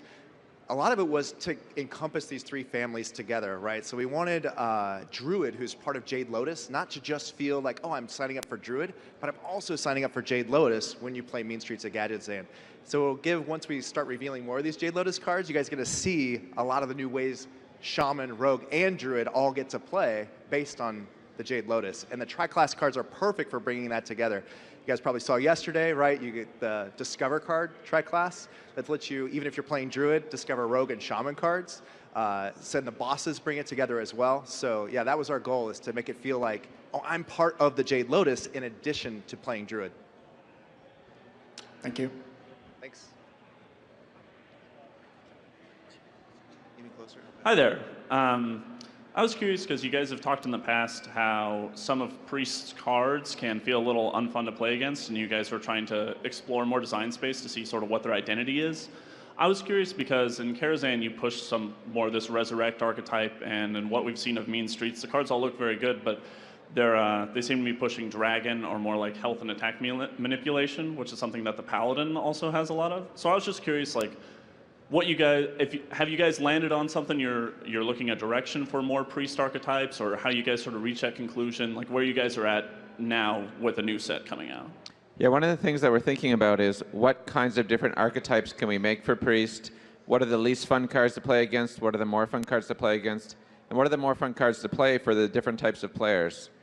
One of the things that we did specifically with the Mean Streets of Gadgetzan, and we showed off a few cards in each of these spaces, is work on 3 different archetypes.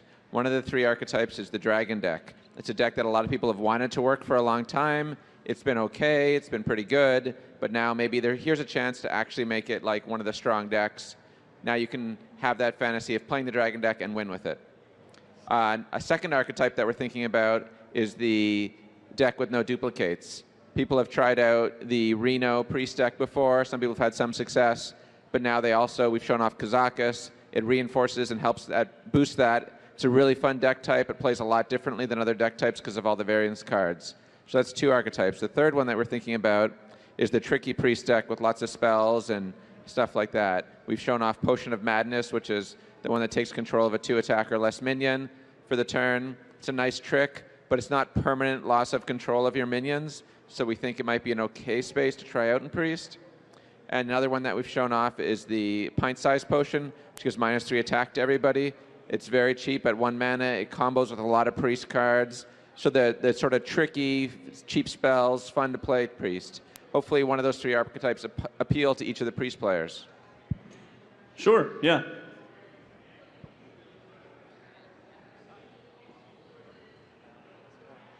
What's up, gentlemen? Hey. Nice to see you guys. You So since Hearthstone Adventures are in the wild format, and as more and more cards are released and more tools are released for players to use, do you think that you're eventually going to reach a point, or maybe have already reached a point, where it becomes impossible for you guys to balance the heroic bosses to a sufficient difficulty?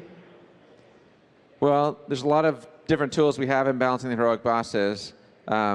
The nice thing about having 2 different difficulties is we can just make them really, really hard if we want to, and maybe it takes you 10 tries to beat it.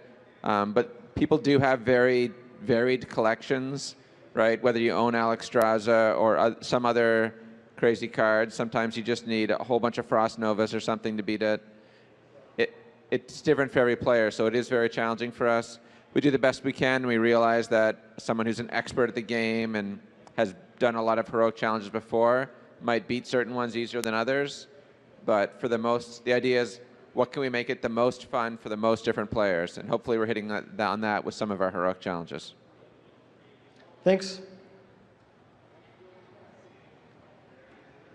Hello. Do you think the increased frequency on the new cards coming out in Arena is causing an undue stress on the power of these cards when they might not actually be that powerful just because they're appearing so frequently? Right, so when a new set comes out, the chance of cards from that set appearing in Arena is increased by usually around double. So you saw, for example, a lot of Firelands portals. In the last patch, we actually turned that off. So the Karazhan cards in the most recent set are now the same drop rate as all other cards. And that's because we think people had experienced enough of the Karazhan cards and it was time for them to go to like a slightly different format. But as we go forward, and like Young said, we're going to have some new tools over the next year to give us more control over different small changes and maybe even big changes. We'll probably adjust that and keep improving it because it is a concern for us going forward. Thank you. Hi, quick question. So why and how did mid-range Shaman become so powerful in Standard? I would love to hear the design perspective on this. Wait, before you answer that question, I love your outfit. I just want to tell you, you look awesome. It's like an explorer's outfit. Sorry, go ahead. Thank you. Sorry, was the question why did Paladin and mid-range Shaman? No, just mid-range Shaman. Just mid-range Shaman. So we design new cards. We go through a lot of different steps. We evaluate power level. And we know that, hey, Shaman's down here. Where will it be 8 months from now? We're not sure. We design things pretty far in advance. We knew that people wanted Shaman cards. It was one of the memes on the internet. Hey, give us good Shaman cards. It's the worst class. It's been the worst class for so long. So we put some new Shaman cards in. Time passes. The Shaman cards aren't performing well enough. People haven't grabbed onto them. So we put some more in. But we're also working really far in advance. And we don't mind, hey, if Shaman goes up to 55%, that's kind of okay because it's been at 45% for a while, right? And that's sort of what you're seeing. You're seeing it spike up. It went up to, something like 57%, and then we changed some Shaman cards, and it went down a little bit. But it's still, a very popular deck. But it's actually not that bad when we actually look at the numbers after the nerfs. It's closer to, in the 50 to 55 range, which is great. It is very popular, though, and that's something that we care about, too. It's not just about, how much is it actually winning? What does it feel like? Do people think it's the best deck by a lot? Do people play it the most? Fortunately, we got this new set coming out called Mean Streets of Gadgetzan, and it's got all kinds of awesome cards and all kinds of classes. And I think that once people start playing with these new priest cards and these new, warrior cards, every class gets some really awesome cards. One of our most exciting sets, in my opinion. I think it'll just change everything. So I'm not too worried right now. But ask me again in 3 months. Thank you for your perspective. Yep. Hey, guys. So the question I have for you is, well, there's a bit of a lead up. So historically speaking, we all know that an important part of trading card games is elements of variance and randomness so that a less skilled opponent may occasionally defeat a greater skilled opponent. And what sets Hearthstone apart is a lot of those elements of variance are actually incorporated within the cards themselves. Now, Mean Streets of Gadgetzan, from the card pool we've seen so far, it seems to be moving away from that direction of incorporating variance within the cards themselves, and I'm curious what the design rationale is behind that, if that's actually the case. Yeah, so as you mentioned, variance is really important for collectible card games, for games in general, that each time you play the game, it feels a little different than the last time that you played it. Players play thousands and thousands of games of Hearthstone, and we want that to be a unique experience each time. It's also important that players feel like they have a chance in any game, and variance helps a lot with that. We have variance in that you draw cards. It comes from a deck. There's some amount of variance there. But a lot of the skill in collectible card games, and in Hearthstone in particular, is being able to play around randomness, being able to take randomness into account to play better. So it's true that Mean Streets of Gadget Zan has fewer random cards, especially at this point, than some of our previous sets, and that's intentional. It's important that Hearthstone sets, that expansions and adventures feel different each time. So sometimes control cards are going to be good, sometimes random cards are going to be good, and sometimes we're going to go on the other side of that. Sometimes aggressive cards are going to be good, or mid-range, or totem cards. So there's a ebb and flow in all of the design spaces that we explore, and randomness is definitely one of them. Thank you very much. Yeah, that's a lot of the reason we, just to follow up on that, leaned into Discover for a lot of our variants here in Mean Streets of Gadget Zan, right? It's great to have that moment of, yes, this is random, but I can apply my skill to figure out which card I want. So, yeah, it's awesome. And one more thing I want to add is, there's 132 cards in the set.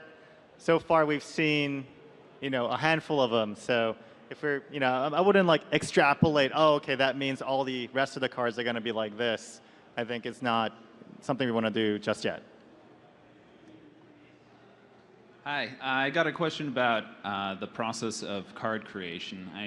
It's kind of a chicken or the egg question.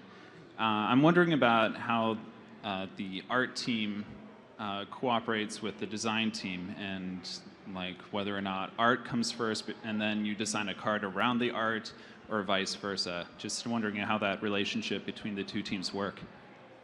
Yeah, it's actually a lot of collaboration. If you guys saw the presentation yesterday, Jamaro Kindred did a lot of the concepting early on for Mean Streets of Gadget Zan. And as we're coming up with ideas both on the art side and the design side, those came together to form new ideas, right? A great example of this is the 3 families. As we decided, oh, we want 3 families, that'll divide perfectly, 9, right? 3 classes each. So then we started exploring, okay, who's their boss? Right, and then start exploring who's a member of that family. So yeah, it's very collaborative, and it worked super well, I think, for Mean Streets. Thank you. Hi, I've been playing Blizzard games forever, and really appreciate the work you guys do. I kind of have a twofold question about building communities, and part of it involves the potential tournament system in the game. Are you guys ever going to introduce something like you had in Warcraft 3, where you just log in and, oh, a tournament's coming at 10, play some matches, and maybe if you win enough, you get placed into a little winner's bracket? Is that the first part of your 2-part question, or those are both parts? That's one part. Oh, that's the first part. Okay.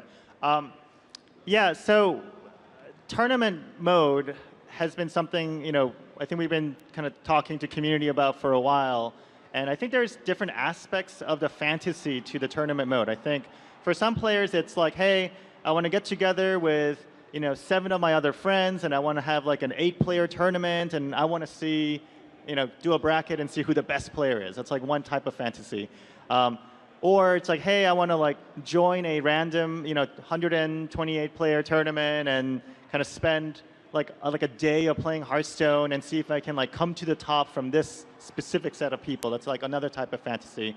And from other people, it's just like, hey, I want my wins and losses to really matter. Like for the next 12 games or so, I really want it to be like high intensity and feel like whether I win or lose like is really significant. So we've been exploring different aspects of it. With Heroic Tavern Brawl, for instance, we are experimenting with that third kind of fantasy where like I'm going to get into the Heroic Tavern Brawl, and it's going to be a really intense experience, and I'm going to care a lot about whether I win these specific games. So we're going to continue to do explorations like that.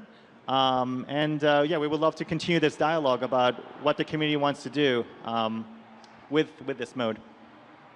You kind of took it where I was headed. I'm a part of a lot of smaller Hearthstone communities. We do a lot of monthly fireside gatherings, things like that. And then I am actually in Team Hearth League, so it's an international online one. I think that smaller communities like this would benefit from an in-client where you can just sign people up by tag and work the bracket together without having to go to Battlefy or Challenge or something like that to keep it organized. Yeah, totally got it. We're very committed to supporting groups like yours, thank you so much. I think it really means a lot to us that these grassroots organizations are getting these tournaments together. I think it's really awesome. So that's something we want to continue to support. I think we're going to have a lot of great things to collaborate on through 2017. Thanks so much. Hey guys, my question's about Heroic Brawl, and was really excited when you guys announced it. You guys have had to do a lot of work there. When is it coming out? And with all the work you've had to do, it's hard for me to believe that you would throw it away after 1 week. What is that leading to? You know, one of the great things about Brawls are that we can get it out there and see how the community reacts to it and how it really feels once it's in the hands of the players.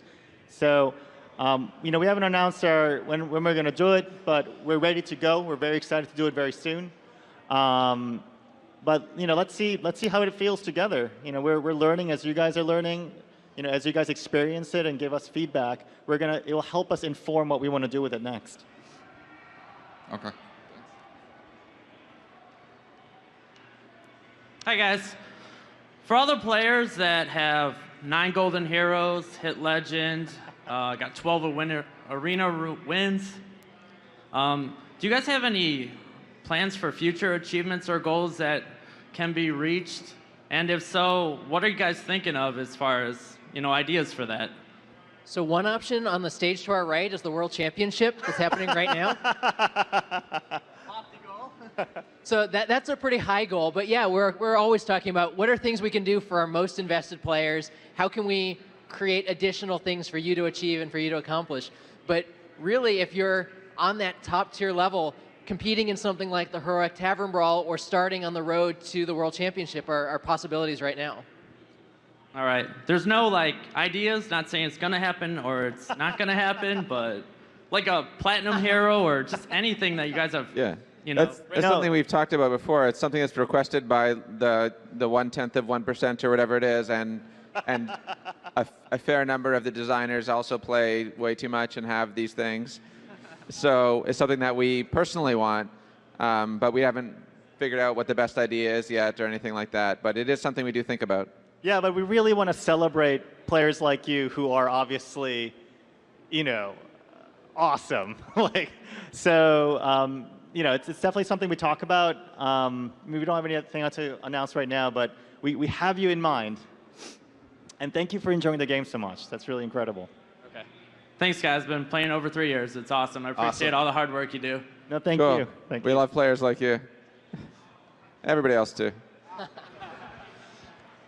Hi guys.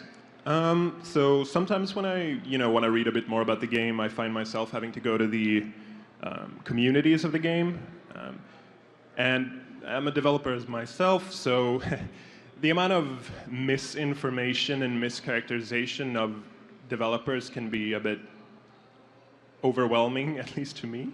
There's definitely been times where I felt like if I go on our Hearthstone, the prevalent opinion is that you guys are Hitler, but dumber. And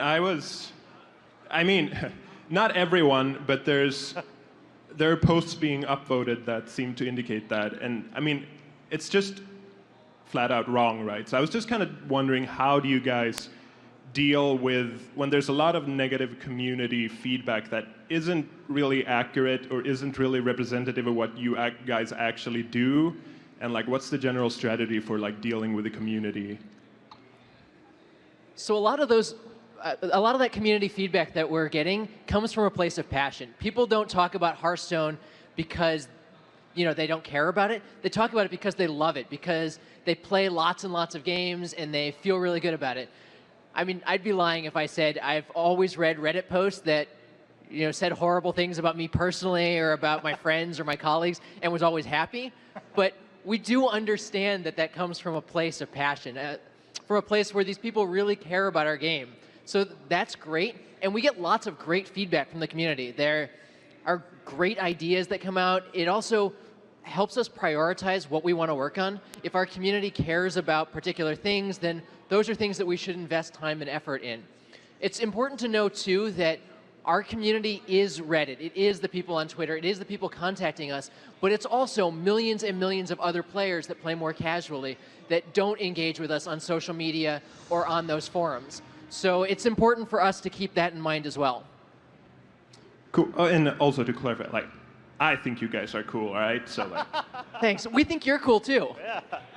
I mean, overall, like, we have so much love for all of our players, and I know I've been on the other side too. Like, I wasn't always making, I wasn't always a developer, and when I was on the other side of the fence, like, if I can't log into the realm I want to log into because I want to play this game so much, I get very upset, and then if I don't take a step back and just start typing on a forum or something, I might end up saying something I don't necessarily want to say. So, again, we know that it comes from a good place. Like, you love playing Hearthstone, and you have a lot of ideas you want to share with us. I think the feelings that you're feeling is something that we really want to recognize, and we pay really good attention to that. Like, why does this person feel so angry? What can we do to help with that? Hi. So some of my friends and I, we used to use the original iteration of the autofill deck creator for our own game mode, because sometimes it can be really fun to play with terrible decks that are really suboptimal, and that's also the easiest way of making a new deck at like 3 a.m. when you want to play around but don't want to think about deck creation.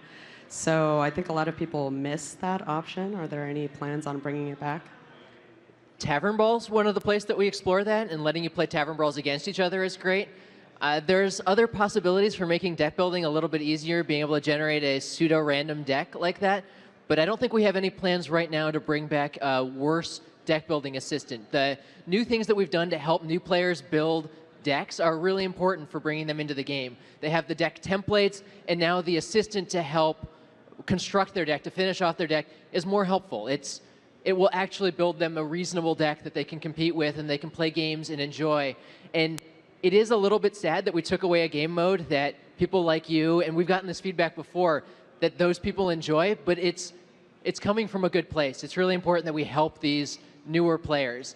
And we hope that you can find things like Tavern Brawl or possibly other game modes that we introduce in the future to fill that niche. Do a follow-up?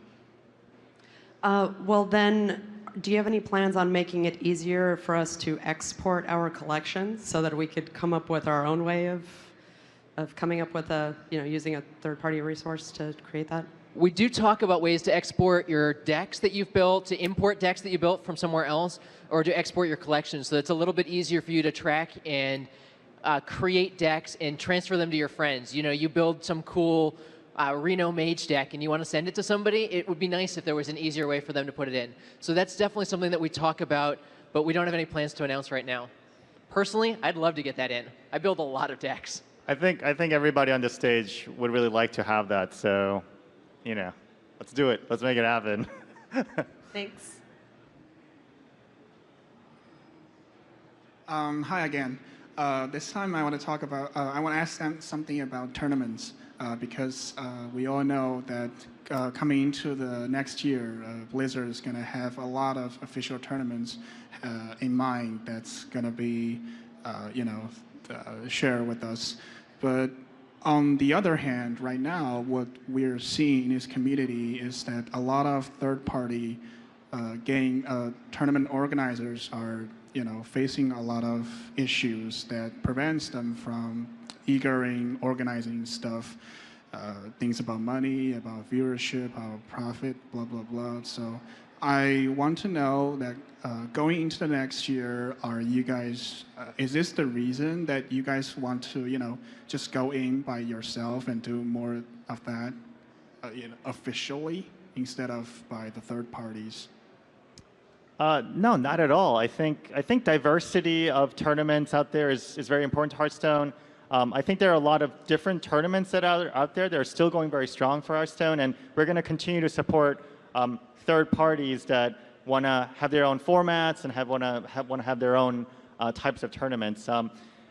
What we're doing next year with 2017 Heroic Championship Tour, and then on top of that, some of the other programs we're running, like the Hearthstone Global Games, etc., is supposed to augment what we already have and make it more awesome. It's not in response to us feeling like there is like us feeling like we need to go our own way, especially for something like Hearthstone Global Games. You know, we learn a lot from what the community is doing, and you know, some of the community tournaments have been in team format.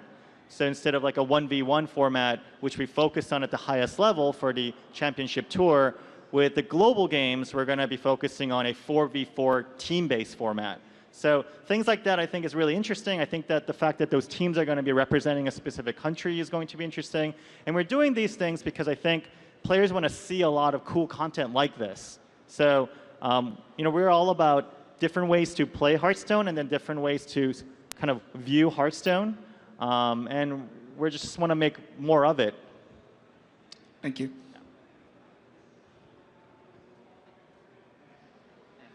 Hello, gentlemen. We are here being the voice of Latin America, and I have 3 words for you.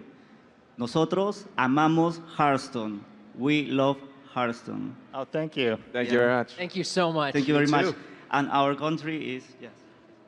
Oh, very Awesome. That's sweet. Actually, I have a question from a guy from Mexico, which is expert in Hearthstone. He plays a lot, and this is there you go. Are you into the tempo-based state that Hearthstone is in right now, with little ways to come back into games? And are you willing to put in more tempo swing cards and/or efficient AOE to have a more dynamic game? I think that efficient AOE is really important to have game swings. Games going back and forth can be really fun. We've shown already one really big, powerful AOE, the Dragonfire Potion that Priest gains, and I think that'll show something that we're willing to experiment more in that direction. And as time goes by, you'll see more of that. Our legendary Kazakus also has the option, when you create your own custom spell, to pick one of the AOEs. You could either turn the whole board into sheep or deal 6 damage to the whole board if you pick the 10 mana spell, or maybe something else. So I think that it is really important to have tempo swings. Hopefully we'll do more of that in the future. It's also really important as Hearthstone goes forward to have ebbs and flows. So right now there's a little bit less AoE. After Mean Streets of Gadgetzan, there's going to be a bit more. And as time goes on, different strategies become good, different strategies become bad. And it's important that Hearthstone keeps feeling fresh. Muchas gracias. Keep it up the good work. Thank you so much. De nada. Hey there. I've been playing a game for a while, and I want to say I really love it. I was playing other different TCGs before I came to Hearthstone, and one of the things that makes the game unique is the class structure, which is kind of borrowed over from World of Warcraft. But do you think that the amount of power that each class derives from its own individual cards kind of informs the way that players think about the different power levels between the classes? For example, do you think that they expect every class to kind of have its own, you know, top-tier deck? Do you think that they bring over this feeling that everything should be balanced and then see it as a real negative when they aren't? And going back with that in mind, do you think there's anything you would have changed to kind of alter that perception? I think that having, like Peter said, an ebb and flow of which decks are strong is really important, and I think we're seeing a lot of that. Right now, Paladin's one of the weaker classes, or most people perceive it to be one of the weaker classes, but a year ago, Paladin was the most complained about class. So you get some kind of ebb and flow. Shaman has done that. A lot of classes have done that. But it's also nice to have a few classes that are close together. It's something that we'd like to see a lot of. As long as different classes have their time to shine, and different play styles, more importantly, have their time to shine. I like, for example, playing control decks, but I don't mind if I play a priest control deck, a mage control deck, or a paladin control deck. And sometimes I'm in the mood to play an aggro deck, but I don't necessarily mind that much which class is playing that deck. It's just that there's an option available to me as a Hearthstone player that fits my play style. Thanks.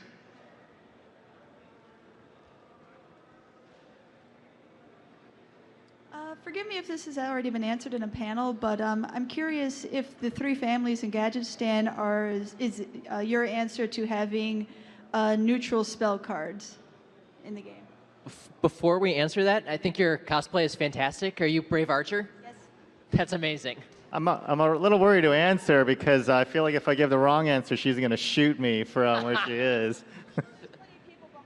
Yeah, actually, our goal for the tri-class cards was to make it feel like you're playing that family, right? So for the goons, when you sign up for Hunter, Paladin, or Warrior, not only are you playing that class, but you're also getting to play the unique new strategies that represent the goons. So that was our goal with the tri-class cards. And I'm super excited as we start revealing these cards over the next months for you guys to see more of specifically how each family plays. I think it'll be pretty cool. Thank you very much.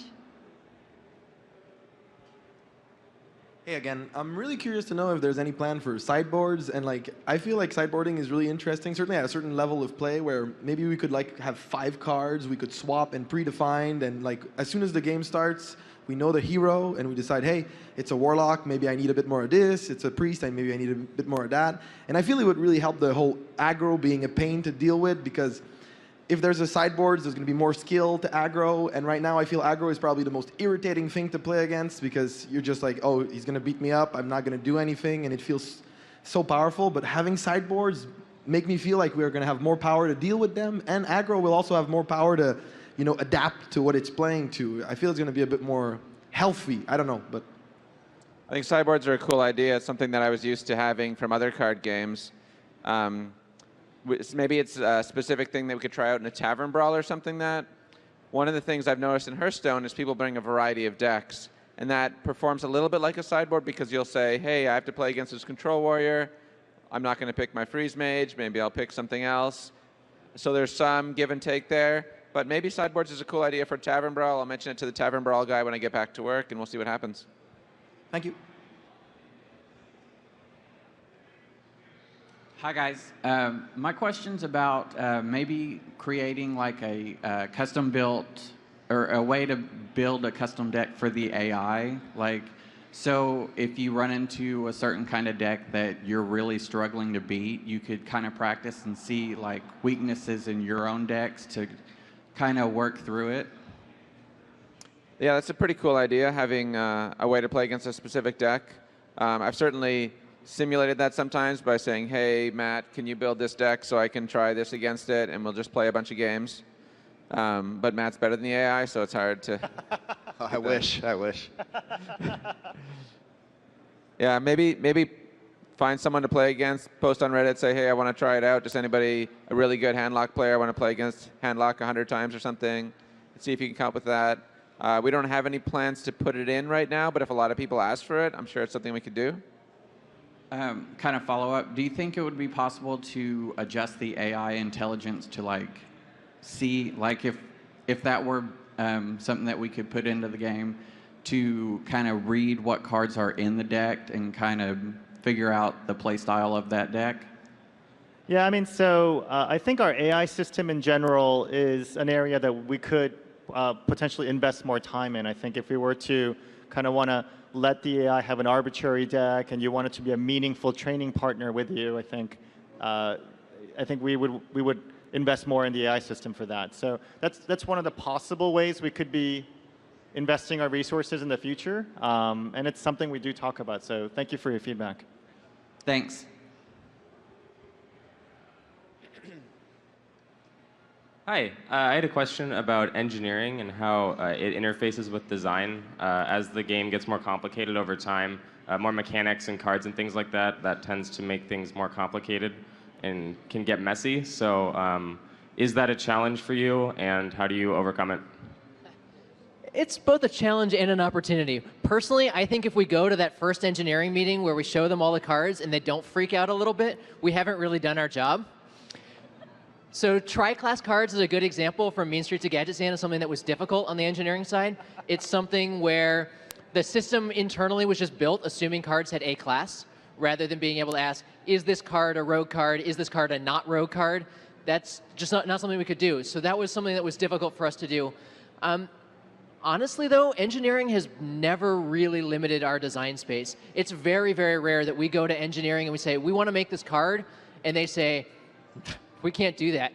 Our engineers are excellent, and they've done a fantastic job every time of coming up with a way to do it. Every once in a great while, a card will get pushed back a little bit, but that's incredibly rare. It's also fun when you come up with an idea, share it with an engineer, and they're like, wow, that's so cool. I have no idea how to do that, but that's really neat. Yeah, one of the things I love about working at Blizzard is all the different teams are like rock star level. So if I just do my design job, I know the engineers will take care of it. I know the artists will make it look awesome. I know the animators will make it have an awesome animation. The sound guys will make it sound awesome. All the teams just deliver on like A+ level, and that's really nice. So we don't really have any, it makes our risk with the engineers much lower.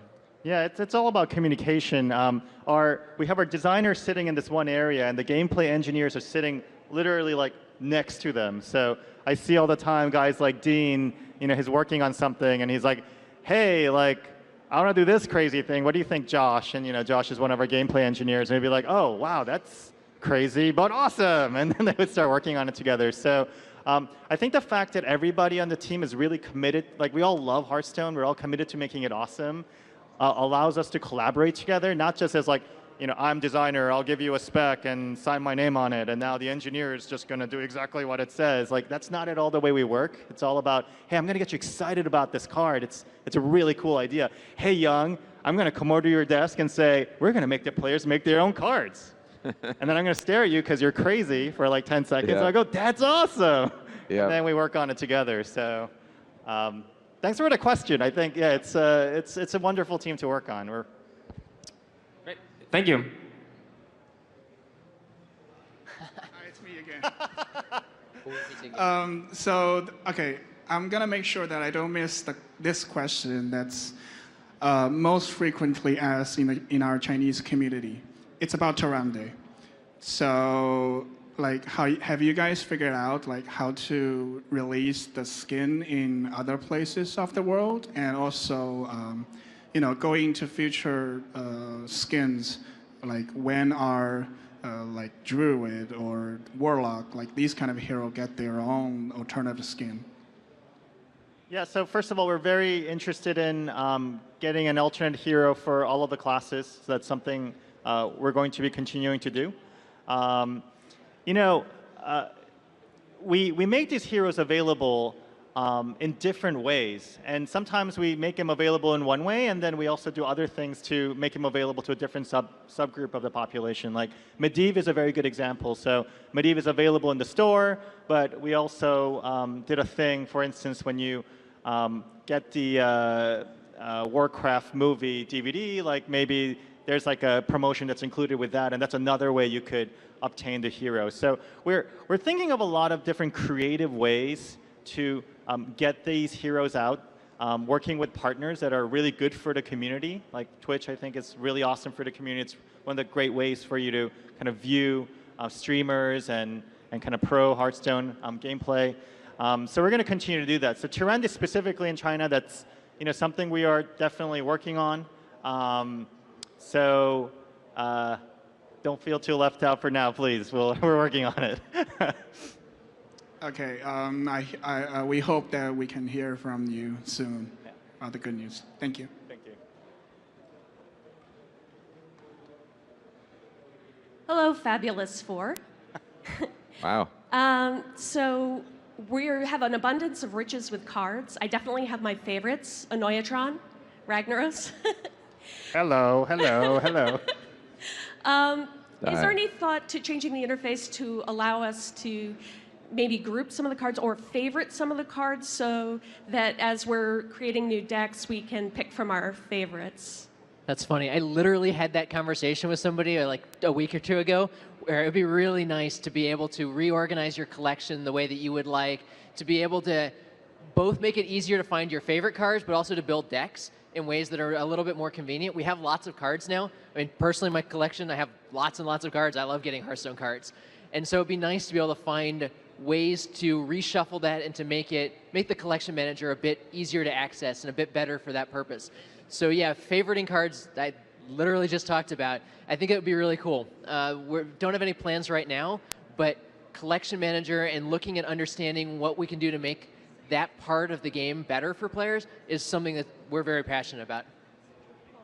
Cool, thank you very much.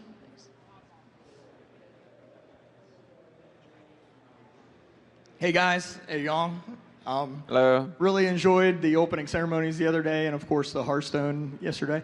My question is for new players. So I do a lot of fireside gatherings and helping out with that situation. And we have a lot of people coming in or coming over and asking, what's going on over here? Oh, it's Hearthstone. Well, how do I play? How do I get into this competitive tournament that you have going on during your fireside? Make a battle.net account, go through the tutorial, you know, and they find themselves sitting in front of a computer or in front of a laptop all alone for 30 minutes. Meanwhile, we're over here in the fireside gathering playing. I want to know if you guys had any ideas or plans for the new player experience at those fireside gatherings or just new player experience in general. Yeah, new player experience is something that we care about a lot. One of our designers actually really focused on that a good amount of her time. She's actually my sister. She used to work on another team and she joined us, so super awesome. So yeah, new player experience is definitely something we focus on. Specifically for some of these like Tavern Brawl related use case is something we are very excited to make better. So it's like, hey, I'm a new player. I want to join your Tavern Brawl and have fun with you right away. That's definitely a use case that we're actively looking at right now. So no, thanks for the feedback. It really kind of validates our prioritization for that. And you know, we're going to be working on that through 2017. Awesome. Thank you, Young. Thank you, guys. Appreciate it. I love your podcast. Legendoftheinnkeeper.com. 2.5 years going now. Thank you, guys. We really appreciate what you guys do. Awesome. Thank you. Hey guys, a couple of my favorite brawls were the PvE team up brawls like Nefarian Rise Against Mechazod and Nefarian, but some of the older tabletop TCGs that I've played give you a chance to have like 3 or 4 people play against one boss. I know you have the iconic Hearthstone player-facing player. That's kind of maybe a limiting design factor, but is there any chance in the future, is it so out of the blue that you could have 2 or 3 people, like maybe a tank healer and a range class or a couple multi-classes against one big boss? It's like, oh, I want to talk about this. Yeah, This is so fun. that sounds Pretty really awesome. awesome. The trading card game in the World of Warcraft one. Yeah, the trading card game, also the MMO is pretty cool. I've played that one before, once or twice. I love that idea. I think the nice thing about the one that we did, the Tavern Brawl that we did, is we used the tools that we had and the interface that we could manage, like on a phone and on an iPad and so on. But I think once we've done that, people showed a lot of interest, and we'll keep experimenting more in that direction. Probably small steps, see what we can do. That's all I can ask for. Thank you. One more question.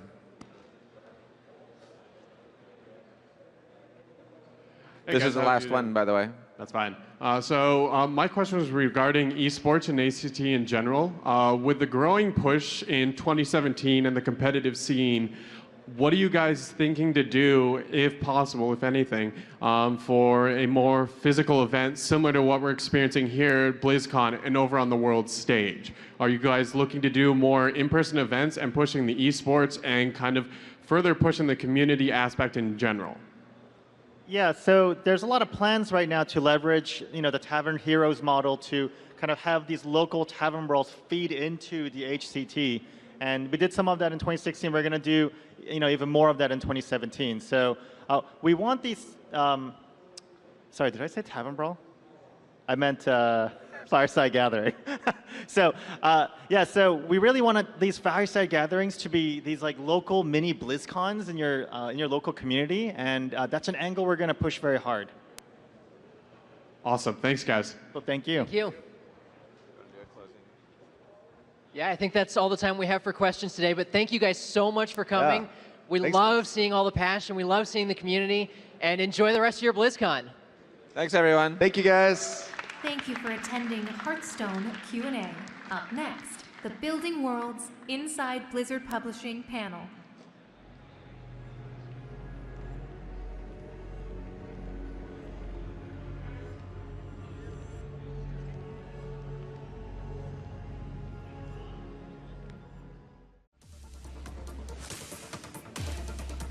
Hello, BlizzCon! Thank you all for coming. It's so wonderful to see so many people here today. You are proof that the written word is alive and well. Give yourselves a round of applause.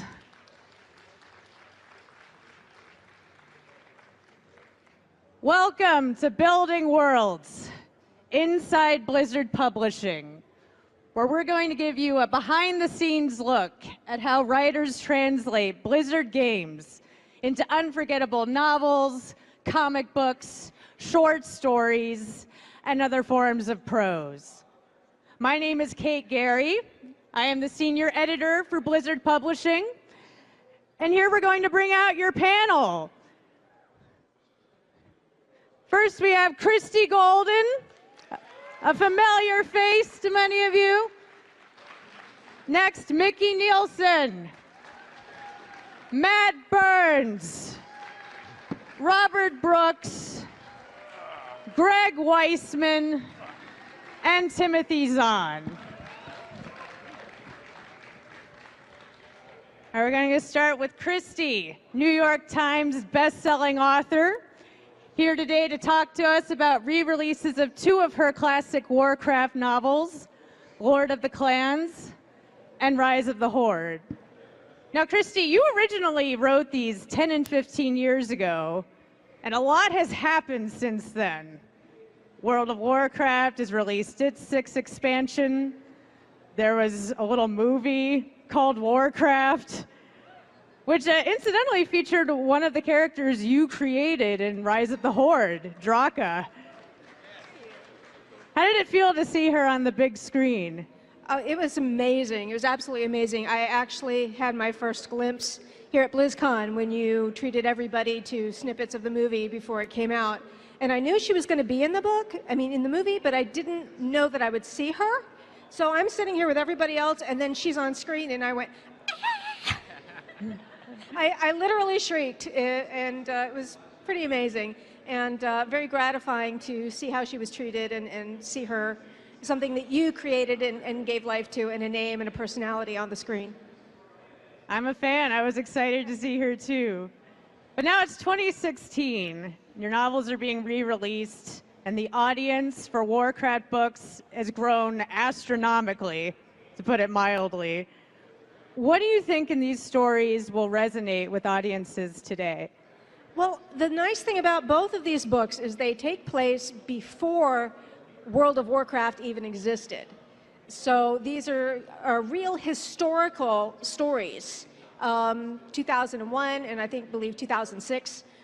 So they're not impinging on anything that's going on now, anything that's going. This is the setup, and this is going back to the roots. This is going back to where we see Thrall as a baby picking up right at the end of the movie. We see baby Thrall, and we see him grow up, who becomes such a pivotal character in World of Warcraft.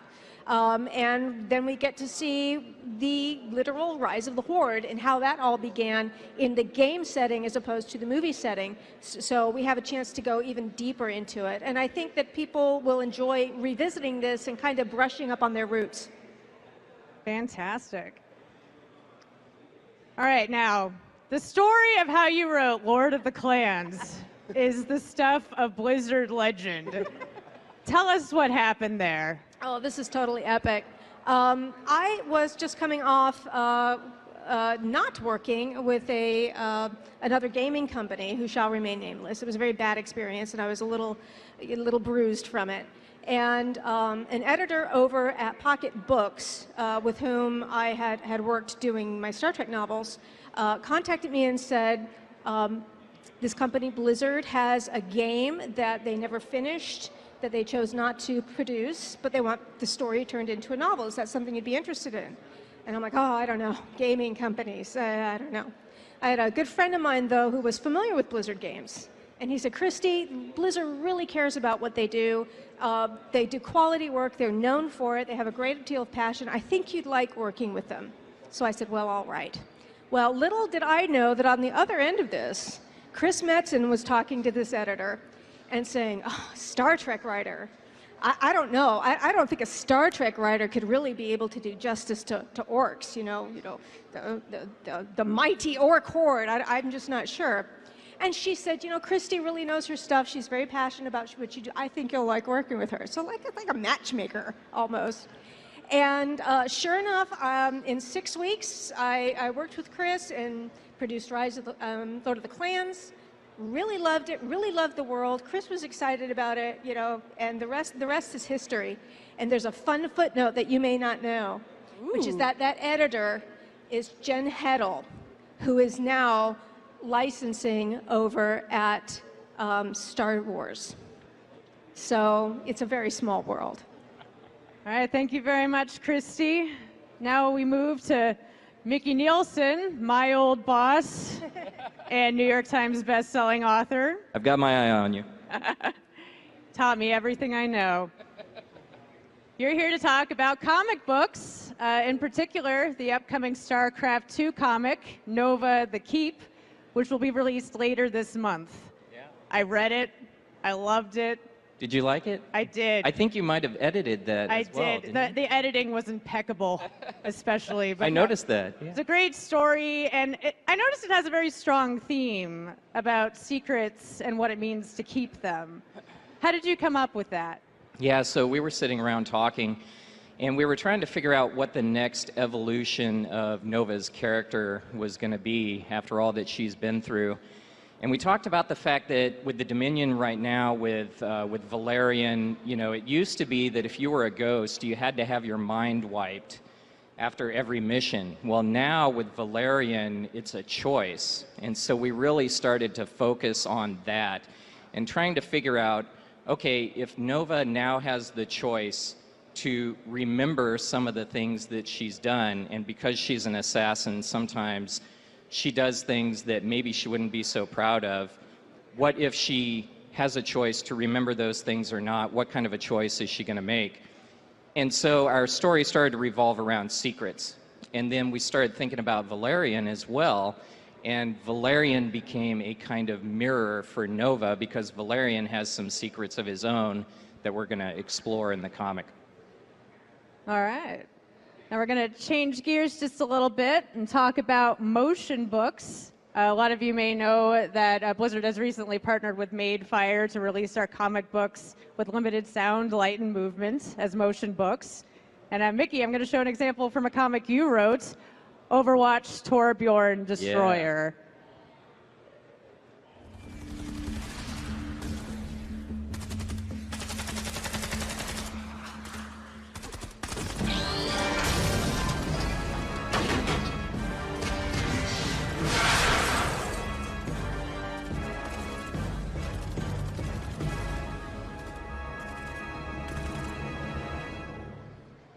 Big deal is Awesome. right.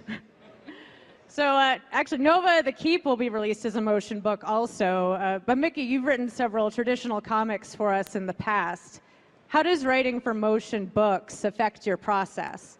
So I write visually anyway. I mean, I'm always, when I'm writing, whether it's a book or a comic or whatever it is, I'm seeing it in my head, kind of as a movie anyway. So with the motion comic, I do give it a little bit more thought, and I'll tell you, with Madefire, I've seen the Nova comic, and there's one in particular, one page that I'll talk about where Nova is floating in 0G, and you can take the mouse and you can move not only Nova floating there, but the debris that's in front and around her. And so it's like this whole parallax effect that looks really, really good. And the other motion that they did in the comic is fantastic. I think about things like that when I'm writing the scene where, you know, there's spaceships and things like that, and maybe you can see the spaceships moving, and the sound is impeccable. The whole thing turned out fantastic. Madefire did a really, really good job with this. All right, thank you very much, Mickey. Now we move to Blizzard staff writers, Matt Burns and Robert Brooks, who also work 10 feet away from me, here to talk to us about World of Warcraft Chronicle, a history of the story of Warcraft told over several volumes. You have fans here. Now, Volume 1 was released earlier this year. Rave reviews, flew off the shelves, New York Times bestsellers list. So Volume 2, which is scheduled to come out next year, is about as highly anticipated as anything we've ever worked on.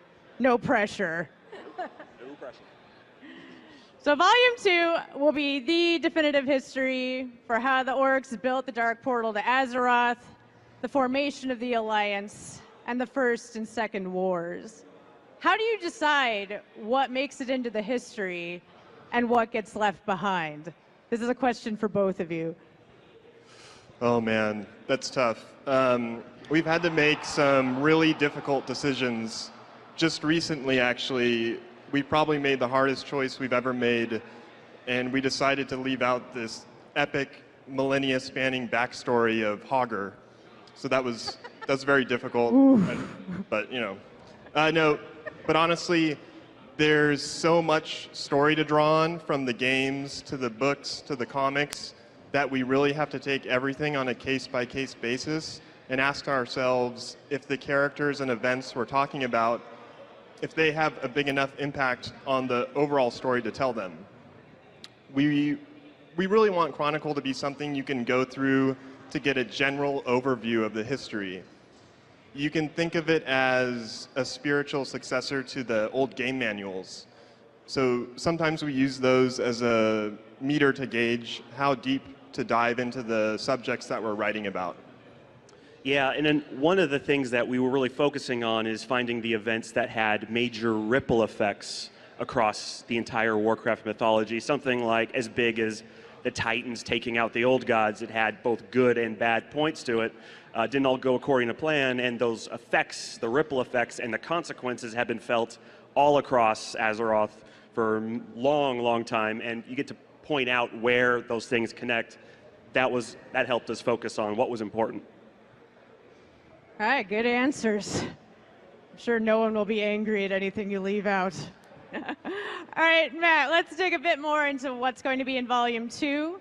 That's going to start at the very beginning of Draenor, its ancient peoples, and the role that the Titans played in its earliest days. Tell us the process for writing that lore. Well, for Draenor, we had a few goals. The first was we wanted to start from the beginning, the earliest age of history. And we also wanted that to feel very different from Azeroth. So one example of that I can give is about elementals. On Azeroth, the elementals are very chaotic and aggressive.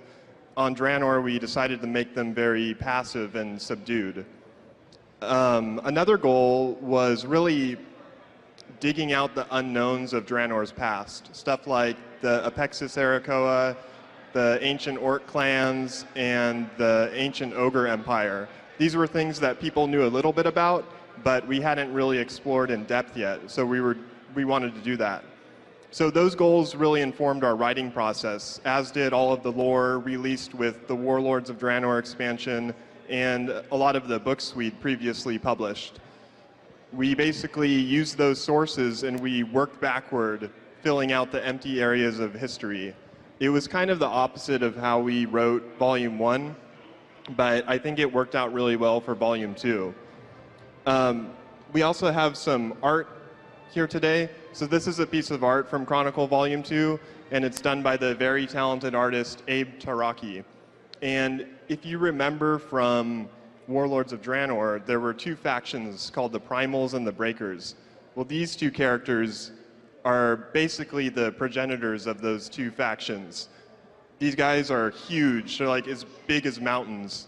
The rocky character is named Grond, and the plant character is named Botan.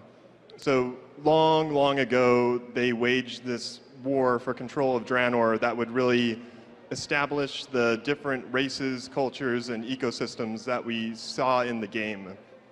So that's a little hint of what to expect in Volume 2. I can't wait to read it. Thank you, Mr. Burns. Actually, I have read it. I edited it. That's why you were giving me shade. Yep. Now we're going to move to Mr. Brooks. I'm going to dig a bit more into Volume 1, specifically Ancient Kalimdor. How much of that history was new lore, and how much was a matter of tying together existing threads? Most of it was just saying clearly what had already been either hinted at or implied or talked about in-game and in our extended fiction. We just needed to connect all the dots, make sure it felt clean and that everything, there were no big gaps in between story moments. A couple times we actually did find a gap that just, it felt like the story wasn't going it wasn't connecting as well as we really kind of hoped it would. So we would go back to the drawing board and pitch to the game team how it might have gone down, since we hadn't actually said in the past what explicitly had happened. I think the big one was up on, I think I have a slide here, Mr. Lei Shen from Pandaria. Particularly how he died in our mythology, because you guys playing Mr. Pandaria, you know he was resurrected by the Zandalari trolls, but we had never explicitly said how he had died. There had been talk internally on the game teams that probably he had died of old age after failing to reverse the curse of flesh, but we hadn't explicitly said it, and it didn't really account for anything, like why it took so long for the Zandalari trolls to try to resurrect him. But so when we looked at the book and we saw it just wasn't fitting as well as we wanted to, we ended up pitching to the game team something a little bit different.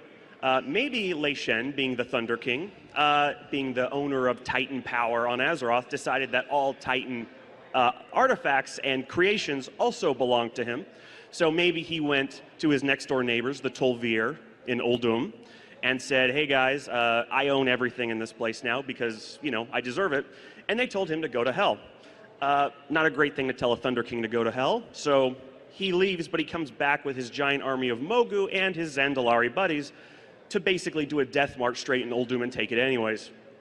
In the Tol'vir, they knew they couldn't win this war, so rather than fighting an actual battle, they just turned on the origination device, which nuked pretty much all of the land in the area, including Lei Shen and his armies and the Zandalari leadership, throwing both of those empires into disarray and leaving the land barren. Which when you walk in there in Cataclysm is what you end up seeing. And that was a little bit more dramatic, and it was a little bit more fun, and the game team ended up liking it, so it wrapped up a whole bunch of things, and yeah, that was one of the examples of something new that we came up with for the book. Thank you very much, Robert. Now we come to a critically acclaimed novelist, Emmy-nominated animation writer, Greg Weisman. He has his fans. Give it up. You might remember him from Disney's Gargoyles and Star Wars Rebels, among other little projects. And now he's here to talk to us about World of Warcraft Traveler, Blizzard's new action-adventure book series. Primarily targeted at kids age 8 through 12, but it's really a wonderful read for people of all ages, with illustrations by Samwise Didier. Some people might know him from Blizzard art. Now, Greg, when you first came to us, we already had a fairly fleshed out roadmap for the characters and storylines we wanted Traveler to explore. But a lot of what's in book one is pure Greg Weisman. Tell us what you brought and what inspired you. It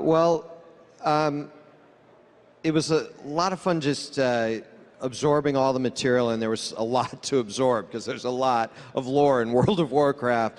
Yeah, Blizzard had a pretty clear idea about the lead character, Aram, but as I went through the materials, I felt that the book was sort of very male, very masculine. Most of the characters were male. All the significant characters were male. It wasn't a very diverse universe that didn't seem to fit the Azeroth that I was seeing online. And so one of the things I wanted to do was create a second lead, a character named Mikasa Flintwill, who was A, female, and B, of color. And for the crew of Wavestrider, which is the ship that they're both sailing on, there are other species on there, but among the humans, I wanted to make sure that that was a diverse group of individuals as well. So a lot of what I was doing was trying to sort of, on the one hand, create a more general diversity, but also with specificity, just create more individuals in the book as opposed to types, because that also seemed like an important theme to the book, that Aram sort of is very naive, and he enters this world assuming a lot of things about species and people, and one of the main lessons he learns throughout the first book is just not to do that, and to realize that everyone's an individual and that everyone's more connected than he thought. Now, Aram is a sketch artist, and he carries a sketchbook with him everywhere he goes, and so all this art that Samwise did for us is really in the book. You don't see Sammy's signature on it. You see Aram's signature down in the corner there, because those are all, in theory, his sketches. And what Aram found by drawing all these different species, whether they were gnolls or ogres or night elves or whatever, was that, you know, there's a basic musculature that we all have in common, and in drawing these creatures and species that felt alien to him, by drawing them, he connected with them. And that, to me, was a sort of an important element, that he began to see what everyone had in common as opposed to what was separating them. And that really changes who he is in the book. That is one of the great lessons in the book, and about how family is the people you find over time. I really love that. Well, we talk a lot in the book about everyone sort of has at least two families in their lives. There's the ones they grow up with, and then the one they sort of form, whether it's, you know, wife and kids or, you know, the crew of Wave Strider or whatever. Family is a flowing concept and not a stagnant one. All right, now speaking of family, Greg, you had a unique challenge because you had to take World of Warcraft, which is a game that was conceived for teen and older audiences, mature themes, violence, and you had to translate it for younger readers, age 8 through 12. Did you encounter any difficulties with that? Not a lot. I mean, my background mostly is in animation, and when we write a cartoon like Gargoyles or Young Justice or Star Wars Rebels, we want to make sure that we've got plenty of fun stuff for the younger audience, but we write it on layers, so there's stuff there for an older viewer in the case of the cartoons, or in the case of this book, for older readers to appreciate as well. Stuff that isn't going to leave the younger readers out, but which they'll sort of glide by because it doesn't register for them, but which an older reader will sort of get and hook on to. Look, ultimately, I say this all the time, I write for myself. That's all I know how to do. Because I need to be passionate about the work, because my assumption is that if I'm not passionate about it, how can I expect any reader at all to ever be passionate about it? And so I don't write down to kids. I don't believe in doing that. I never did that in the cartoons I've done. Right now, I work for a preschool show called Shimmer and Shine. It's for, you know, 2 to 4-year-olds, basically, and I still try not to write down to the audience at all. I just think it's really important that we respect kids and we respect their intelligence and their ability to interpret things. I mean, there was a little bit of violence that we toned down, not in terms of what happens, but just in terms of the way it's described on the page. There were a few decapitations, as I remember. We still have decapitations in this book, but they're described in a reader-friendly way. Kid-friendly decapitations, and there's one actually that I love in there that I fought for a little bit because I think it's kind of hilarious. It's a really funny decapitation. So, you know, I do think the book is great for ages 7 to 107. If you hit 108, you're way out of the age range, but otherwise, I really think it's a book for all ages. It's not just for kids. And even for kids younger than 7, it's a great book to read aloud. When my kids were younger, I read the Harry Potter books aloud to them and all sorts of other books. And to me, that's a great way to connect with your kids, is reading aloud to them. And it's amazing what they can handle when they're reading with their parents. All right, thank you very much, Greg. Now we come to New York Times best-selling author and Hugo Award winner, Timothy Zahn. You might know him from his Star Wars novels, also as his fans. He's here today to talk to us about his new novel, StarCraft Evolution, which you can buy for the very first time here at Blizzcon. Hint, hint. Now, Tim, this is the first novel to come after the conclusion of the main StarCraft II storyline.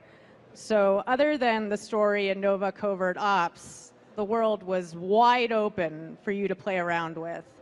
How did you come up with the story for Evolution? I think actually comes after Nova as well, just Nova isn't all out yet. It was a joint effort. Mid-November last year, I was invited down here to talk to the Blizzard people. I spent an hour and a half, something like that, talking with the lore people, trying to get a better feel for StarCraft than I had already. And then sat down with the various story people. The first idea they pitched was, we'd like to do something with a planet that has suddenly revitalized from a burned out cinder to full of life and full of plant life and all of that again. And then we spent about 2 hours batting the idea around, working out the outline, working out the details, doing what I call, other people call consequence testing. Okay, if this is what we're doing, what are the consequences? And are those what we want in the book, or are those what we're going to lead to dead ends or contradictions or something else? So we spent about 2 hours doing that, and then for various reasons, that was a Monday, I couldn't fly back home till Thursday, so I went back to the hotel. Tuesday, I wrote out 2,000 or 3,000 word outline, sent it back to Blizzard, I think 4:30 on Tuesday. We had another meeting set for Wednesday just in case we needed to talk about other things. By that time, everybody had read the outline. We did a few little tweaks to it. Okay, we'd like this instead of that. Okay, no problem, that'll change this. Okay, it'll work. Went back to, flew back home, had a new outline redone by, I think, Friday.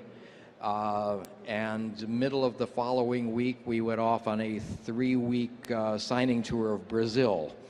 So fortunately, it took them a little while to approve the outline, but by mid-Brazil, I was able to start writing it. And we had an end of February deadline, wound up being about a week early, just before we left for London. All right. Now, Evolution features several iconic, well-known characters from the game. Valerian, Mengsk, Zagara, Abathur, Artanis, Mad Horner. So these are characters that the fans know and love already, and you had to take them and make them recognizable, but also give them your own signature. What was your process for that? Well, just to make it clear, Mad Horner is mentioned, but he's apparently gone, is what I was told. So, but who knows? Like many places, people gone doesn't mean they can't come back someday. It's always tricky to write somebody else's characters, especially from a different medium. In StarCraft, the game, you get to see what Valerian says and what he does, but you don't get into his mind. You don't have that internal monologue of this is what he's thinking, this is how he's working through the logic or whatever. So it was a matter of looking at their history, Valerians and the others, looking at the history, looking at the current situation. We're at peace, but we're still hurting. How are people going to be behaving? How are they going to react to each other? Valerian is now emperor. He's got a lot of responsibilities. How do you balance those with, okay, we want peace, that's the only, a war would be devastating, but we can't afford to be blindsided either, so how do we balance this? How do we figure out what's going on?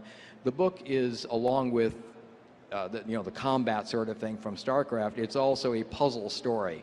Okay, this is the situation. How did it get here? Who's responsible? Is somebody playing us? Is somebody who's being honest? Who's being conniving, etc.? Fortunately, because of the storyline, instead of having to focus all of my attention on the iconic characters, I got to create 6 new ones that would be a large amount of the focus of the story, a large amount of the action and such. Actually, the most difficult part was looking through the StarCraft manuals and seeing, okay, there are like 30 different weapons the Terrans have, 50 different type of Zerg. Protoss are all over the map. I can't put all of these in here or we're going to lose readers who aren't familiar with the game. And that was one of the things we agreed on right at the beginning is we wanted StarCraft players to enjoy the book, but we also wanted it to be an entry point for people who didn't have much knowledge or experience with the game. They can still pick it up. We've got enough background layered in to make it understandable. So I crunched everything down to a few types of each, a few types of Zerg, a few types of weaponry, etc., and kind of the simplified version. This is what we're going to deal with. So hopefully people have been coming up to me saying, do you have to know everything about StarCraft? And you shouldn't have to. And you did a really fantastic job. Thank you. Thank you. And thank you very much, Tim. That concludes the individual questions I have for the panelists. Now I'm going to ask them some general questions that anyone can answer. Feel free to chime in. My first question, it's kind of a personal one for me because I know several of you have written for other universes, Star Trek and Star Wars among them. So I want to know how writing for those worlds compares with writing for Blizzard. And be gentle. I'll take that. I sat down and I figured out that I've written for 13 different franchises as of this year. And one of the remarkable things about Blizzard is there's always so much heart. And there's this great passion for what you do and a desire to really connect with the writers. I'm not saying the others don't have that, but it's just very much in the forefront here. And there's also a lot of times things go one way from the franchise to the writer, and that's fine and that's logical. But Blizzard seems a little more willing than most to receive as well as give ideas. So that's a great joy for me as a writer to almost co-write with an IP. Thank you, Christy. Tim? Yeah, you hear a lot of horror stories about authors working with different franchises. I've never had that problem. Every group I've worked with has been wonderful to work with. Blizzard was no exception. When I needed some help, they were there. When characters weren't quite right, they would show me how to tweak them correct. So yeah, it's been a wonderful experience, and Blizzard's just been marvelous. Thank you very much. Anything to add, Greg? No, I mean, they pretty much covered it. I've worked with Marvel and DC and Lucasfilm and at minimum, probably others too. But yeah, there's a lot of back and forth with Blizzard, and that's great. There's a lot of ability to sort of go, I mean, I'm sending an email saying, what do Yeti eat? And that gets answered within 24 hours. What color is orc blood? I mean, and that's great. You just have, all these resources, and it's really useful, and it's terrific. Yeah, shout out to our lore team. They work overtime on answering these questions. I'm going to ask one more general question of the panel, and then I'm going to open the floor to audience questions. So start thinking about what you want to ask the members of our panel, and you can start lining up to the Blizzard crew by the microphones over there. Now this question, I know it's a favorite one for writers, because I think it's safe to say that you have what many people in the audience would consider a dream job. So what advice do you have to people who want to break into the writing business? Don't all answer at once. My first advice is always to write, and it sounds so obvious, but I can't tell you how many people come up to me who are really interested in being writers, and I'm like, well, how much have you written? Well, I've got all these ideas. I'm like, great. Have you written any of them down? I've got notes on I'm like, have you written any of it? Well, not yet. And I'm like, well, then you're not yet a writer. And so my advice to writers is to write. I mean, I've got a lot of other advice too, to read a lot, to proofread a lot. Yes. But first and foremost, write. And don't worry about whether it's good or not. Seriously, just get in the habit of writing literally every single day. I don't care how tired you are coming home from work. Give yourself at least a half hour where you force yourself to write, because if you're a professional writer, you've got to work through all those things to make deadlines anyway. You know, I had a guy come up to me at a convention I was at recently, a very passionate guy, and he had written something. He had written a comic book, which was great. And I said, well, how long is it? He said 16 pages. And they had self-published it, and that was great. But I'm like, well, but these days a professional comic book is 20 pages. How long did it take you to write the script? He's like, well, about 6 months. And I'm like, well, I got to tell you, 6 months for 16 pages is way too long. So you need to be writing every day so that you can, among other things, just learn to get more quantity out. And I'm a quality guy, I appreciate that, but if you can't get the quantity going, then you're not going to make it as a professional writer. So kind of to piggyback on that, we live, as writers, we live in a great time right now where you have a lot of opportunities, especially online. You can go to these websites like Wattpad and Inkit and different places where you can put stories up there, and if you're updating your story every week, it really does force you to do exactly that, to make sure that you are writing, because you know that you have to put that post up in 1 week, and you know that people are going to be reading that and they're going to give feedback to you. And that's the other thing, psychologically, as a writer, you want to get that feedback, and so these websites allow you to get that feedback immediately, which is great. It's great for you to kind of boost your spirit and boost your confidence. I would add that in addition to what Greg said, which is sit down and write, anything you can do to help make it a habit and get it fixed in your head. You said commit half an hour a day. I would say pick the same place and the same time every day.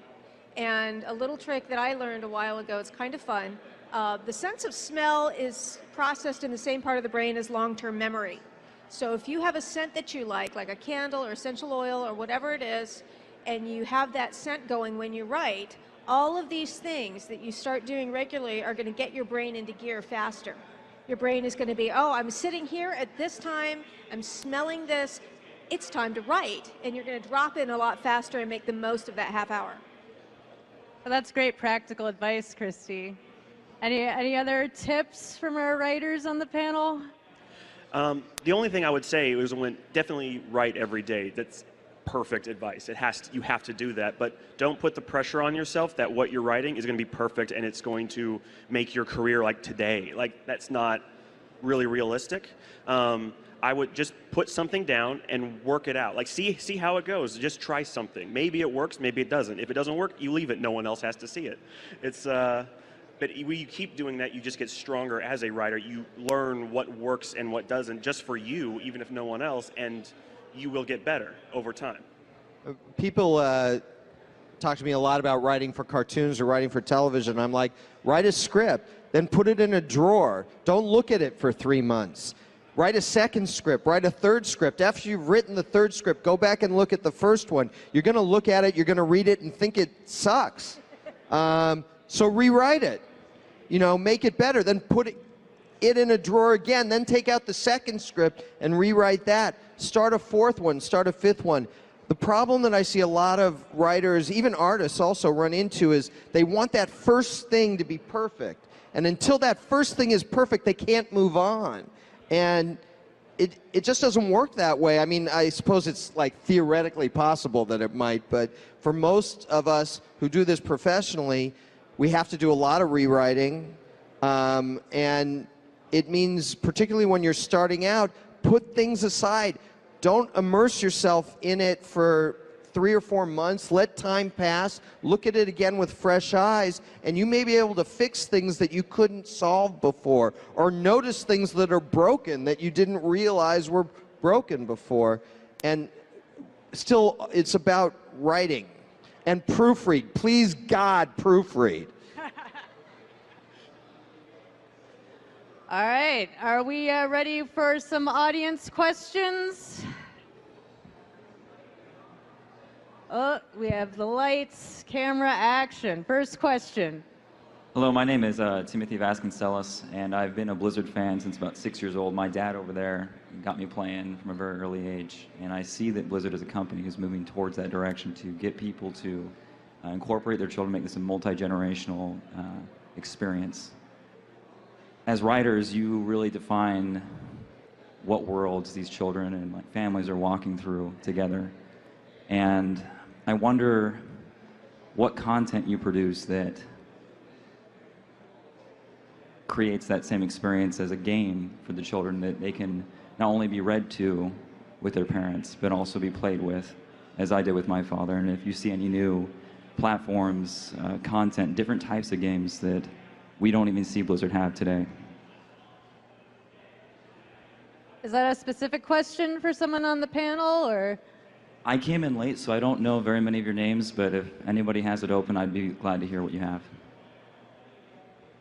Multi-generational storytelling. I think we see that with Traveler for sure. Yeah, I think what Greg said about layering things so that the children, teens, and adults can all enjoy it, though as a child who reads it 20 years later will get something different out of it. They'll see all the other stuff that they missed the first time. So I think for me it's a matter of, you write a story, if you're writing a battle, that the reader can visualize what's happening and later perhaps go back to the game and, oh, I see how this all worked. So, but mostly it's the layering thing, I think. And I'd say using universal themes as well, themes that are going to resonate with all the different demographics. I mean, that was a lot of the impetus behind doing Traveler in the first place, that so many of our players grew up playing Blizzard games and now they have families of their own. So that was a very good question. Thank you. Are we ready for the next one? So this is for the guys on Chronicle. I've been playing Warcraft for over 10 years now, and seeing all of the lore that's been kind of linked together in Chronicle is huge for me. But there's one race that's really lacking, and I think you guys, I don't know if you have guys plans to explore it, but Taurens. I love Taurens so much, and there's just not enough written lore about them, and there's so much that's still kind of unknown. Are there any plans to kind of explore that more? Well, I can say specifically for Chronicle, I can say that in one of the next books, you know, we're going to talk about the Tauren a lot and how they related to Thrall and the Orcs in Warcraft 3. So we'll be talking about their culture a little bit and what they were like before you see them in World of Warcraft. You know, some of the struggles that they went through before they met Thrall and the New Horde. Yeah, especially their war with the Centaur. We delve into that a little bit more because, you know, there was a good raid and dungeon and stuff like that. But yeah, we dig into it more in a future volume. All right, thank you very much. Ready for our next question. Hi there. So actually a little bit in the remains of the previous question. Personally, I adore all the lore that's being put into the Chronicle books. Thank you so much. But there's something a little bit with what Christy Golden actually went into just a little bit with one of her books. We haven't necessarily seen the world of Argus and the ancient Draenei culture before they were the Draenei. Is there any plans to look into that into the future, or in some written or some other form? I would be surprised if we didn't. We don't have a specific plan right now, but that's only because our plans for the volumes of Chronicle that we have planned out right now don't yet jump into Legion content, which is where you would really start to see us delving into that stuff. Yeah, like Chronicle Volume 2 starts at Ancient Draenor, and it basically ends with the destruction of Draenor when it becomes Outland. So the end of Warcraft 2, the expansion, then Beyond the Dark Portal. So that's sort of that's the scope of Volume 2, and Volume 3 doesn't quite catch up to Legion. So, but if we go further than that, and we Don't know if we will, but if we do, that would certainly be something we would address. Thank you very much. Okay, thank you. Next question. Hi, my name is Brian. You guys talked a lot about the back and forth between authors and Blizzard, the company, in the creative process, and I was wondering, for the individual novels you guys have written or the works that you guys have done, how much comes in terms of initiative from the company, and how much comes from the author pitching the plot, stuff like that? Well, in my case, Blizzard had the idea for Traveler in the first place and the idea for the character of Aram, and they sought out, but they sought out pitches on it. So I was one of, I think, well, one of more than one. I don't know how many other people pitched, but I wasn't the only one. And I submitted an outline based on the materials that Blizzard gave me, and they liked what I wrote, and we went from there. Usually by necessity, because it's based on the game, Blizzard knows where the games are going, and so they'll be a few steps ahead, and so they'll have a pretty good idea of what the story content is that they're going to be looking for within the next year, year and a half, and so Blizzard will typically put together the outlines and ideas and then seek out authors and get their feedback. And it depends on the stage of development, too. I've worked with books that I had a 30-page outline that was very detailed, and then other books where they had an idea like, we want to put Garage Hellscream on trial, and then we all just kind of got together and hammered it out together. So I think it depends on the needs of the project. Thank you very much. Okay, thank you. Ready for our next question. Hello, my name is Paige Barstad. I'm actually a creative writing student at ASU, and I'm graduating in May. And you guys really do have like the ideal dream job that all of us always dream of. And more than just write every day, what is your advice for someone like me who's just about to go into the field? Like, where do I start? Like, what is the advice that you guys wish you had when you went into this field? I was a cautionary tale, and the number one thing I would tell people in don't be like Christy with this. I had a full-length novel that I shopped around for 7 years, and I got the good rejection letters, the ones that were Dear Christy, not Dear Author, and like that. And they all said the same thing: this isn't right for us, but send us your next. I'm looking at you, Greg. And I thought this was the bee's knees, so I didn't write a next.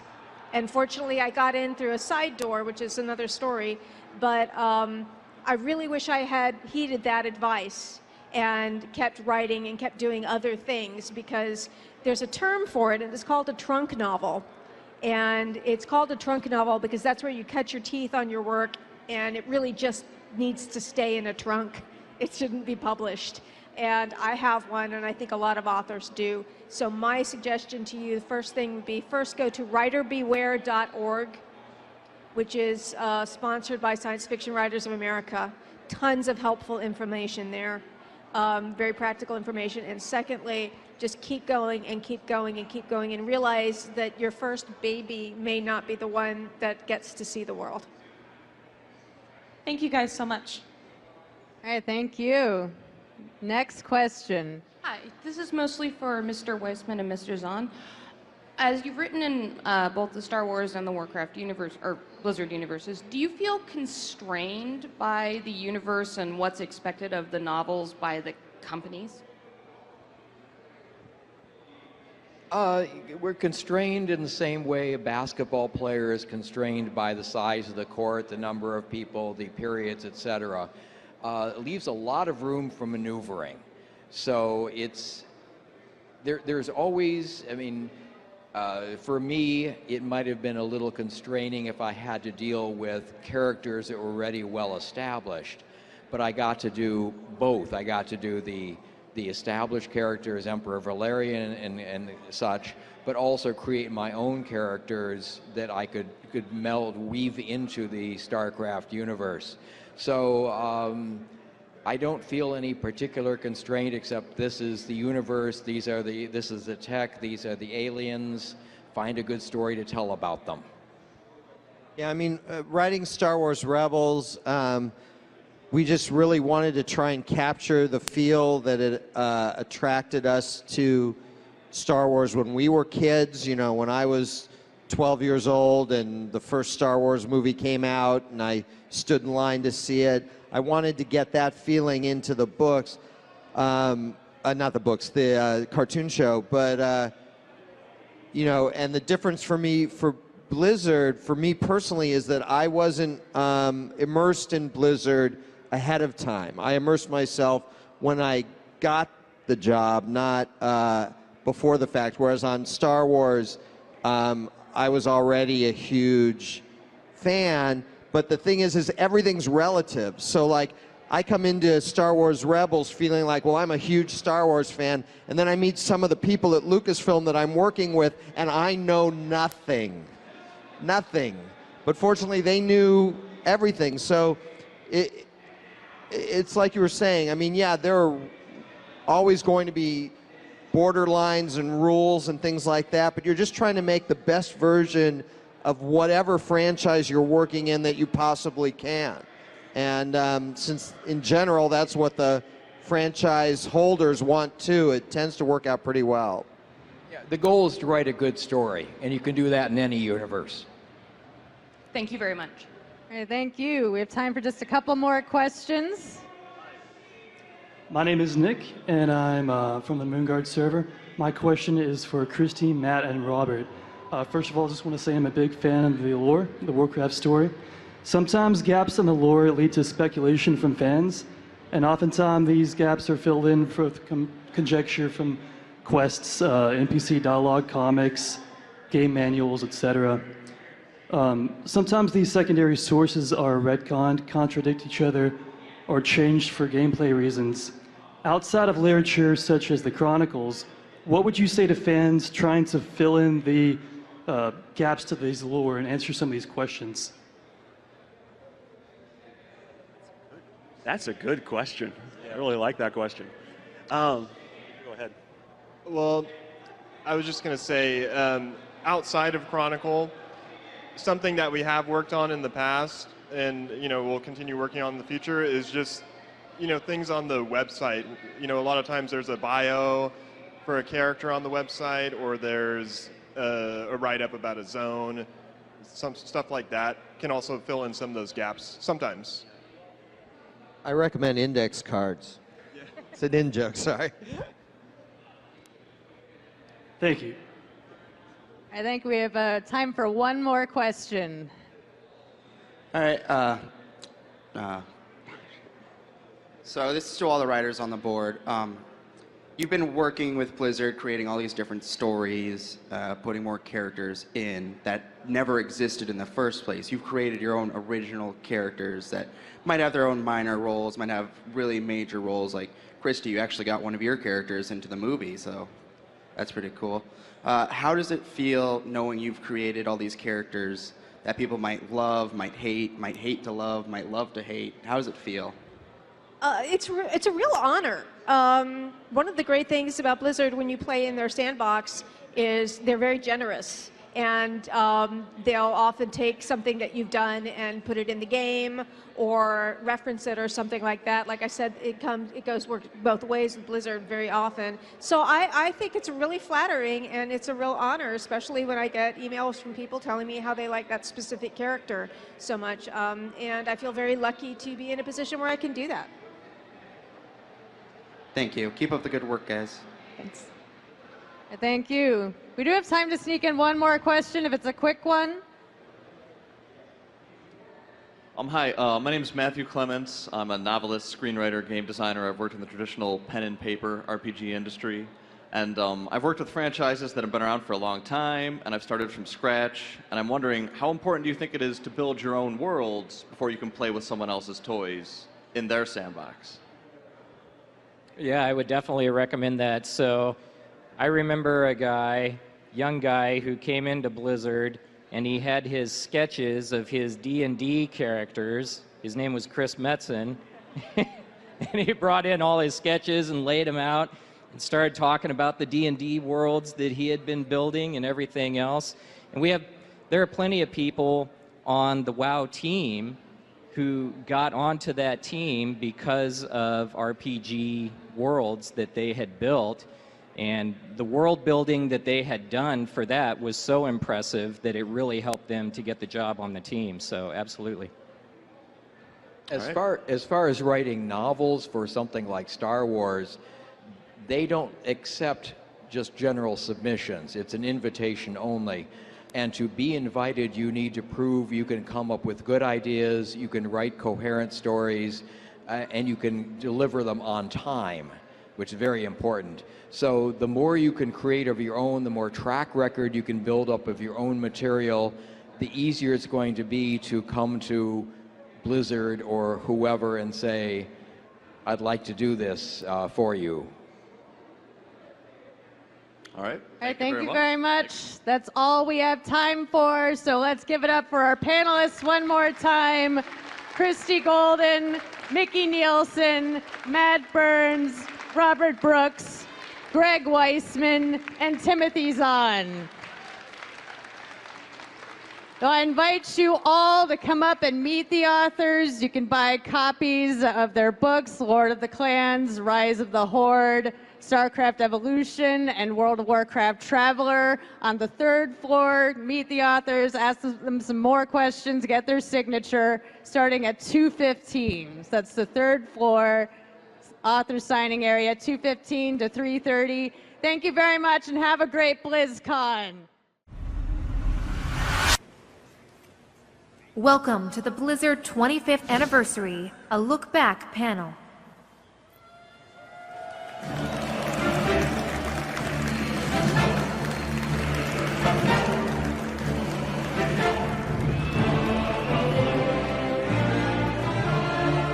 I love you too. Good morning, BlizzCon. How are you? An emphatic woo. Excellent. My name's Sean Day9 Plot, and I am absolutely thrilled to be here because on this panel today, we're celebrating 25 years of Blizzard. Woo! Congratulations. I've been a Blizzard fanboy my whole life. I assume some of you have been as well. This very clap-happy person on the left. And today, I'm so excited to have 5 individuals who've been with Blizzard since the beginning. They're going to be talking all about the history, what Blizzard was like behind the scenes, and I can't wait. So for our panelists, we're going to have them start off with an introduction, your name and occupation, and a little bit about what you've done at Blizzard. Mike, let's start with you. So my name's Mike Morheim. Actually... Yeah! What a name! I was born with that. When we first started the company, I was actually vice president of the company. Alan was president over there. I was sort of, in addition to programming, we all wore a lot of hats. So I was kind of IT, purchasing, sort of the operations side of things. Nowadays, I get to do the opening ceremony at BlizzCon. Killing it. I love the cool joke. That was great. Oh, thank Classic. you. Yeah. Frank. My name's Frank Pierce. I'm Chief Development Officer. So in the early days, I was fortunate enough to be able to write a lot of code, especially for the SNES titles that we worked on. And there was no one else to answer the phone and sit at reception, so I did a little bit of that. More recently, I have the luxury of being able to look at everything that's work in progress before all of you get to see it. Sometimes I get to participate in opening ceremony, and sometimes I draw the short straw and do closing ceremony. Sometimes you get to do both. Sometimes I do both. Alan. First of all, Alan, welcome back. Thank you.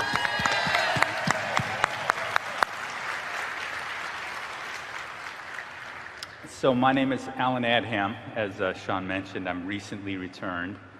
I have the best job at Blizzard. I'm the Senior VP and Executive Producer in charge of incubation and new products. So thank you, Mike and Frank, for that. In the early days, I did a bit of programming and design on games like Lost Vikings and Rock and Roll Racing. And then as the company got a little larger, it shifted more to design and production, executive producer on games like Warcraft and Starcraft. And my last project before going on an extended 10-year sabbatical was I was lead designer on World of Warcraft. So I'm happy to be back.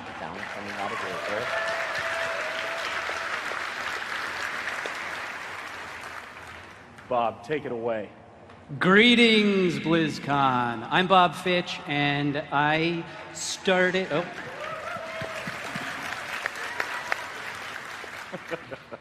I started when the company was 10 months old or so, brought in to work on Rock and Roll Racing. That was my first game that I ever made, very exciting.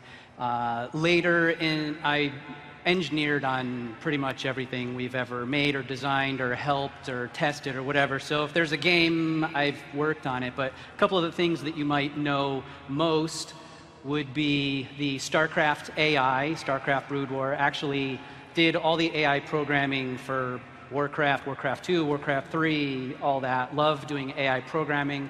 Also went and spent a year on World of Warcraft doing the high-end game balance, balanced the game, wrote some of the combat systems, did all the high-end loot that came out with vanilla World of Warcraft.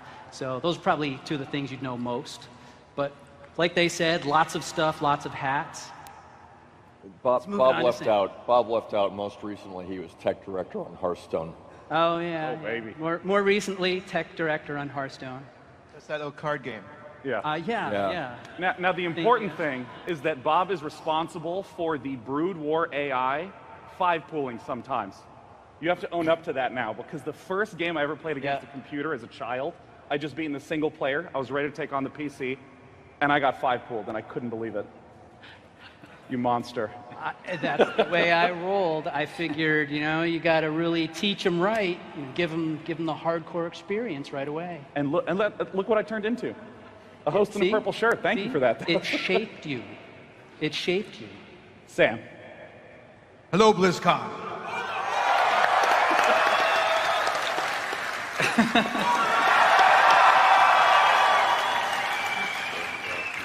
Hello, I'm Samwise Didier. I am a Samuro.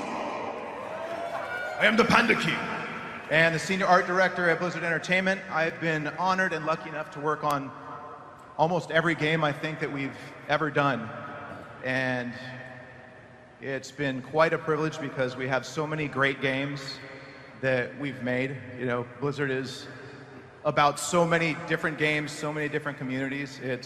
It's quite cool seeing all the people here from all the different games. The Warcraft, Starcraft, Diablo, Overwatch, Hearthstone, Heroes of the Storm. Welcome. Damn, killing it, Sam. Love it. Now, there's a whole lot that you can read about the development process of all the different games. The things that we're really interested in today are some of those behind-the-scenes stories. And, in talking to Mike and Frank, they tell me that, Alan, you're really the one that first stepped forward and first wanted to get Blizzard started. You were like the official founder. Tell me about that. What went through your head that made you want to make Blizzard? Well, like probably everybody in this auditorium, I was playing video games at a very early age. I started writing code and making my own games at the age of about 14. And back then it was very different because one programmer could write a game start to finish, do your own art and your own sound effects, and actually publish a competitive game. So I'd been writing games through high school and college, and I knew that the day I graduated college, I knew that I wanted to start a company. I was fortunate to meet Mike and Frank at UCLA and a couple other friends, all of us engineers, and we sort of developed this idea that if we could band together and start a gaming company instead of getting kind of sapped off piecemeal to the IBMs and the Microsofts of the world, that we might be able to have some fun and make some video games. We had, of course, no idea that one day it would turn into anything like we have here today. It was really just about having some fun. We had no business plan. I think in the back of my mind, there was a 50-50 chance we wouldn't make it past the year, but we would have had a lot of fun. And at that point, we'd be 22 and would have gone and got regular jobs. And you know, when I think about the miracle the many miracles required for us to be sitting here today, it's really pretty spectacular. In the early days, we used to put every other payroll on our personal credit cards, depending on milestone payments from our publishers. And I don't think most of these guys know that for the first 3 years, we were probably a week or two away from bankruptcy and on any given day. So to be here today is really something pretty spectacular. So, Mike.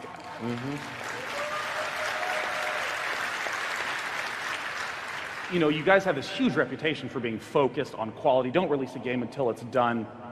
Did that start like on day one, like right from the get-go? You know, when you're in the situation, like Alan said, what was it like during those early days? I think one of the early lessons that we learned, or that I learned, was when you're working on something, you can get really, really close to what you're working on, that you don't see necessarily the problems that others will see who are not working on it. And so, you know, one of the early lessons, I think with Lost Vikings, we were working on this game and we thought it was great, we thought it was done. That was published by Interplay, and Brian Fargo, president of Interplay, he always took home the games and played them before they released them. So he took home Lost Vikings, and he had so much, he had all these notes and feedback, and this level's too hard, and this level's too this or that, and I don't like the look of the Vikings, we need to redraw them. And my attitude was, what? It's fine, it's great. But Alan had a very different approach, and he basically said, no, wait guys, actually, he's right. We do need to fix this stuff. And actually, Brian lent us one of their artists from Interplay who helped redraw the Vikings, and they looked a lot better, and we took his feedback and we made the levels a lot better, and I saw what a difference it made to the game. That is something that we took forward pretty much on every other Blizzard game, and this idea where kind of as you're developing a game, getting increasingly wide feedback from larger and larger groups of people that were not involved in the decisions in the creation of the product can make such a big difference. And that's the process we use now. And so that's why actually we involve you guys in helping us polish our games. The very last stage of development is going into an open beta. And now everything goes up on the PTR, so you can help us see what we don't see. Now, Bob, I know that you didn't join immediately. You said you were 10 months after... I was about 10 months into the company. They needed a programmer to work on Rock and Roll Racing, and a friend of a friend of a friend said, hey, I know this guy's cousin's looking for a programmer. I went, games? I could go program games, sure.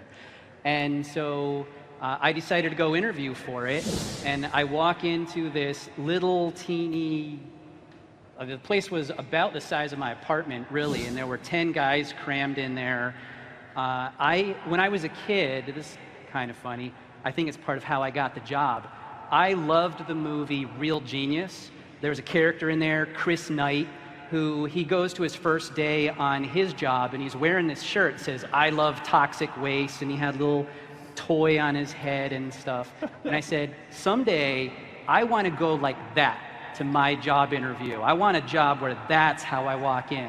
So I did that. I went to the interview. They see me for the very first time wearing this shirt that has a Tasmanian devil eating a peace symbol on the front. It says, I love toxic waste on the back. And like, oh, I think this guy's probably going to fit in, is how I imagined it went. You'll have to tell me if that's true. Mike was shaking his head no during the story. I was giggling. Well, I think Alan's the one who did that interview, so. We knew if somebody came in a suit to the interview, then they wouldn't be a cultural fit. So when Bob rolled up, in a I Love Toxic Waste t-shirt, yeah, we knew he was probably the guy. So, actually, I want to go back to Mike's story, too, about producers from Interplay coming over, because if there are any developers out there in the audience, there's a little joke we have at Blizzard, and this will be useful for you or aspiring developers.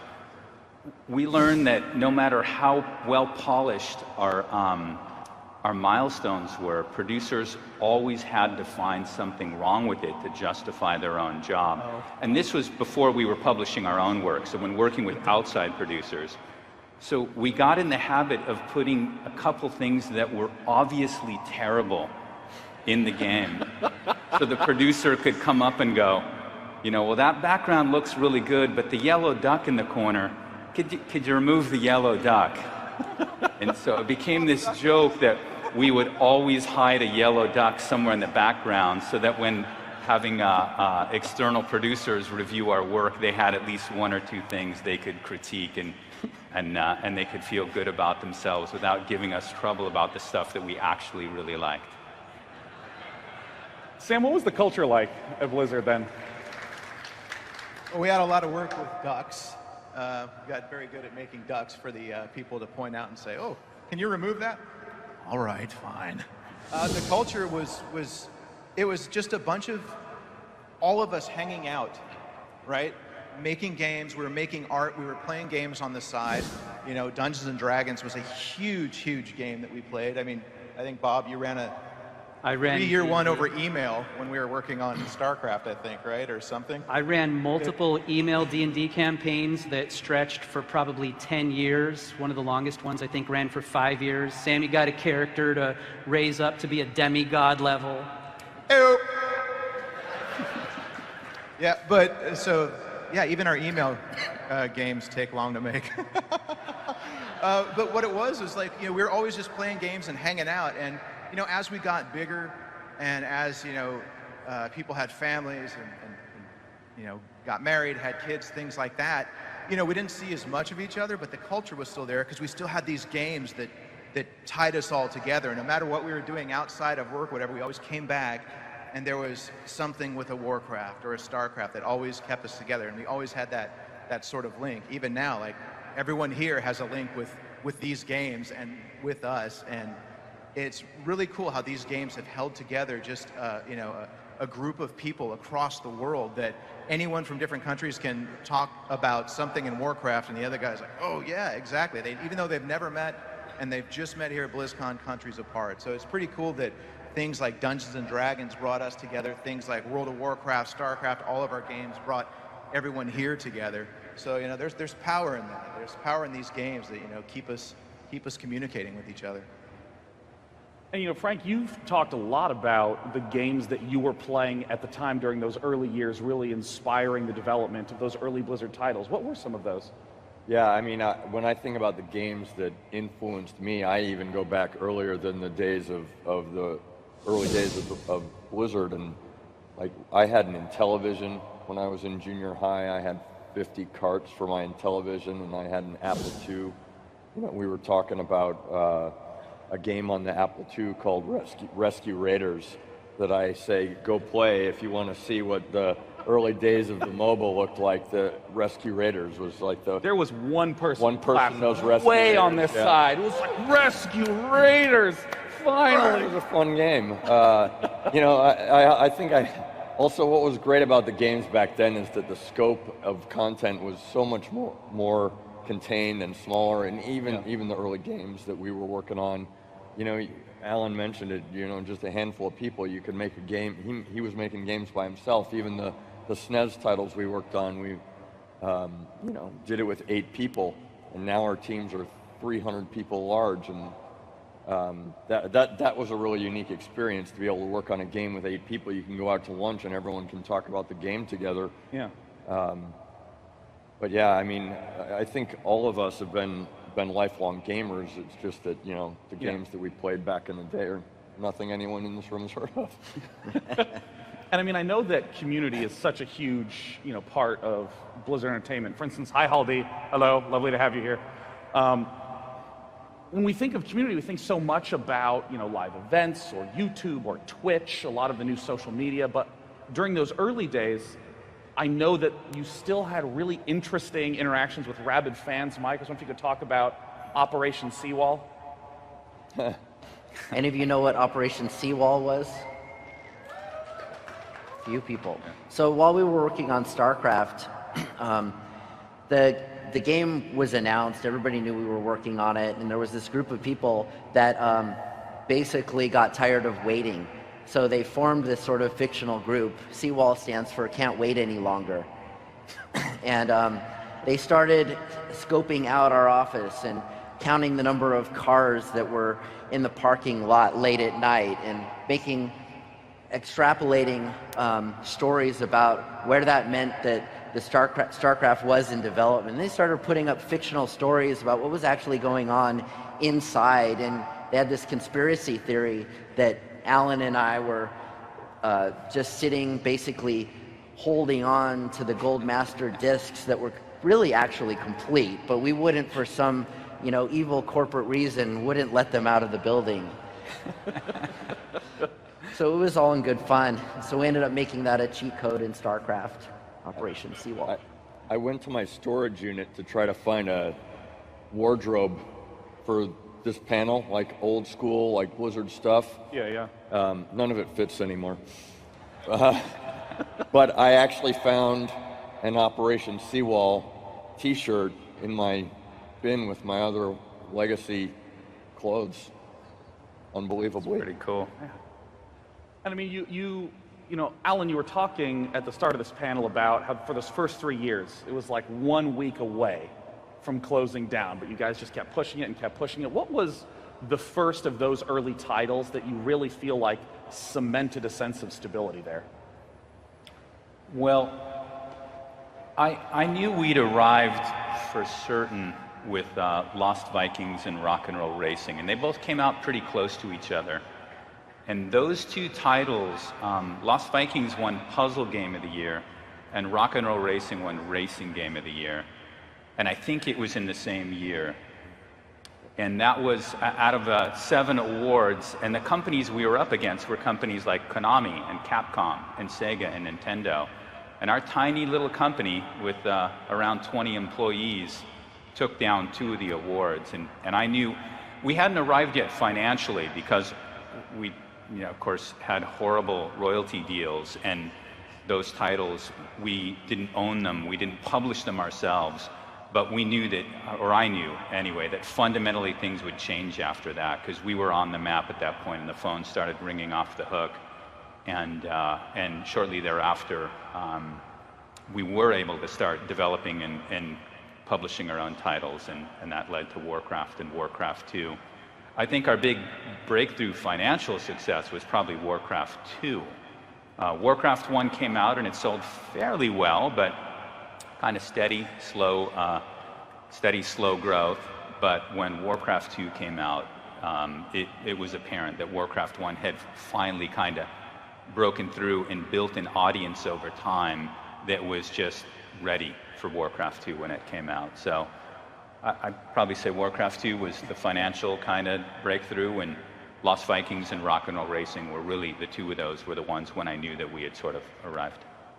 And I mean, I know that there was so much early success with the Warcrafts, the Diablos, the Starcrafts, but I know that the release of World of Warcraft was a completely different beast for you guys. Frank, talk a little bit about leading into that launch. So, I mean, we, back in the day when we sold a lot more of our products through brick and mortar retailers, we used to host midnight launches and midnight signing events down the road, right, the Fry's Electronics in Fountain Valley. And so we had hosted a midnight signing for Warcraft 3 and the Warcraft 3 expansion. And it was fun. It was great to have that opportunity to interact with our community, which I don't think we necessarily realized at the time was as large as it really was, because we just sort of saw this microcosm of it.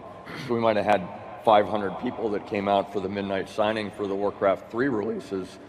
And so we hosted the same midnight signing event for World of Warcraft. And it, you know, we literally created traffic on the freeway with the event. So we're trying to get to the event so that we can participate in the signing. You're sitting in traffic to get there. You get off the freeway. There's surface street traffic everywhere. The parking lot is full. We parked down the block, like 3 blocks down. Had to walk in.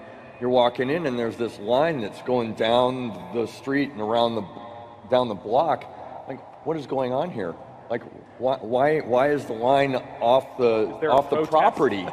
I thought that maybe they were holding another event that. Yeah, like, what is there a concert? What's going on? And we got onto the site, and there must have been 2,000 people or more that showed up for the midnight signing for World of Warcraft. Line went around the building at least once, around the parking lot, down the street, down the block. And that's sort of, for me anyway, was the moment when, I realized that we had a very, very passionate community that was much larger than we could have imagined, and B, the night that our business changed overnight. Like that night, midnight, we launch it, and our business is different, right?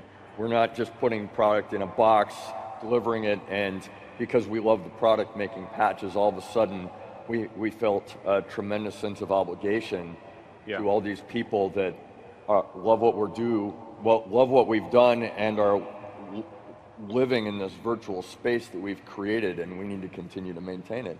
And I mean, I remember you guys sold out immediately, and then like reprinted and sold out again. Wasn't it just like way more massive than any of your projections? It was. We had a lot of trouble keeping inventory at retail, but then we had a bigger problem, which was that we didn't have enough capacity on our server infrastructure to support printing more boxes. So we actually had to stop.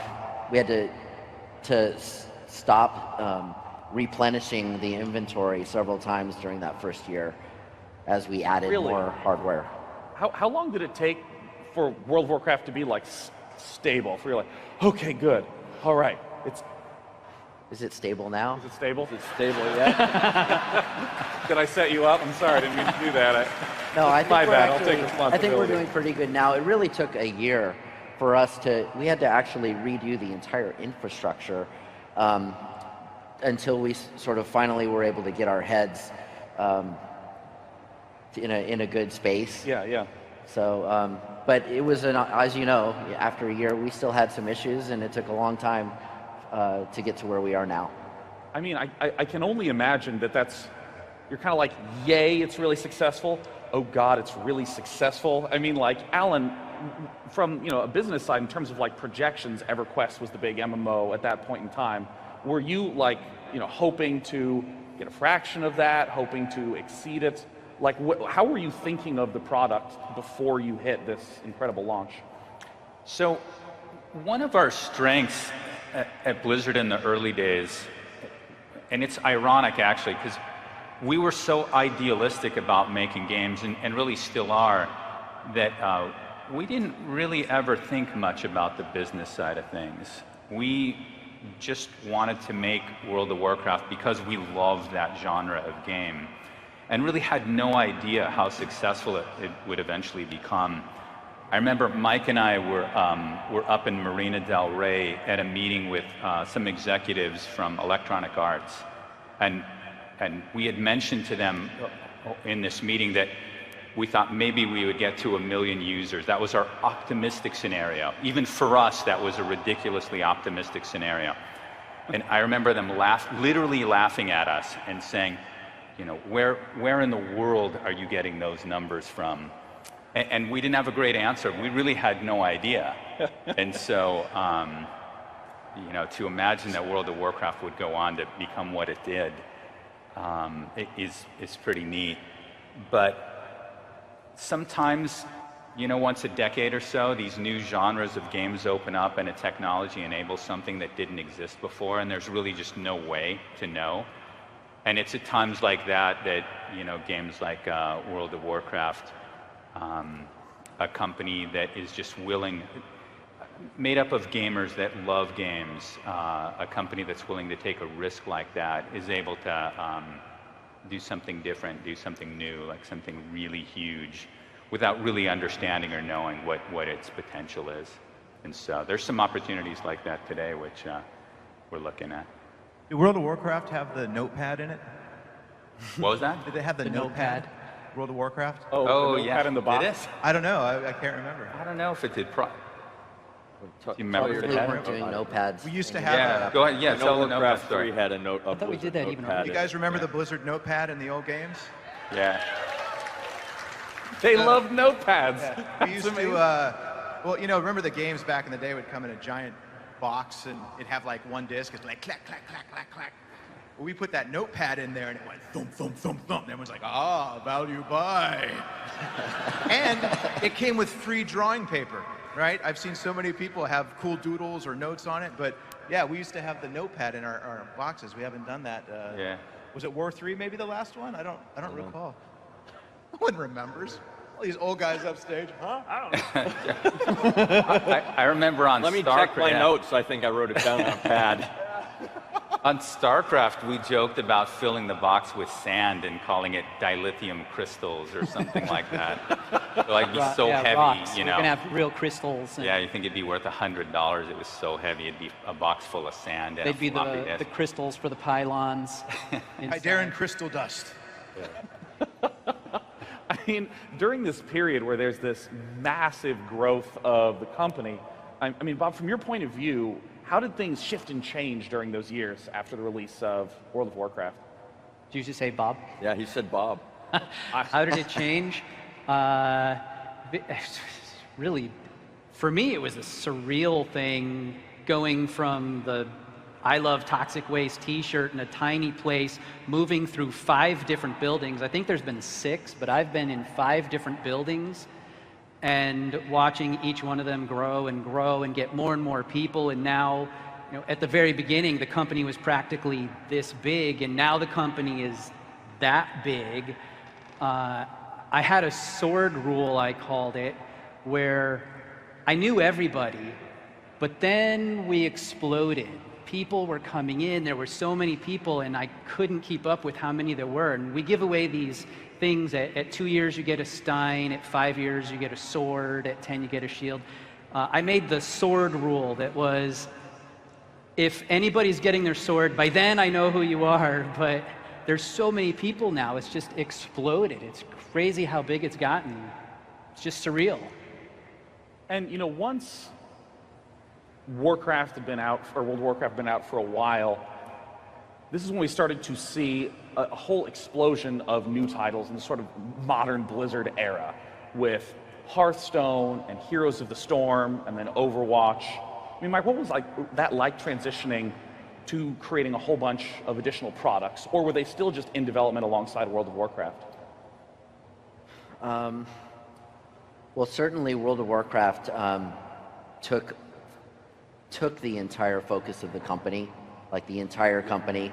You know, it's one of the reasons that it took us so long to get StarCraft II Wings of Liberty out. You know, Bob mentioned that he was working on World of Warcraft for a year. Well, that's because he wasn't working on StarCraft II. And so we had a lot of people that were kind of pulling from everywhere to help us finish World of Warcraft and then continue developing it. And it wasn't until 6 years later we released StarCraft II, and then you know, Diablo 3. And so I think at this point we've sort of finally gotten to the point where we've been able to scale across all of these multiple teams and focus on operating these games globally. But it took us a while to get there.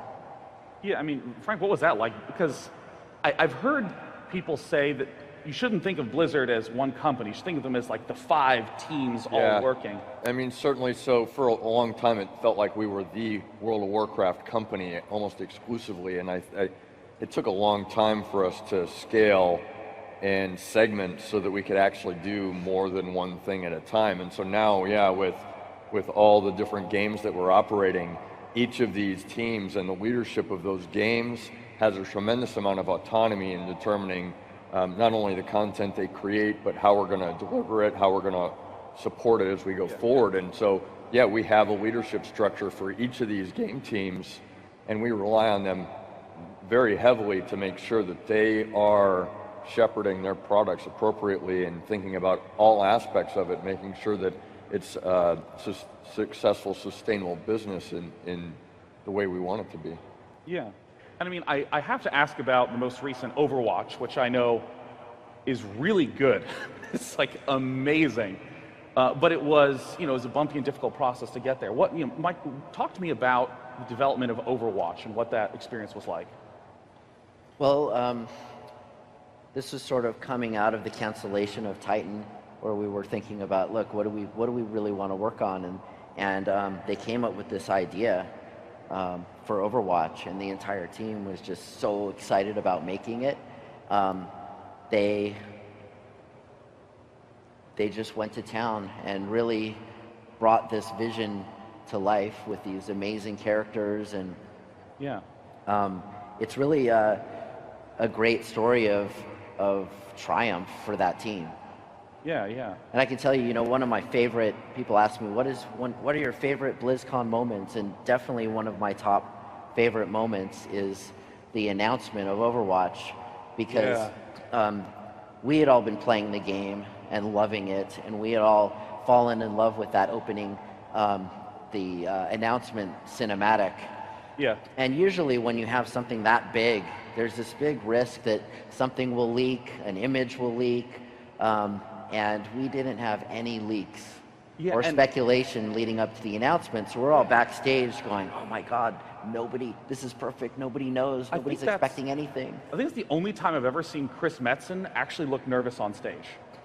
He was nervous, and I started to get nervous, because like I said, there were no leaks. I was like, what's happening? I was just watching, and I mean, just seeing the elation from the Blizzard team was just, so amazing. And, one of the big things that I wanted to touch on is, in this day and age, there's so much social media, there's so much ability to share stories of how people have played your games, to share fan art, to see the community in a way that you were unable to before. And, Sam, I want to ask, what are some of your favorite community stories, your favorite chances getting to see the people who've played your games for so long, like face to face? Well, we've had, a ton of art from the community from all over the world. I mean, and a lot of it is better than what we do, in my opinion. So instead of looking at that and feeling intimidated or feeling, I'd rather be inspired and say, hey, let's see what this person is doing. Like, we have a fantastic story. One of our artists, Luke Mancini, named Mr. Jack. Are you guys familiar? All right. Woo! Mr. Jack. Yeah. Well, anyways, he was this guy, from Australia, and every time for StarCraft 2 we'd release some artwork of a new unit or something, he would do one that was as good or better. And we saw that, and we're like, I wonder what this guy's doing. So we ended up giving him a call, and now he's working on the Heroes of the Storm team, doing a lot of the artwork for all of our heroes and everything. And it's just something that, going out to all the artists here, I know there's a lot of artists that want to work at Blizzard and are really inspired by Blizzard games. If you create the artwork and you post it, chances are one of us is going to see it. So don't be intimidated by the artwork. If there's something that you want to do, and create it, we'll see it. Put it up on, Heroes of the Storm, WoW, all the different social media sites. So, it's like, we're all of us in our own way are artists. We love to create. We know you guys like to create. How about you guys come create with us, I have a story about... But wait, 1 second though, don't let Sam fool you, because the best community moments that Sam has had, especially as it relates to BlizzCon, is being the front man for Elite Tauren Chieftain and playing on the stage in front of all our fans at BlizzCon. I think Frank actually... How many of you guys want to see Elite Tauren Chieftain return to BlizzCon someday? That's so shameless. We're not actually playing this BlizzCon, right? What did you say? I know, I'm No, sorry. There's still time. There's still time. Yeah, Mike, you got your base? All right, hold on. Everyone follow this. Oh, we're Clap, talking about you guys playing the Elite Tour. I am more than a fish. I am more than a man. Death will rise from the tide. I am Murloc. I am death. There's your concert. Follow that, Weird Al. All right, let's do the Murloc battle cry, everyone, okay? 1, 2, 3. There, concert performed. That's right. You don't A open. lot easier this way. You don't open for the other band. They close for you. I get it. That's right. Metallica closed for us, yes. Mike, you briefly brought up Wei Wang just a moment ago. Yeah. Well, I was going to tell a story about. So I was on one of my trips to China. I always try to visit the game rooms when I go out to Asia, and we were visiting this one game room in China, and I get approached by this kid, and he hands me a portfolio of his art. And I open it up, and some of the most amazing art that you've ever seen, all Blizzard inspired. And it says something like, I love Blizzard, I love Blizzard games, here's my art, I would love to work at Blizzard one day, and it's got his information. So of course I brought that back, showed it to Sammy, who was, thought it was amazing. And that's Wei Wang, one of our amazing artists. Wei is one of the artists. You guys know Wei? Yeah, he's responsible for a lot of the key art for all the Blizzard projects, right? He's done some of the most killer art that we've done, and most recently you see like Warlords, Legion, things like that. That's all Wei, and he was just this kid who loved Blizzard art and showed it to Mike, and now it's, I think, 10 years later, probably even more maybe, that he's worked on the movie, he's worked on all the games, and all it took was him just saying, I love Blizzard art. So that could be the next one out here, maybe. So practice. They're bringing up a lot of art. I'd like to also point out, for those of us who like design and engineering, that the same thing applies to designers and engineers. We've hired designers just because they've done great mod maps for Warcraft 3 or StarCraft 2. Sometimes there's a lot of programming involved in some of those, and we've hired programmers who have pointed to, look, this map I did. And so a lot of what you guys do gets in front of us, and we see it, and we hire people based on that. Bob has been one of our main programmers for years, right? And I remember Bob taking time off work. That's why StarCraft was late. Taking time off work to go to like a programming contest, right? Yeah. And he came in second place. Can you imagine what the first place guy must have been like? Like just some super brainiac creates toxic waste instead of just hiking it. It was a team. A team? It took four. It took four to defeat you. 4 people from Australia to beat me. All right. So, all right. Actually, I want to continue that line too. Designers, you may or may not know Jeff Kaplan. We recruited Jeff Kaplan because he was the Everyone guild knows leader. Jeff Kaplan, yes. Yes, but the part of the story you may not know is that we recruited Jeff Kaplan because he was the guild leader of Legacy of Steel in EverQuest, which secretly a bunch of the Blizzard employees were a part of. Was there a Legacy of Steel player out there?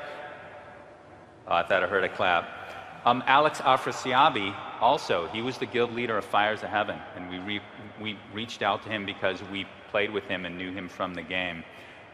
Kind of a funny story very recently. I won't tell you what game it is, but guild leader of my guild in a game I've been playing recently, I PM'd him in-game, and it was quite humorous because he refused to believe that I was who I said I was. Yeah. And so I told him, okay, that's totally reasonable. Tab out and email me, and I gave him my email address at blizzard.com, and I'll bounce it back to you. And so he did, and I bounced it back, and he still refused to believe that I was. He said, well, you could be spoofing their email, which you can't really do if you know anything. You can spoof it one way, you can't receive it, you can't hijack it. So I said, okay, let's do this. Call the main number at Blizzard tomorrow and navigate through the phone system at 9 o'clock, and I'll be sitting at my desk and I'll pick up the phone and you can talk directly to me. And then what happened was I wasn't at my desk for 9 minutes. So at this point, he was convinced it was not real. So I joked with Bob, let's walk out to the orc statue and take a picture holding up his name. And like proof of life. We'll put a newspaper with today's date. yeah. And then I thought, no, he won't believe that either because he'll think we photoshopped that. So we scheduled a proper phone conversation, and I think 2 or 3 days later, and around 20 emails, he finally kind of believed that what had happened was for real. The way he described it was being Charlie and Willy Wonka and opening his candy bar and getting the golden ticket. So we'll see where that goes. But for those of you that play, we are out there.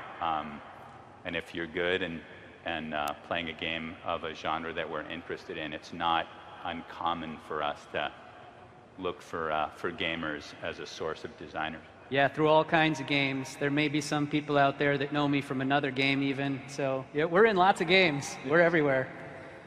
Now, I'm going to ask just one more set of questions to the panelists, and I believe that there's someone out there scouring for some of your questions that we're going to be able to close out with after that. So get ready, I hope. Should be happening.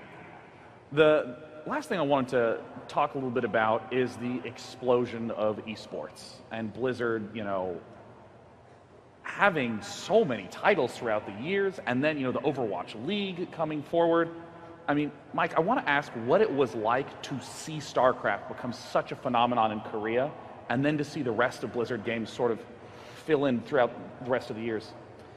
Yeah, I mean, one of my first trips to Korea, I went to see a live StarCraft event, and it was just... What year was this? Gosh. We've talked about this before, and we weren't entirely able to nail it down.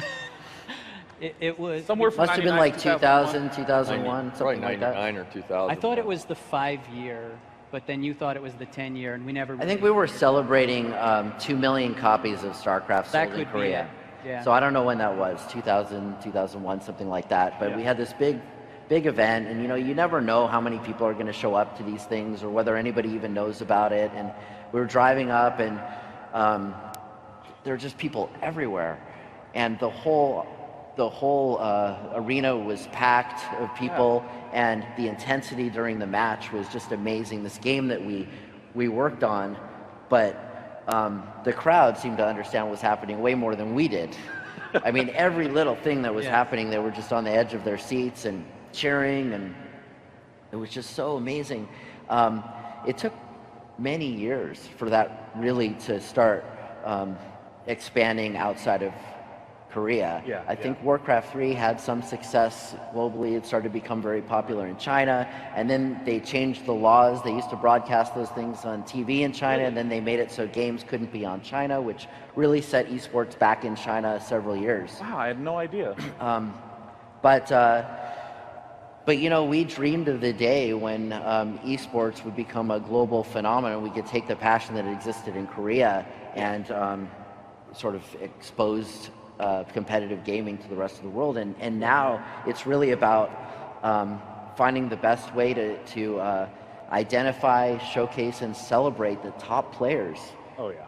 And then humanize them in a way that you can really understand the incredible stories behind these players.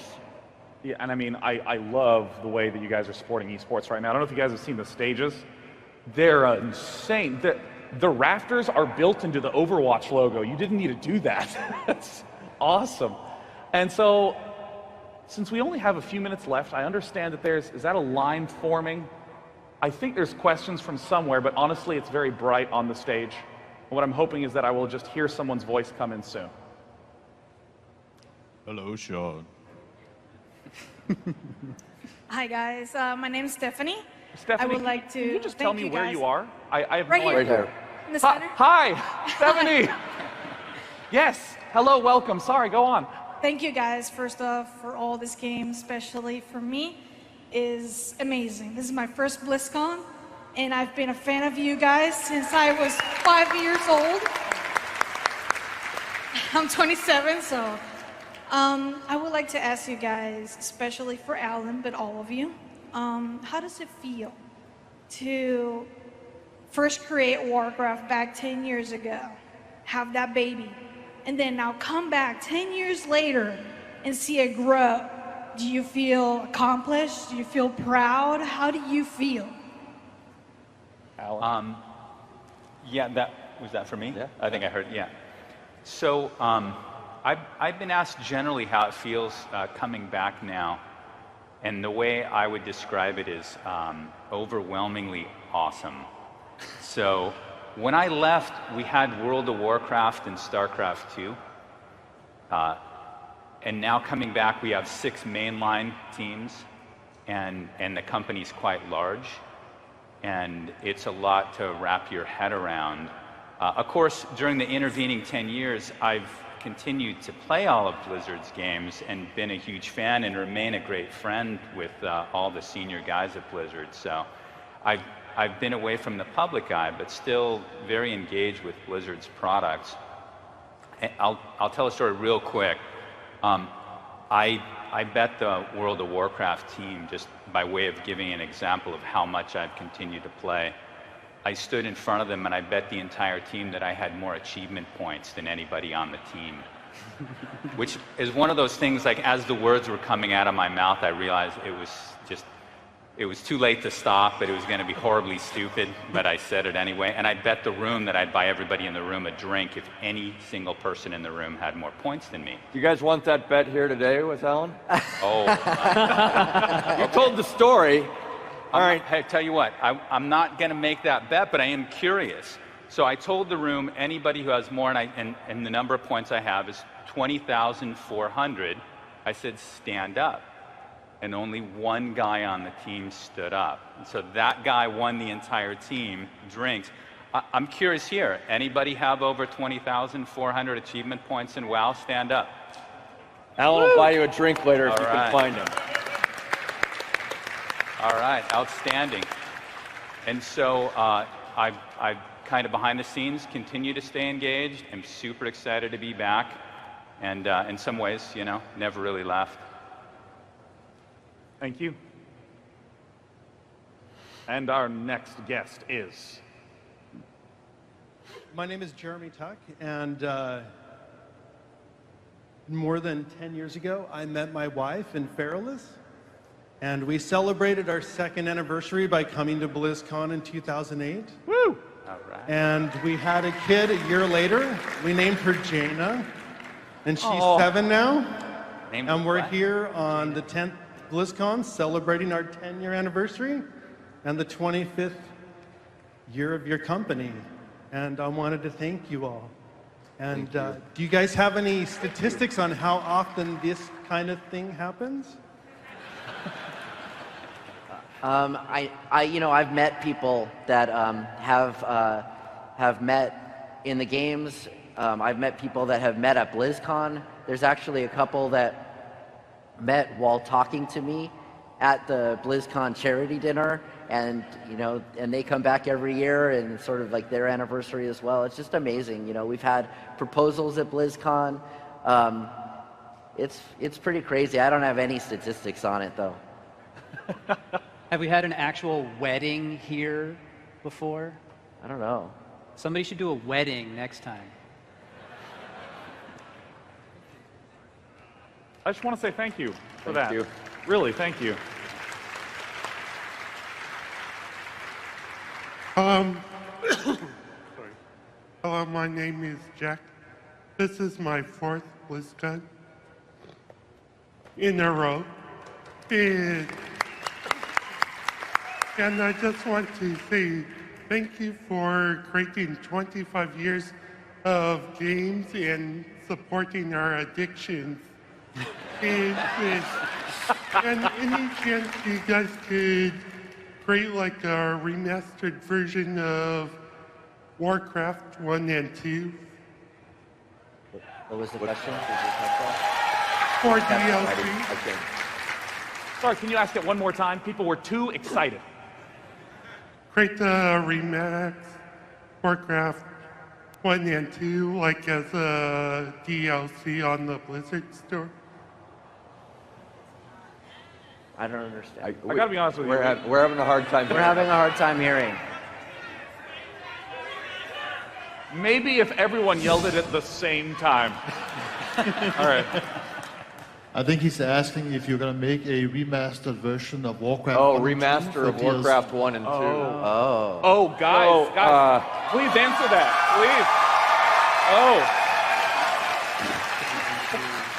please. We are fortunate enough to have all the original source code and assets to everything that we've done in the past. But it turns out it's really hard to access that stuff, unlock it, and figure out how it works because we're old, we've forgotten.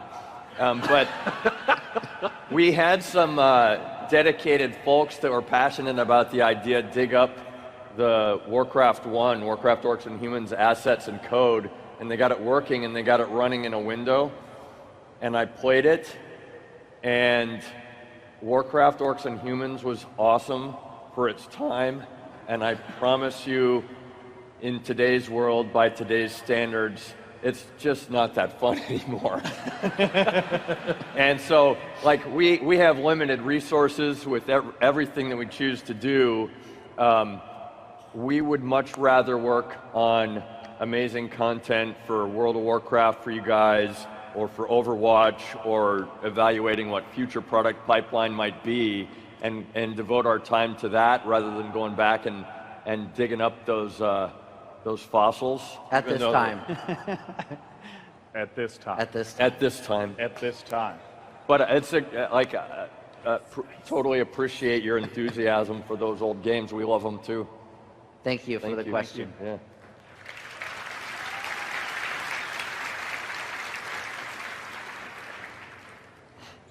Hi, just want to start by saying thank you for the 25 years of amazing, epic content. Your games have literally saved my life, so thank you for that. Now, my question is kind of for each of you individually. You've revolutionized very many different game genres, like RTS, FPS, all that. What is the genre each of you would love to work on that you haven't gotten a chance to do yet? Well, since we're a little low on time, I'm going to direct this to one person. I don't know if any of you specifically want to take this question. In that case, Bob. I've worked on every game that I would want to work on from Blizzard. Hearthstone is my favorite by far, and I got to be the technical director for that. So. Yeah, I'm already happy. Go ahead, Alan. Oh, yeah, he's talking about like what game. Well, I guess like I'm to work the on one that we haven't. who hasn't directly worked on anything for a while. I'm super excited about mobile these days. So something in mobile. Mobile. Something mobile, he said. Hello and welcome. Hi. I know you guys used to blast Judas Priest back in the day. What other kind of music motivated you guys? I mean, I've always been a huge fan of the Police and Sting. I can't even tell you how many times I've seen Sting in concert. I think there's something like music, art, artistic expression. There's something very unique in the opportunity to elicit an emotional response from the viewer or the listener or whatever, and so personally, like the music I hear from Sting elicits an emotional response to me, and I think when we have really powerful moments in our games that elicit an emotional response from you guys, I think that's really special. You know, I think Arthas's journey is a great example of where we were able to find something that people were very emotionally invested in, so just rambling now. Probably my two favorite bands are Rush and Rush. Rush. You mean Rush with Leon Getz? And the Beatles. We have a joke. It's an inside thing. Ask me after if you want to know who Leon Getz is. So we unfortunately don't have any more time for any additional questions, but we are going to do a quick close out, and Alan, I want to direct this to you. You have had the opportunity to step away and to see Blizzard from the outside and then to come back. and I'm curious what you've seen and what you're really excited for Blizzard in the future. There are so many amazing things happening at the company. I've been warned that I have a big mouth, and so not to talk too much about what those things are. I can't wait to show you some of them at next BlizzCon, I hope. But there are a ton of really great things happening at the company, and we have insanely ambitious plans going forward. You've seen some of it here at BlizzCon, and it's pretty spectacular. There's a lot more cool stuff we're working on, and we can't wait to share it with you in the not too distant future. Alan, thank you so much. And I, of course, want to say thank you all so much for coming out today. And to these 5 gentlemen who've been with Blizzard since the beginning, thank you so much for 25 years of Blizzard. Thank you all. I've spent my entire life playing Blizzard games. I have met my dear friends through Blizzard games. I have a career thanks to Blizzard games. And really, the best part about it is getting the opportunity to meet such amazing people. So I hope you have a wonderful rest of your BlizzCon and that you go make a friend. Cheers.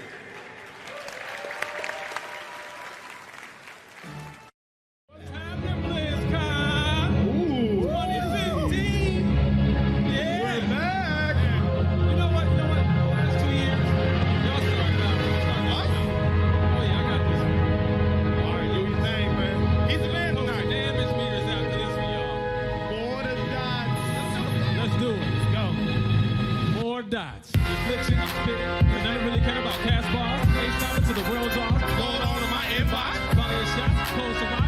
Look at this one, I'm in the spot. You can't run the deal, because we run the game, but we can't stop like a GM on it. I ain't worried about opponents. Where your head at? You can't send to me, this ain't trade chat. H&F is our clan tag. Don't jump on my bandwagon. Toe to toe, I'm the last standing. Orc slaying, torn bashing. Bow down to the dwarven king. Cross saber, I'm riding clean. Band hammer right next to me. Slam foes with every swing. Hey, you. No, you. I heard you like shout. Yeah. All right. I hear my war call from the elements within. Yeah. Duel with lightning out this battle shall begin. Go in. Wisdom on my friends. That's right. Y'all about to go in. They should never have no fear. We go off from one. Let's go. With Fury and Builder. Ghost to loser. Trim total no confusion. Lava lashing all them losers. Don't make me switch the rest though, cause I'll heal all of the West Coast. I got it. I know you heard me twice. My elements can echo. Echo. T3, Reaper Souls, Tyrion. Tyrion. I ain't a coward like Haradrim. Great evils, I'ma stop them. My bound, they soul to souls. The high heavens gon' keep it known. Keep it Lord on. of Terrence and Tristan Bell and Mephisto should have been in prison. I am justice itself. When the man is really sitting as a prominent help, but I don't really need to stealth through hell force. That's the evils confronting they can't afford. To ever make a false move, not a swore. To keep the humans loyal to the core. Sacrificing my angelic essence. Too many archangels, it doesn't make sense. That came so really his own very existence. Yeah. They call me Lionheart. I turned them from the start. Swinging hammers with no remorse. Banging balls till they fall off. Turned in no second thought. LED the shield standing tall without a fear. Don't tell me what to be in this deal. Amos the killer, Widowmaker, immune to all the nonsense. When I'm pop transcending, Zenyatta. Get up before reaction. I'm blasting like I'm bashing. Now you're in my scope. Two pump like really weapons. Have no fear. The cavalry's here. True selfies without form. My team with me, we focus. Taking shots like Hanzo. Sonic Arrow, I see it all. Come through, I'm blasting, hit you and knocking my team rushing in your bodies are dropping. Even though most things fly over here like mercy, we won't take no losses. We gon' put through to get the job done. Victory's the only option. Levitate to my destination. Target lock. Aim and spray 'em. Teleport around like a man. Nah, who does it better? All this talent in one team ain't fair. Opposition won't stand a chance, that's clear. Just one shot and it's over right there. Yeah, it's over right there. For the light, give glory to the alliance. For the honor, for the valor, for the life. Give glory to the alliance. For the honor, for the valor, and for the life. Here is for the weak. My FC tanking out to a peak. Spaghetti unique. With Hordy sleep. If they jump, respawn on 3 Alliance Pride. Alliance Pride. I yell it out from outside. Yeah. Mountain up when we ride. Come in, that's the suicide. BG against me and you gon' see him unstoppable. They'll never stop. On a one-punch nightmare. This ain't no ordinary hook. If you thinking I got a repression course, 5 counts, no remorse. So come Blizzard endorse, and that's coming straight from the source. See me in the eye of the storm, straight to the travel form. Kind of methodical, give up a scene. We can do this in the early morn. Early morn. Say that, ready for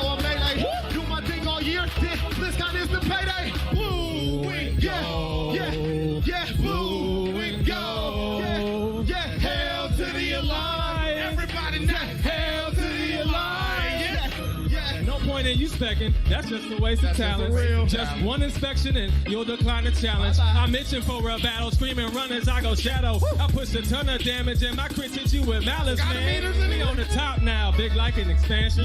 All these stats I'm maxing, got bars like I'm casting. No half stepping, watch me spit that holy fire, making all kinds of gains about my profit like I'm selling. They call me Johnny Naga. I'm forever scaling. You better level up, cause you're constantly failing. See you in that RBG? GG, RIP, curing all ailments. Now tell me who the illest. I know I'm overpowered, it's no wonder why I'm fearless. Say that life is a game, I'm in it to win it. King mind control, see me wearing the crown, the flow stunning. Just look how we control the crowd. Yeah, wait, you said control the crowd. No, man, you mean control the crowd? I said, get loud, control the crowd, control the crowd.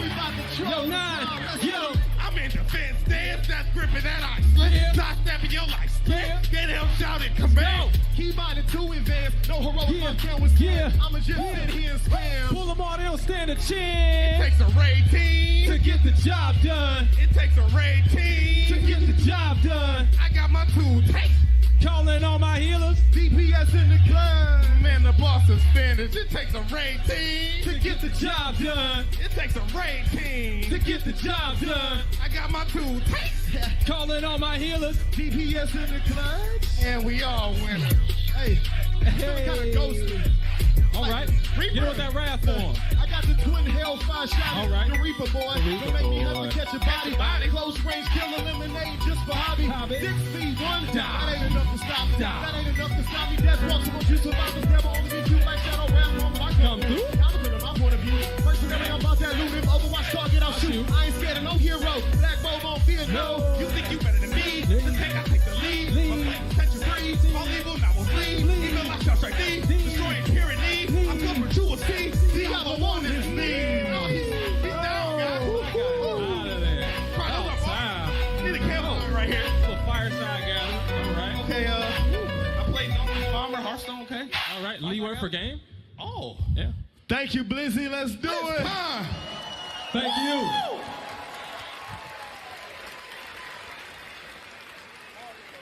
Ladies and gentlemen, please welcome to the stage our host for the evening, Will Wheaton.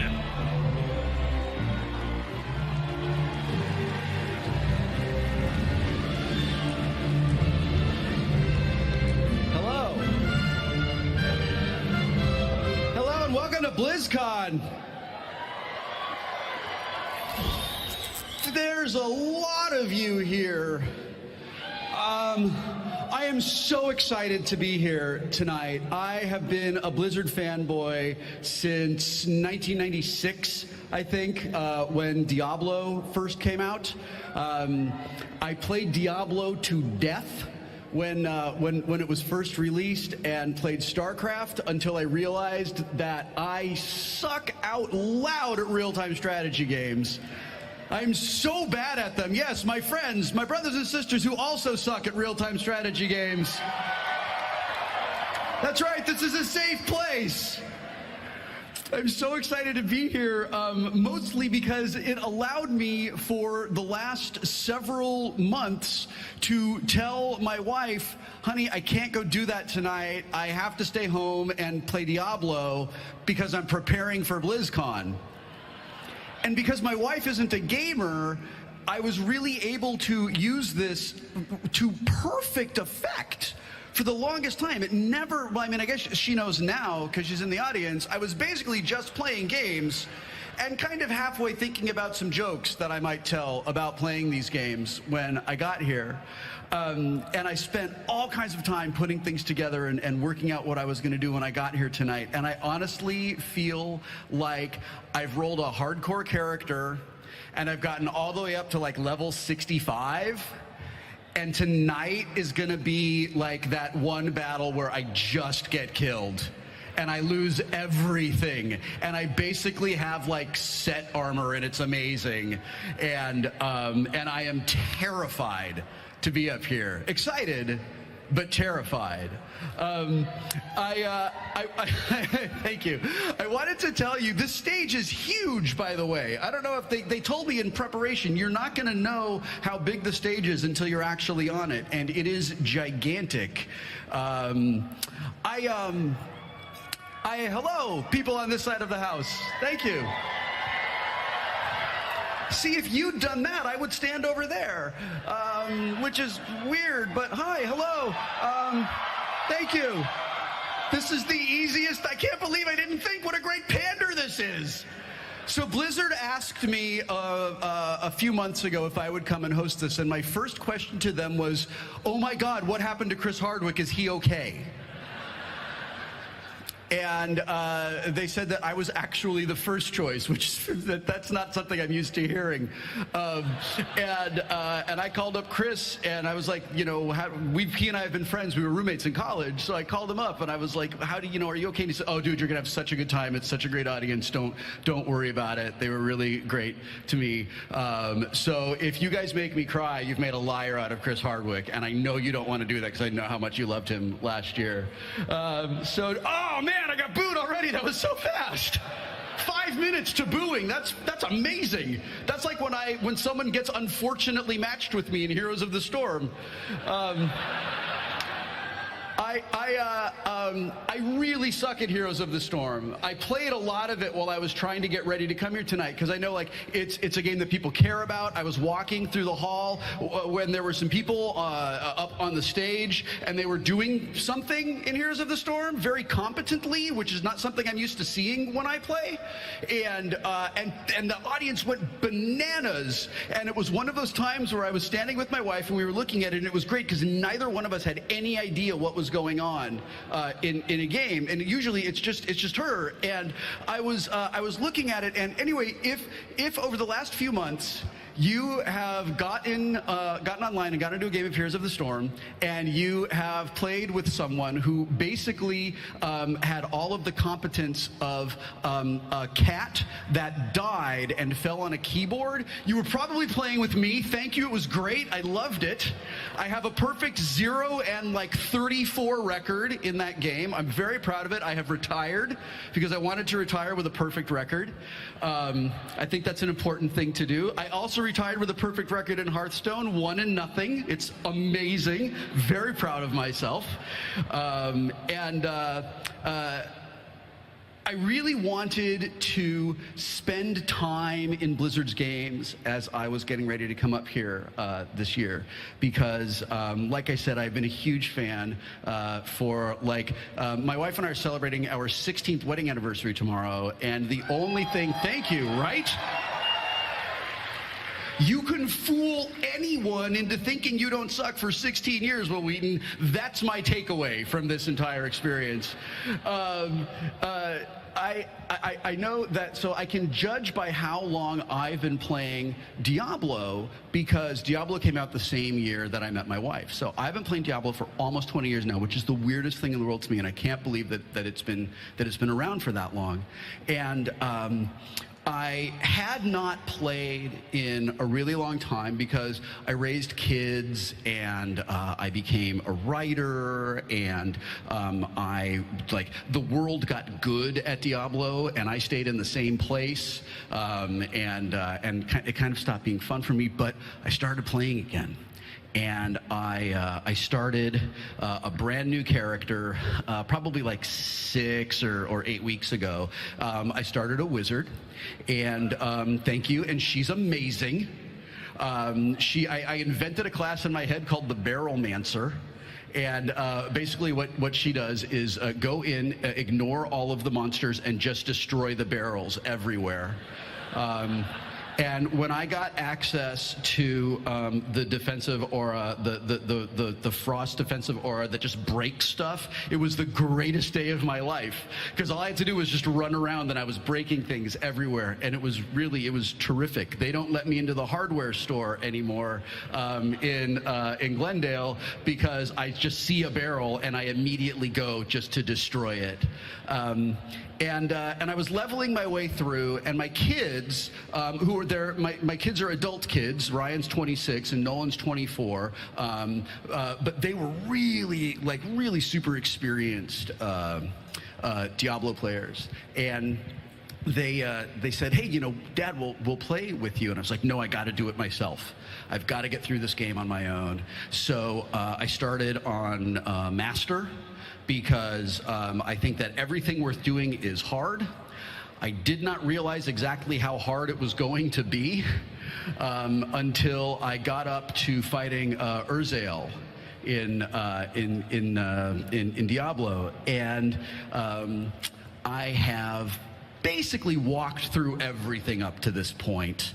And my son comes online, and I'm fighting him. I'm fighting Urzael, and so it's the first time I've fought him, and I am feeling like I'm kind of a badass here. Like, his health is just falling down at this incredible rate. What I don't realize is I'm probably critting a lot, and it's like statistically unlikely. I don't know if any of you have ever watched me play a game in real life, but when I have to play a game in real life, especially a game where I have to roll dice in real life, they may as well all have just the number 1 on them, because I am so bad at rolling dice that my friends do a show called Critical Role on Geek and Sundry, and I was there, and you know, I was rolling 1s and 3s a lot, and I left, and even though like I didn't touch their dice, I didn't sit behind the DM screen, I didn't do any of that. They're blaming me months later for every time they roll bad. In fact,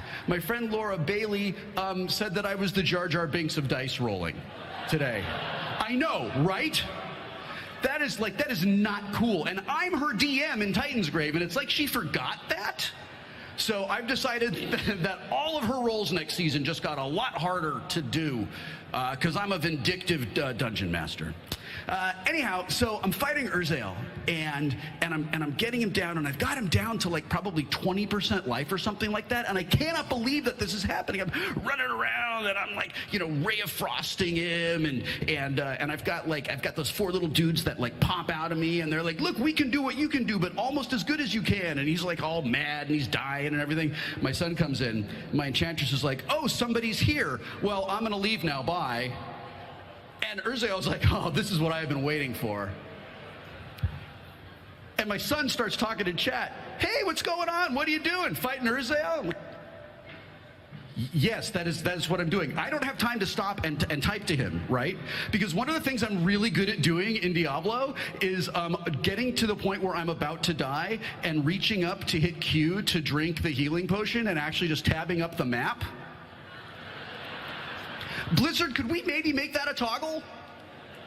Is it unrealistic to ask to make that a toggle so that it just comes up and then immediately goes away? Because this is me playing Diablo. I'm gonna just hitting everything. Nothing's happening. So my son is talking to me in the chat and is saying, and he's like, hey, what are you doing? Oh, and now I'm just talking, and I know that he can't hear me, but I'm talking anyway because I'm in a panic, because that's what we do when we're playing games, right? So I'm in a total panic, and I'm like, I'm fighting Urzael. Stop! You either help me or leave. And now he shows up. And he's not with like his real super badass monk. He's with his like only kind of a badass barbarian. And he's standing there not doing anything to help me. He can see that I'm getting killed. And he's like, hello, what are you doing? And I'm casting spells and I'm running, and he's giving me a really hard time. And finally I die. And I deploy all caps dad talk to him because I'm so mad, and I'm like, what the hell is wrong with you? You showed up in my game. I became that guy that I'm always saying don't be in video games, right? I'm talking smack about his mom, which is weird. And I'm like, hey, you know what, buddy? Yeah, as a matter of fact, I did sleep with your mom. And I'm probably gonna do it again. I've spent way more time in there than you have. So, what?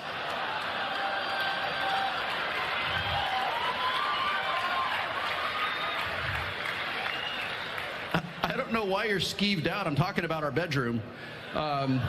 So, So he's like, I'm really sorry, let me help you. And I'm like, yeah, maybe that would be good if you would help me, please. So he comes in, we restart the encounter. We immediately get killed. Restart the encounter, we immediately get killed again. I'm like, I don't know why this guy is that much harder all of a sudden. He shouldn't be that much harder. And that's when I realized that I was probably critting on him. And Ryan's like, oh, hang on, I got to change my build. And disappears again in the middle of Urzael beating the crap out of me. This goes on for like close to a half an hour. And then he says, oh, my ride's here, I've got to go. I'm like, what just happened? I was going to be victorious. I was doing so well. And then I died and really shamefully reduced the skill to expert, and then I beat him and put the skill back up to master all the way up until I got up to Malthael. F that guy forever. I hate him so much. There is not a... Remember in Diablo 1 how much, like, we were like, I'm pretty tough. And then the Butcher came out in the very first Diablo, and then the Butcher was like, as a matter of fact, you suck, and I'm going to show you how. Hit, you're dead. That was me with Malthael. I think I spent 46,000 hours trying to beat him before I shamefully went back down to expert and finally knocked him out, because I really wanted to get to end game, because I know that what a lot of the real hardcore players care about is end game in Warcraft and in all of these games. And I got through it, and I got to end game. My son came back online shortly after this had all happened, and he was like, hey, do you want to go do some bounties together? And I was like, yeah, that would be great. So he shows up with his monk. And I'm like, hey, check it out. I'm Paragon level 21 now, which I think is a really big deal, because it's taken me a long time to get to this level until I saw that he's Paragon 580. And I was like, that's several hundred times more than I am. Well, that's okay. I can help. I can be helpful. And over the course of the next hour, the way that I'm helpful is to walk around behind him and just pick up the gold that he's dumped all over everything, everywhere, right? And just scoop up, like, because he only cares about a very small number of high-level items. And I'm just scooping them up and putting them, I'm just taking things, like stuff that's great for me. And he's like, oh, God, another legendary sword. I can't use that. I'm like, okay, great. Well, I'll take it. That's fantastic. So we spent several hours doing that together. He took me down to the vault, which I got to see for the first time a few nights ago. If you haven't seen this, it is the coolest thing. It's where the treasure goblins come from. I love treasure goblins. In fact, if I were to hear a treasure goblin in real life, there's a good chance I would crash my car trying to get to where it is just to see it. And in fact, I mean, like, we're here tonight for the costume contest, right? And the talent contest. And I've seen a lot of the people in their costumes backstage, and they're gonna blow your mind. There is stuff that is absolutely amazing. And about, I don't know, maybe a half an hour ago, I was sort of pacing backstage, and I saw like the most amazing treasure goblin cosplay I've ever seen go by, just these huge bags of treasure, and someone like hunched like that. So I walked over to look at it, and it was actually one of the janitors pushing bags of trash in like a like one of those like hand push sort of like trash things. I should have known because I didn't hear the sound.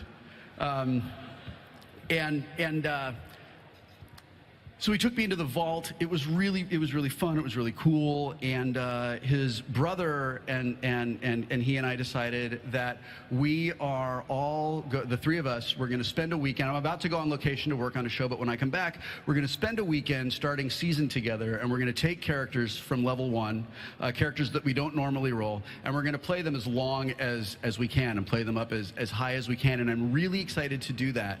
And it is one of the reasons that I loved that I was invited to come here tonight, and it's one of the reasons that I love these games so much. They facilitate these worlds where we can interact with people who in some cases, we don't even know. It gives us a place where we can go with people who we maybe only see a few hours a day during the week. Or like for families, my kids are grown-ups, they live in their own homes, they have their own lives. My older son is engaged, that's a whole thing. And they can like stop what they're doing and come spend time with their lame 43-year-old dad. And we can sit down and play these games together. And I absolutely love it. And I love that in a game like World of Warcraft, which I'm really bad at, I'm very good at walking. If you see a blood elf kind of walking around everywhere going, I don't know what I'm doing, I have no idea, I guess, do I go over there, I suppose? That's me. Thank you. A guy came up to me one of the first times I was playing Warcraft and like waved at me, and I was like, oh, I'm going to wave back, but I couldn't get the commands to work correctly, so it was basically me going, oh, hi, and the guy, because I'm on an RP server, and the guy goes like this. Just slowly backs away, walks away. I'm really excited that these worlds exist, and one of the things that I wanted to present to all of you here tonight, and hopefully to everyone watching, wherever they're watching on the internet, is a little bit of a quest, also a little bit of a challenge to keep these worlds awesome, and to keep these places as fun and as wonderful and as valuable and as meaningful as they are. Because whatever we are in our real lives, whatever we look like, wherever we live, whatever our class is, whatever our religion is, whatever our gender identity or sexual identity is, when we are online, it doesn't matter who we are. Sometimes I'm pretty awesome in real life. I suck the most at a StarCraft game. And it's this great leveler of just the world that we live in. And all of you here are the hardest of the hardcore Blizzard fans. You are, in a lot of ways, the heart and soul of the community that makes Warcraft something that people will spend incredible amounts of time in their lives exploring and creating guilds and building community. And I want to challenge all of you to make that place awesome and keep that place awesome. And what I want you to do is when you sign on to a game, I want you to declare, today I will not be a dick.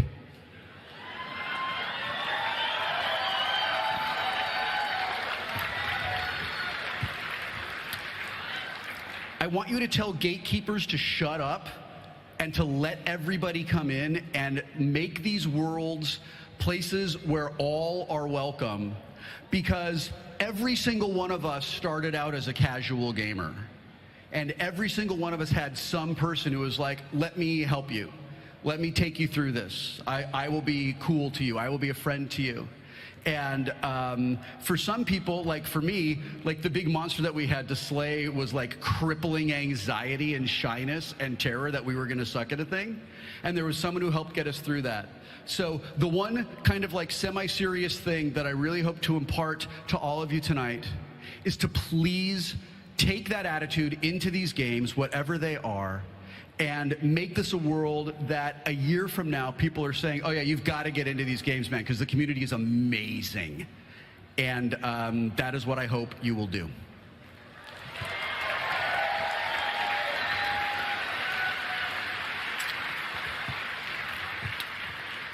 So they just gave me the it's time to wrap things up, which is a bummer because I was going to tell you something that was actually funny, but that'll just have to happen later.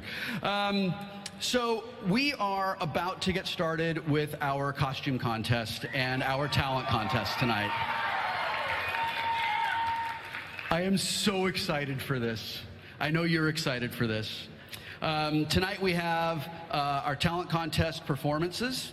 We have our movie contest winners, the original art contest winners, the talent show winners, the costume contest procession, and the costume contest winners. There are going to be various places of people who win from 4th to 1st place. The 1st place winner, in addition to getting a lovely stack of money, is also going to get an amazing trophy. Kenny, are you around, Kenny? I believe you have a prototype of this incredible trophy. Kenny, ladies and gentlemen. And this Murloc trophy, that's amazing.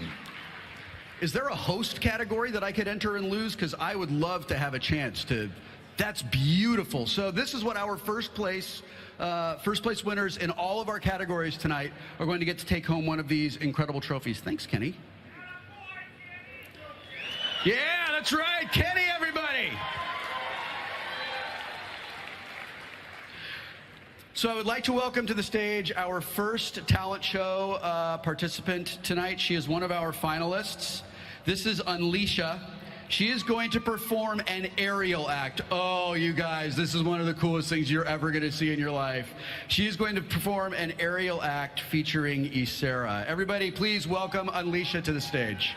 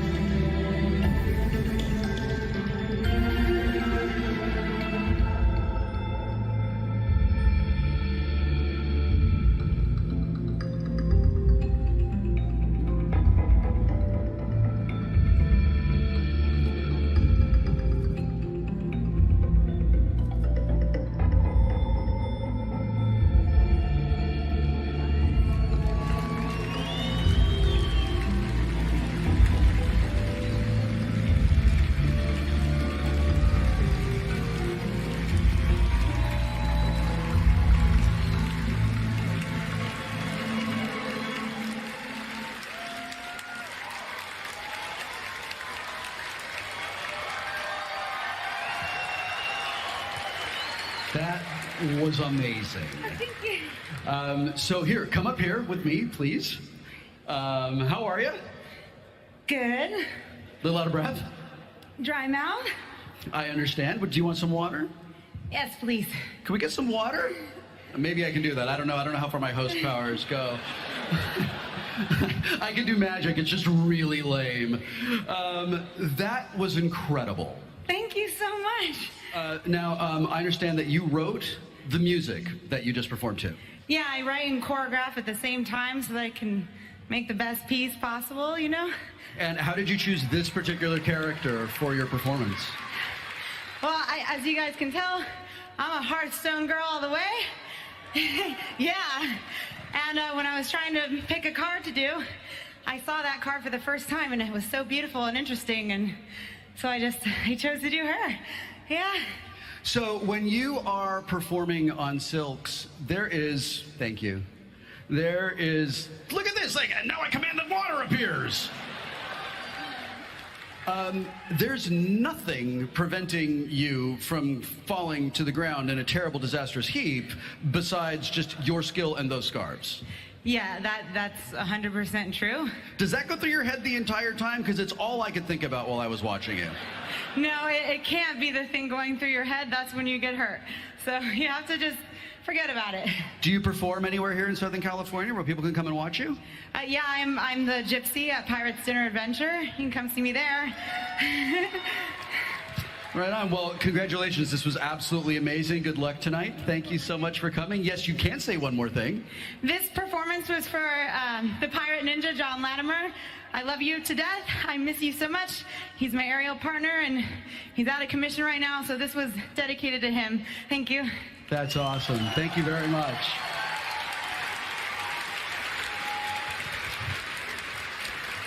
Our next talent contest finalist is Awesome City Limits.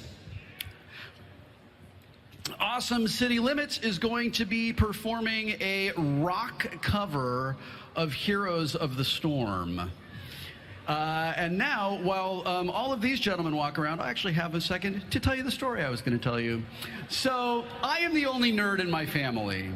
And when my sister and her husband had a little boy, they asked me to be the godfather. And I was really excited to do that, but it was very important to me that I sort of share with my nephew the nerd gene that just really doesn't naturally run in the Wheaton family.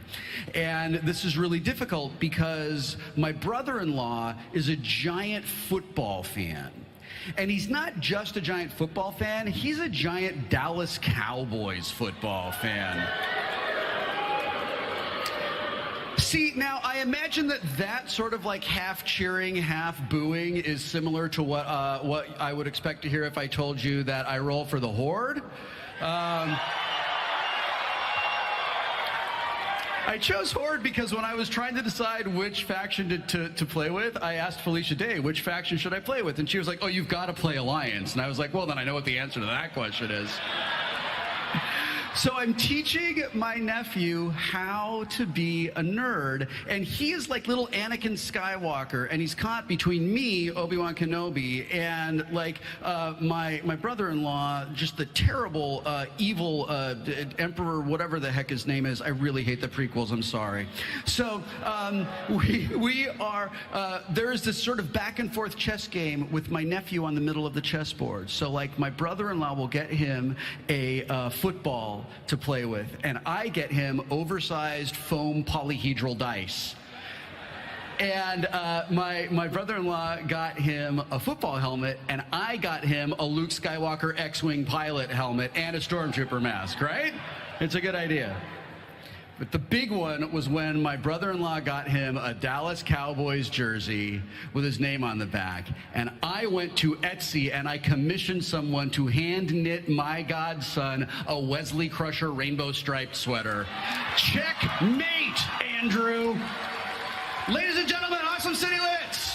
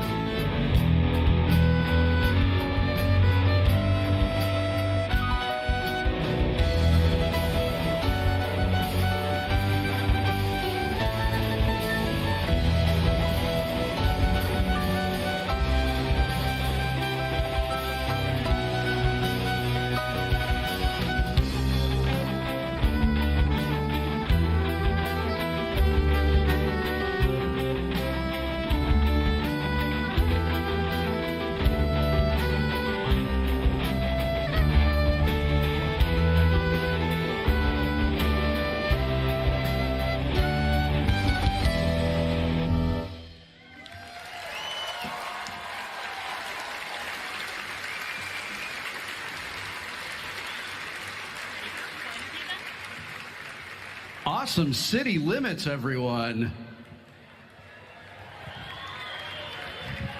Hello. Yeah, there's 5 of you and only 1 of these microphones. Somebody didn't plan ahead. You guys are locals, yes? Yeah. From LA, yeah? Yeah, right on. LA. How much do you love coming down the 5 to Anaheim? Right? And when you hit that part, we realize, oh, we're in Orange County. They actually have money to spend on their freeways down here. Nice, yeah. So tell me, how long have you been working on this composition? Well, half a year? Yeah, half a year. Half a year? Yeah, right on. Excellent. And why did you choose this particular song? Tell us. Well, we love Hearthstone. It's a great theme. Heroes of the Storm is a lot of fun, and we just heard it the first time in the game. We're like, this is an amazingly epic theme. We had to do it. Any other themes from any of our beloved Blizzard games that you're interested in tackling with your particular awesome flair? I'm feeling like you have been chosen to talk, so come on up. So coming up here, what's your name? Natalie. Natalie, and you are the speaker for the group, it appears. I guess I am now. The brains of the operation. Oh, you're the brains of the operation. What's that like? A lot of pressure. Okay, we're going to get through this. Okay. Have you approached any other canonical Blizzard songs? We did Hearthstone. That was a lot of fun. It's a really catchy theme. Yeah. Right on. Oh, awesome. Well, ladies and gentlemen, this is Awesome City Limits. Thank you very much for coming out and performing for us tonight. Good luck. Thank you. So I mentioned earlier that I went down to Blizzard and I met with all of their dev teams, and I stole a thing I wasn't supposed to have. And it's too late for Blizzard to fire me. I always thought that there's this weird thing that happens when we are the heroes in these games that we play, right? And we walk into these different areas, and there's all these creatures who live there, and we look at them, and all we see is monsters, and we just kill them, just because they're there. And we never stop to ask ourselves, like, what's their story? Like, what are they doing there? What do they care about? It turns out that Blizzard has a little bit of lore for some of them. Well, let's see, you stepped into my area of effect, which unfortunately creates a critical failure on all your dex rolls. And I'm sorry for that. Anyone else who is doing anything dangerous should probably not come within 5 squares of me, because I am super bad news. Anyhow, this is from a journal that was kept by a lovely little boggart. And it tells a little bit of his story from his point of view. This is says that this is written on the inside cover of a leather-bound journal. There is the crude drawing of what is clearly a boggart, and beneath it the words, "Booger's Book. Keep you hands of it, OLs." I am Boogers. I woke up again today and I couldn't remember where I was or who I was. But then I remembered I am Boogers. I have been trying to learn a way to remember all the yesterdays, but I always forget that too. So I started to stack rocks, and it helped me to remember, because I would wake up and be confused, and then I would remember I was Boogers. But that was all. Then I would see the rocks, and I would remember I put the rocks there. And I remember lots of other things too. Now my cave is filled with rocks, and I cannot find any more rocks outside. I saw a tall pink man outside though, and when I ran up to say hello, he screamed at me and he dropped a bag. Then he ran into the red swamp fog and melted. He must not have counting stones to help him remember things. I saw that the something was a bag, so I dragged it over to Overlord Gruul. Gruul also likes bags, and also he likes to throw me sometimes. Inside the bag there was a book, some swamp water that was blue, some treasure goblin rocks, and a hat. Gruul let me keep the book and the hat, which he said detracted from my smell and appearance.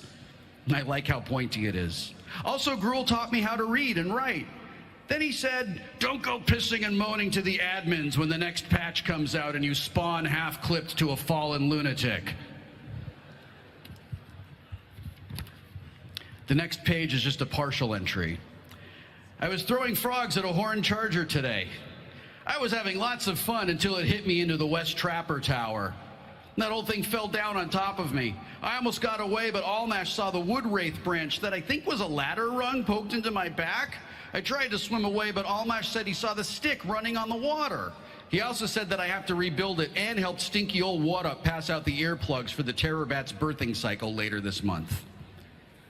The next page. Gruel says we all fall asleep together and wake up in new places, except Gruel always wakes up in the winding cave. I asked him why I wake up without remembering going to sleep, but he only laughed at me and said, trash mobs.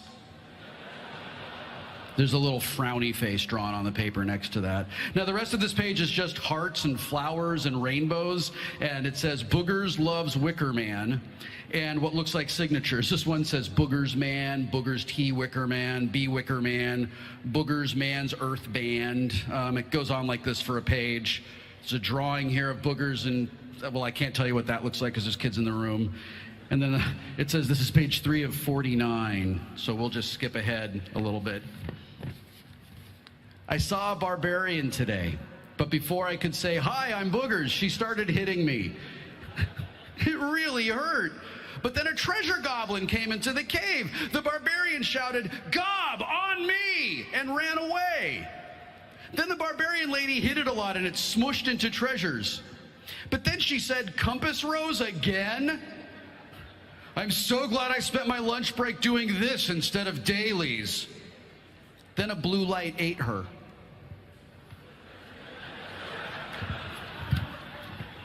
Waking up under a rock is no fun. I haven't done that before. It was really heavy and hard to breathe, and someone left their pointy spear in here. When I tried to move, Urgrek sat on the rock. I thought maybe he didn't know I was under there because Urgrek is very nice to me. But then he started to talk to me and told me I had to stay still and wait for someone to lift the rock up. That's when I jump out at them. I asked if I could hold the spear, but Urgrek said the spear is only for closers. Really? Nobody appreciates a Glengarry Glen Ross reference? My son said no one's going to appreciate a Glengarry Glen Ross reference. Leave it out. And I was like, come on, Glengarry Glen Ross. Oh, boy. All right, last entry.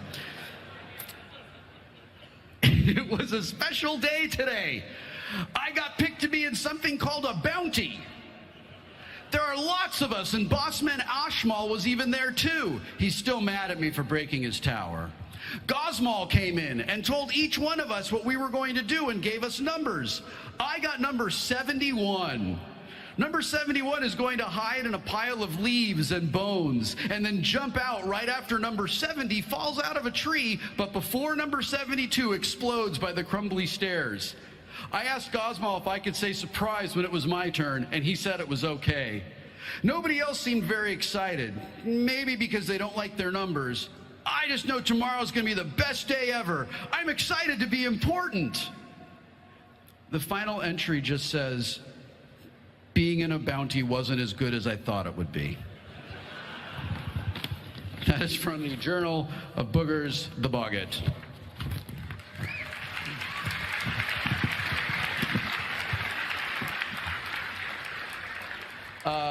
Thank you. That was very amusing to me to write. I hope it was amusing to you. The original art contest winners are going to be displayed now on these amazing screens for you to enjoy.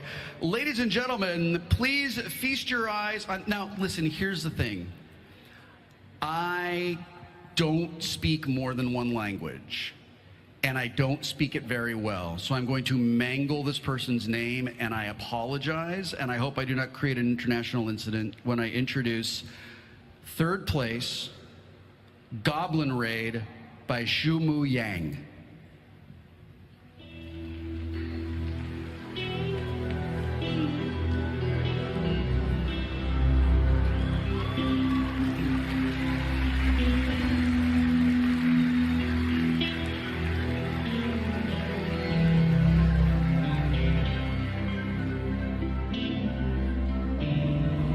Third place Goblin Raid will take home a $700 prize. Nice. Second place is for Let's Go by Tetero.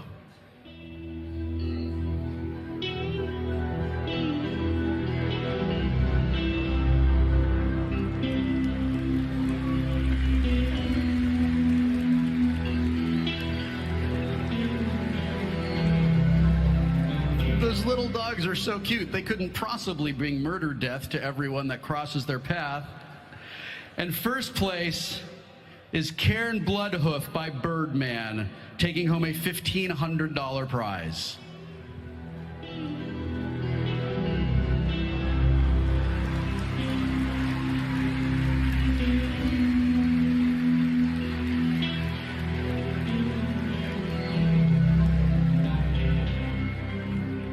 I'm supposed to stay mostly neutral on account of I'm the host, but I freaking love that because it's like if Frank Frazetta were alive today, I feel like that's what he would have drawn, and he kind of created what fantasy art looked like for me when I was a kid. So congratulations for that. That was absolutely amazing. Incidentally, if you ever get a chance to go to Blizzard, say yes, because there is art like that everywhere, and it's gorgeous. It is now time for our third talent contest finalist. I would like you all to welcome Hope Diamond to the stage. Hope Diamond is performing Crusader. Oh, Hope Diamond. I told you I'm the worst wizard ever. I can't even summon a band. Hope Diamond, everybody.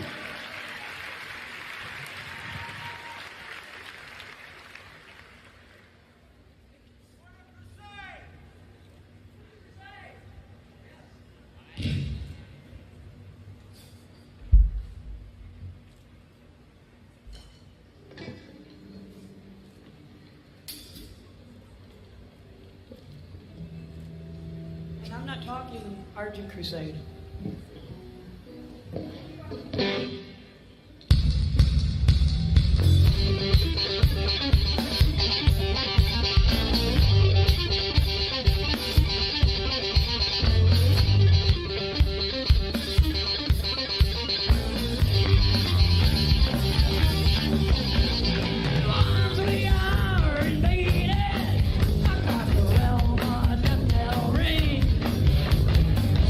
All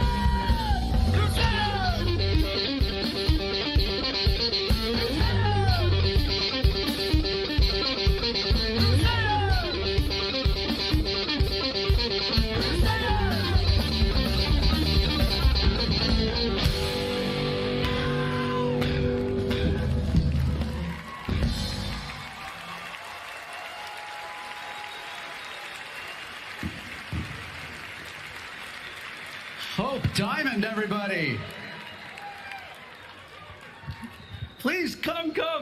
I have such massive Rickenbacker guitar envy right now. That's amazing. What's your name? My name's Kristen Galecki.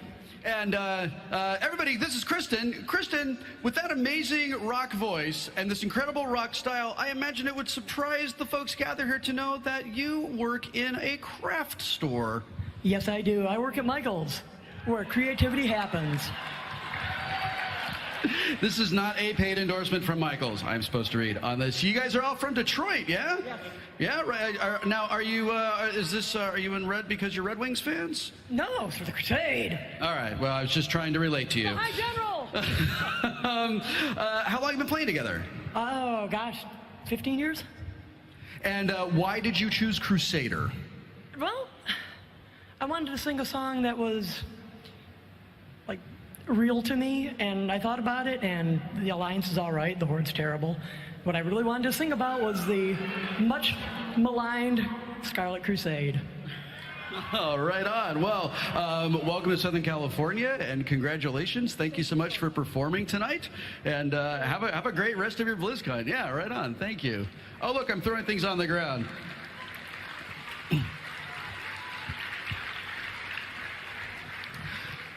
So we are about to hear our fourth and final talent contest finalist. This is a band from all over the United States, which I think is cool because we live in a time where like that's only possible, like kind of right now.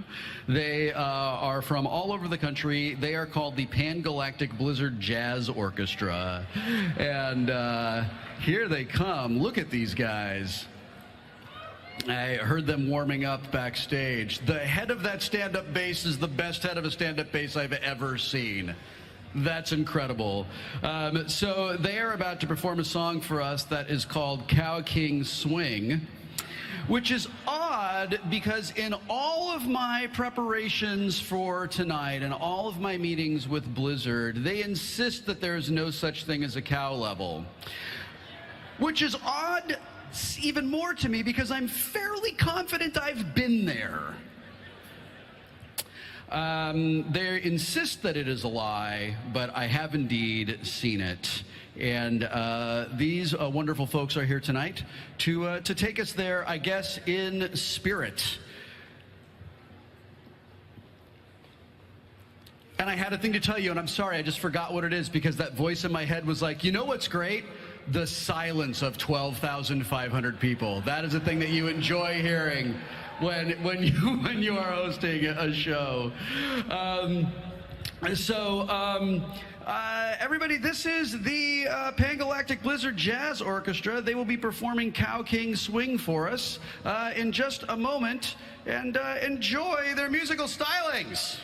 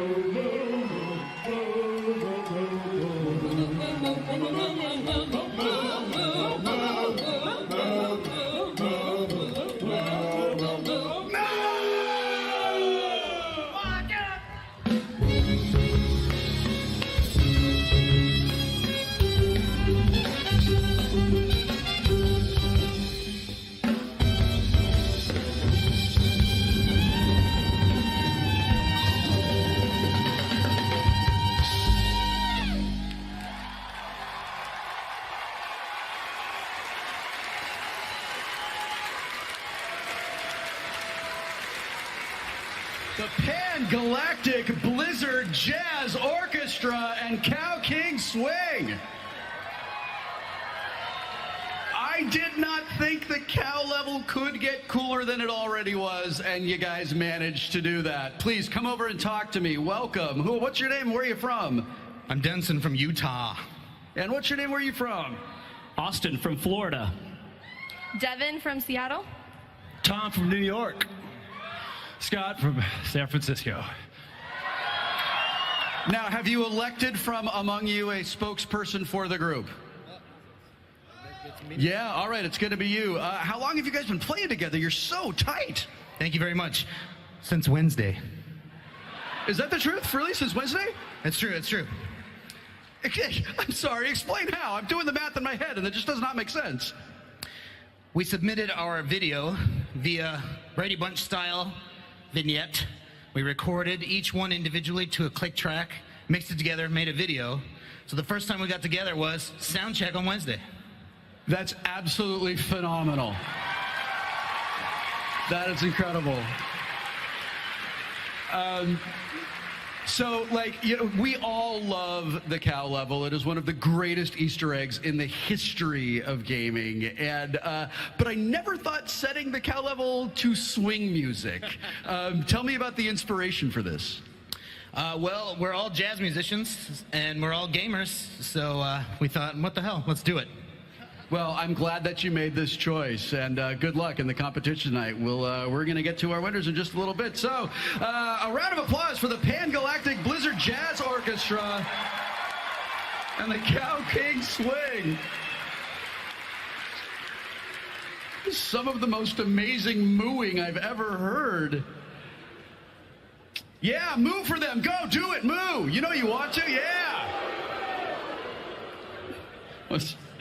And on that day, I convinced 12,000 people to moo in unison, and it was as good as I thought it would be.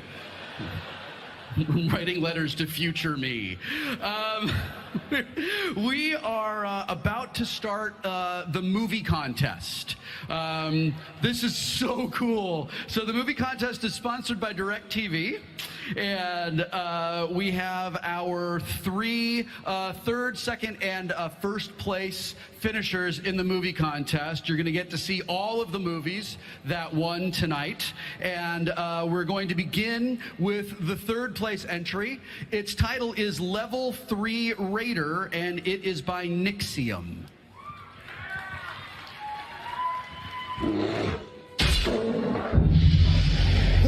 Level 3? Gosh, this game is so cool. Okay, so all I need is 10 more... What's this? Super friendly guild? Cool. I guess I could join. Cool.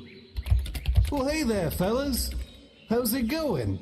Oh my goodness, new guy. Shut up. What? Okay, so as I was saying, we got one spot left. We need a good warrior that knows the tactics of the new world boss. Do I have any takers? Sorry guys, I'm kind of busy. Yeah, I'm kind of busy too. Oh, well, I'm a warrior. I could help you guys, maybe. Oh, thanks, new guy. What's your item level? Item level, 690, I think. Ah, that'll be okay. Get over here. Sure. So, where are you guys at? Oh. Okay, well, what exactly do I have to... Ow! Okay, guys, form up on me. And whatever you do, don't stand in the fire this time. By fell fire be purged. Curse you, Ragnaros. You shall not return again. What do I do? Burn. Oh, no. Oh, jeez, please don't kill me. What's going on? Oh, no.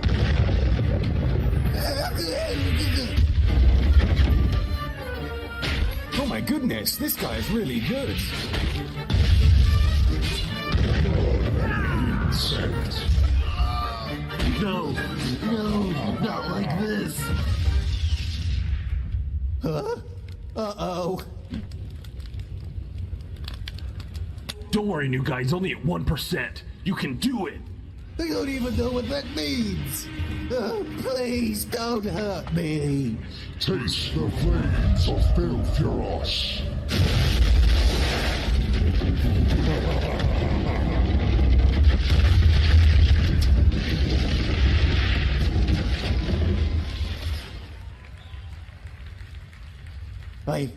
I did it? Wow, that was awesome, new guy. We should bring you to every raid night. Here I thought you'd be a filthy seriously the man. best Am I player happy in the to get guild. invited you into our guild for a filthy cash way to go! Have my babies! And so, that was the day that I became a raider in my very first guild. Ugh.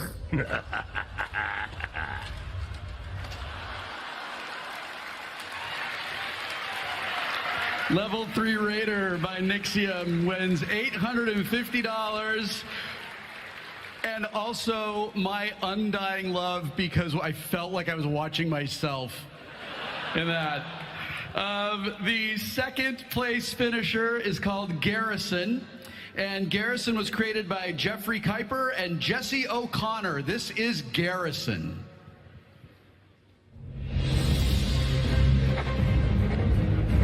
The last of our troops have been dispatched on their missions, Commander. I'll prepare a report. Is everything all right, sir?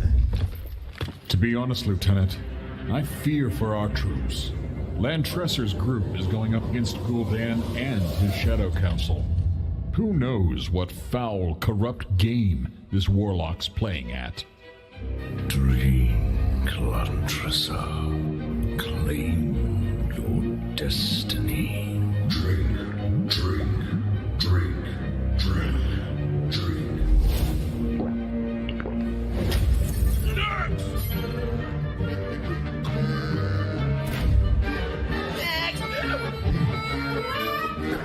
Next!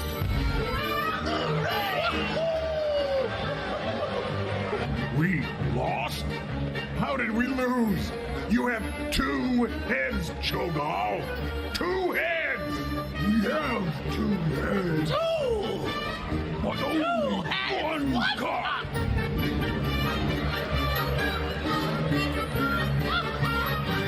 They must be fighting for their lives. Aye. Meanwhile, in the Grand, the Ogres of High Mall have invited our troops to a heroes tournament. All right, boys. This is it.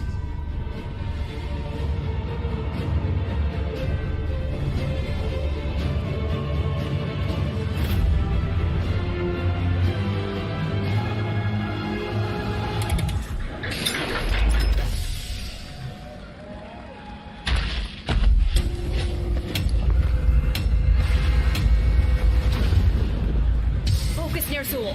Or on Earth. Leroy!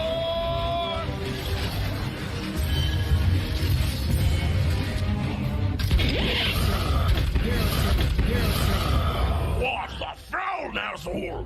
Have you even played the listing before? Silence! You died to Thrall like 30 times! Thrall was cheating! Thrall cheating? That's a new one.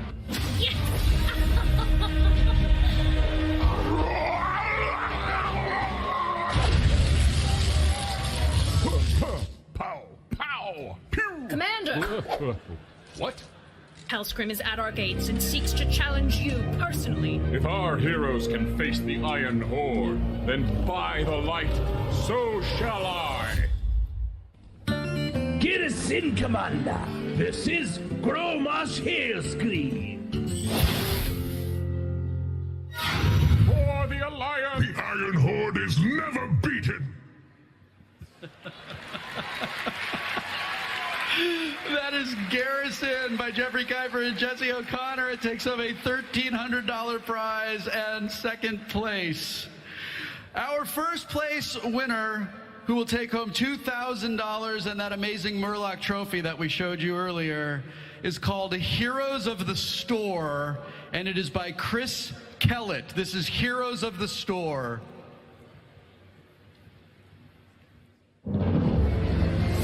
Thanks everyone for coming out to the Heroes of the Storm midnight launch. It's great to see everyone out in all these wonderful costumes. A small problem, slight shipping error. We've actually only got 5 copies of the game to give away, so we're going to give them away on the basis of the first in.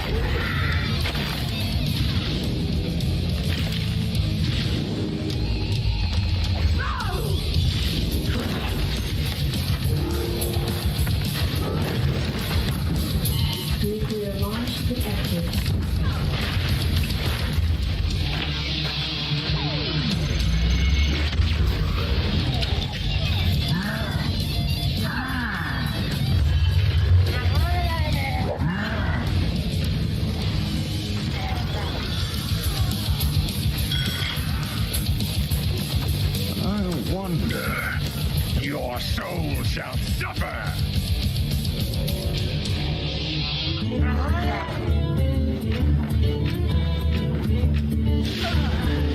Well met.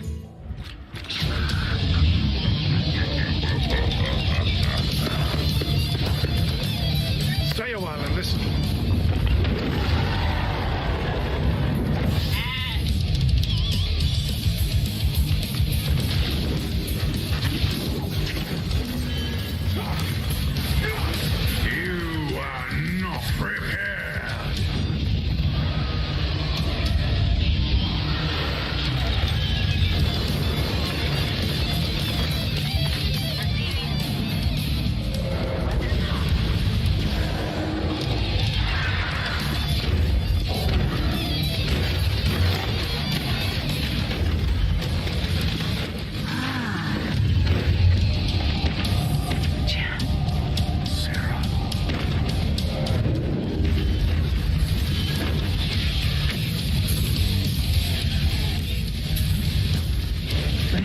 This game online free, right?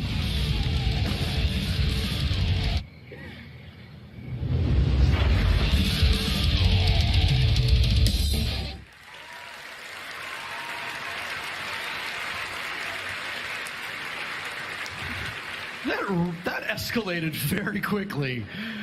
That is Heroes of the Store by Chris Kellett, taking home a $2,000 prize and the first place Murloc trophy. How about some applause for all of the film entries? Those were pretty incredible. It is such an amazing time to be alive as a creative person right now. The only thing between you and putting your idea in front of people like this is just your time. I think that is amazing, and as an artist, I love it. Speaking of artists, I am going to bring onto the stage our talent contest finalists one last time, because it is time to announce the winners of our talent contest. Please welcome to the stage Unleasha.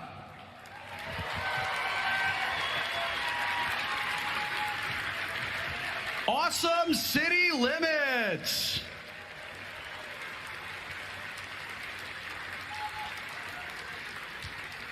Hope Diamond.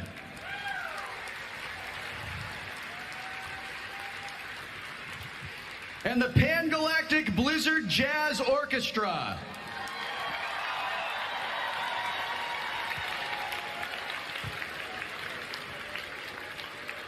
Everybody, your talent contest finalists.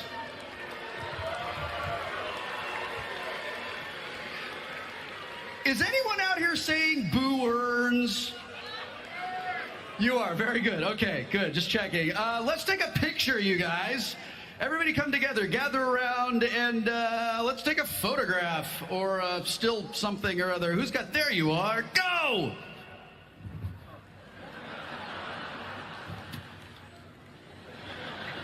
All right.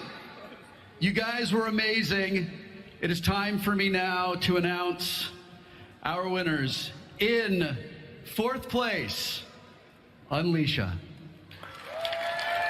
Congratulations. Would you like to say anything? Thank you. That was amazing. In 3rd place, Awesome City Limits. As the speaker for the group, what would you like to say? Thank you, and thank you for giving us the opportunity to be here, and just thanks for having us. Yeah, right on. Please come to the center of the stage, all of you in red. If this were Star Trek, I would never die.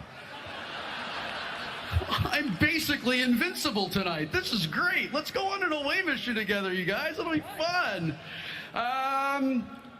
In 2nd place, Hope Diamond.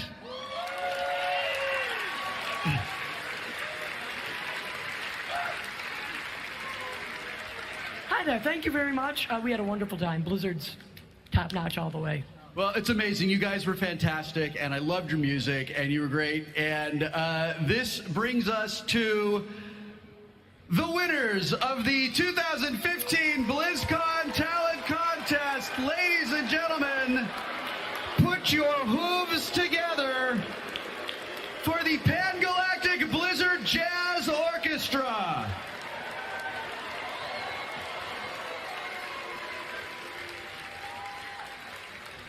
Congratulations to all of you. The thing that is blowing my mind is that you have only been playing together live for a week. What would you like to say to, well, I guess the world, because that's who we're talking to right now. Go. No. Thank you, everyone. Game on. And jazz is not dead. Moo. Moo. Right? I would love it if you would move for us one last time.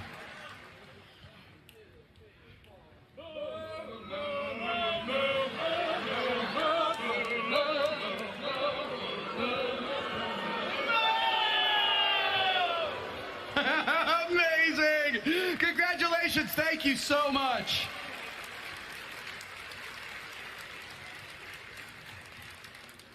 Oh, kids.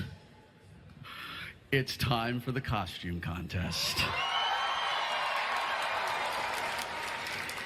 I have had the extraordinary privilege of walking around backstage and seeing what you're about to see, and you're gonna freaking love this. It's great.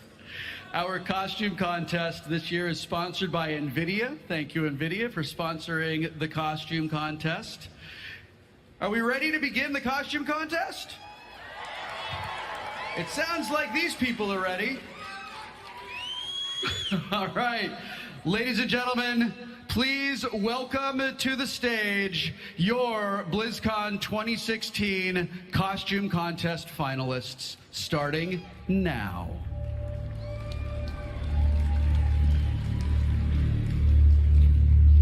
Heather Jackson, Warlock Tier 8.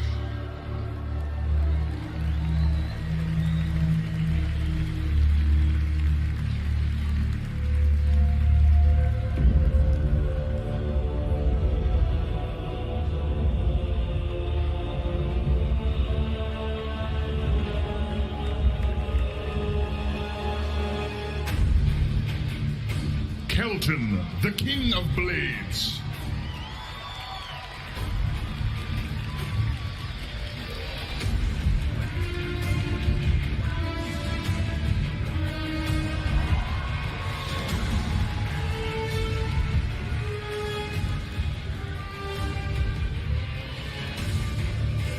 Kota, Death Knight.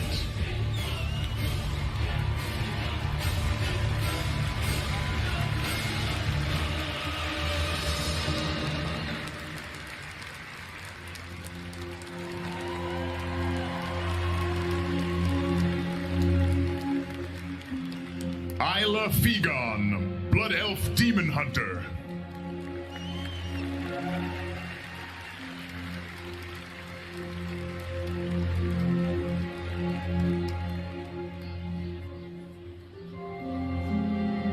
Neil, Executor Malthael.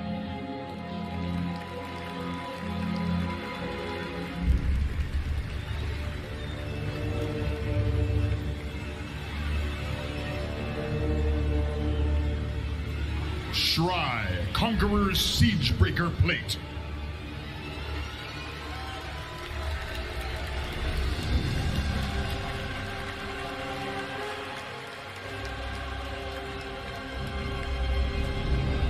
Valkyrie Studios, Sunwell Hunter with Golden Bow of Kel'Thalas.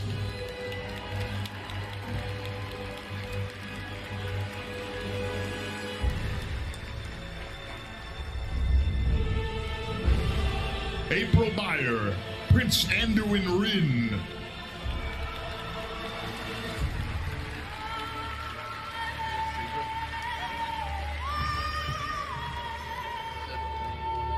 Velicedra, Angelic Vala Battle Armor.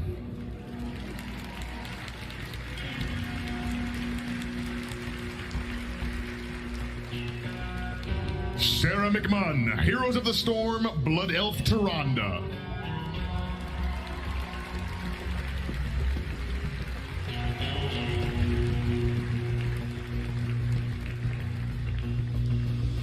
June, Diablo 3 Wizard Firebird set.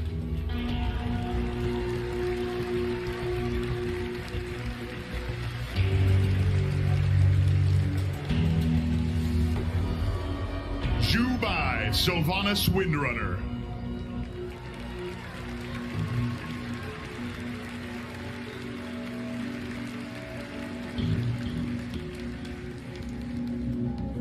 Contessa, Amani plate set.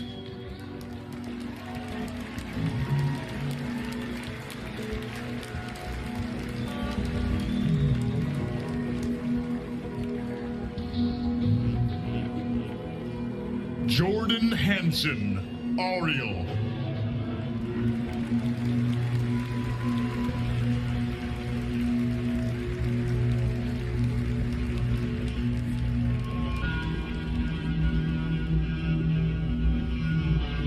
Morgan Mentor, personal rendition, Anzu the Raven God.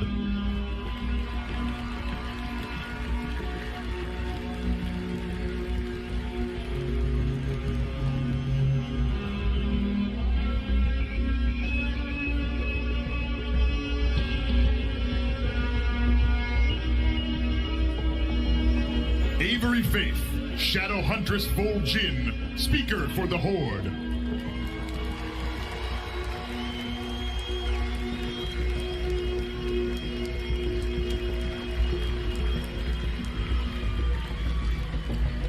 Malice Vitterfolk, Dawnseeker, Ixkin, Arakora, Sunsage.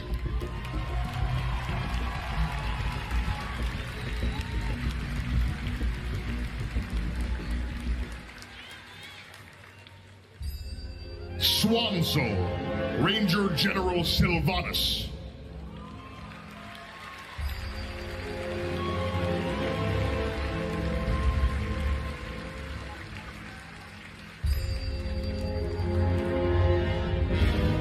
Joris, Guardian of Kings.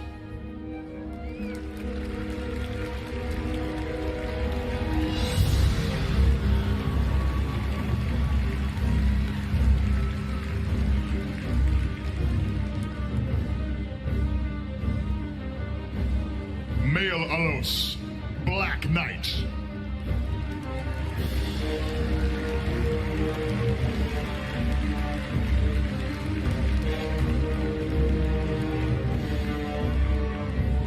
Marie Katzenmeyer, Warsong Commander.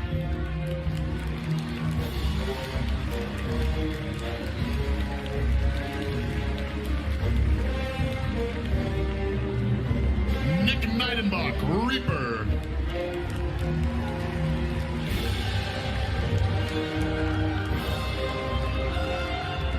Lee, War Master Chen.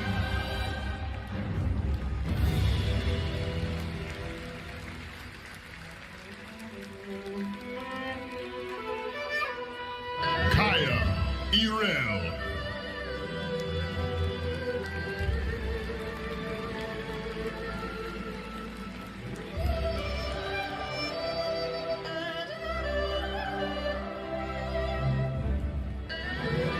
Ty Wilson. Wilson, Season 2 PvP Warlock.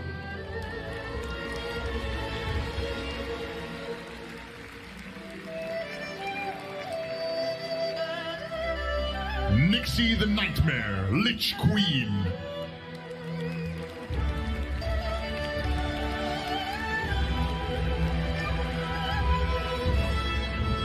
Mike is Reinhardt.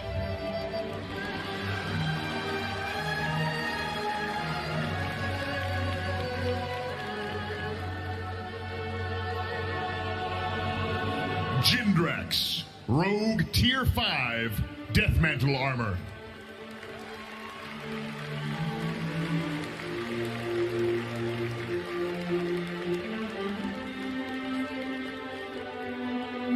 Ashley O'Neal, Mercy.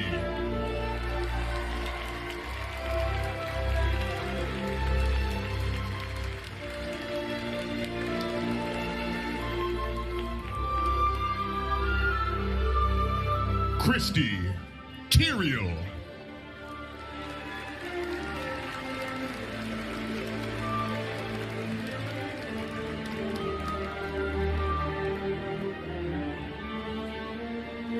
Cat, Layara the Flame Druid.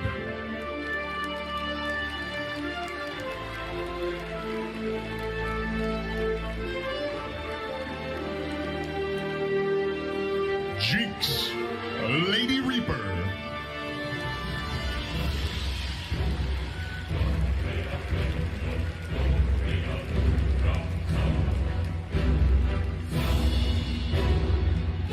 Michelle Fulford, Diablo 3 Wizard, Hardcore Guardian.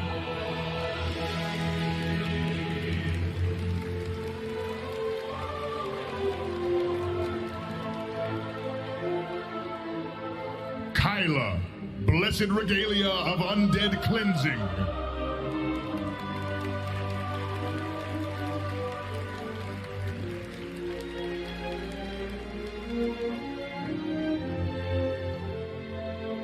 Anna Evans, Variso Windrunner.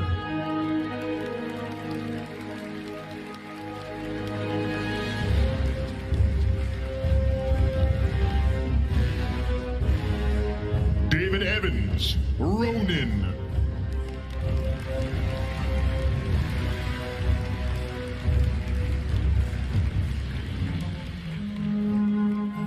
Corey Bruce, hashtag We Love Pepe.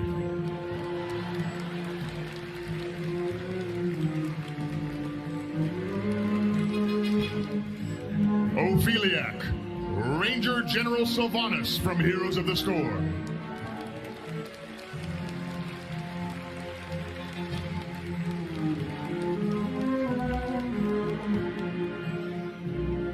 Pandaruhu, Tauren Guardian Druid.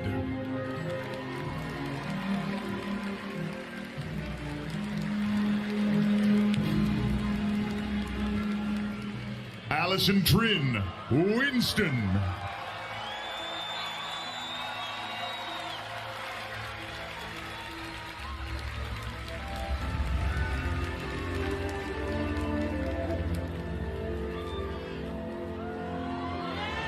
Darkfire, Farah.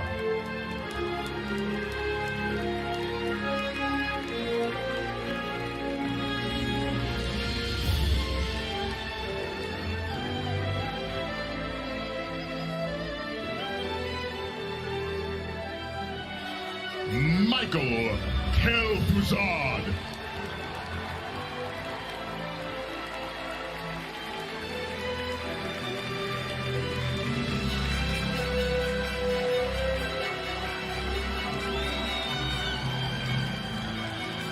Dan Miller, Master ETC.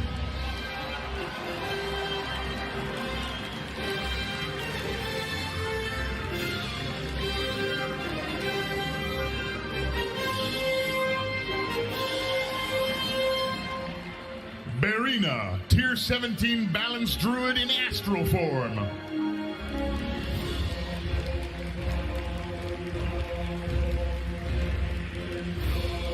Moldy Cheese is Harlequin Nazebo.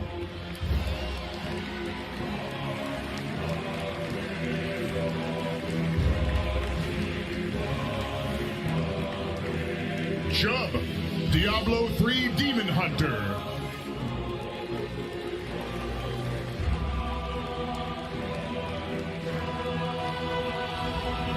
Rava Silvermist, Guldana.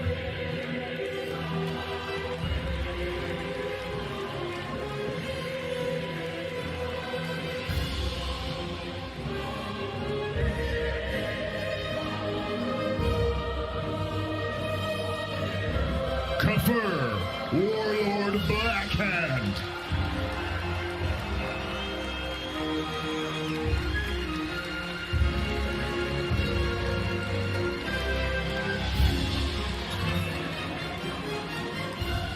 Amber Beck, Banshee, Sylvanas Windrunner.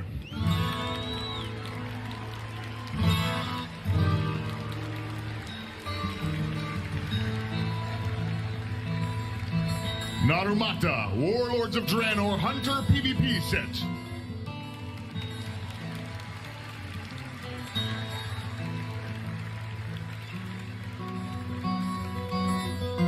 Kendra, King Anduin Rin.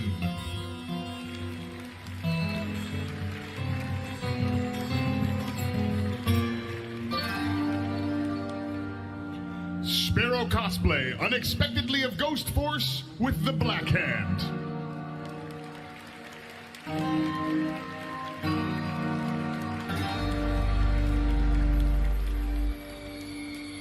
Ryan Pescati, Thrall.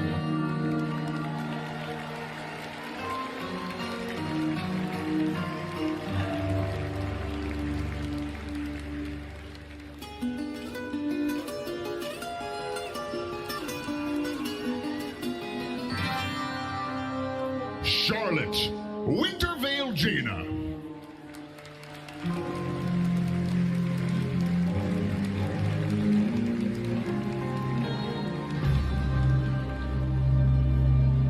Kristen Stump, Cenarius.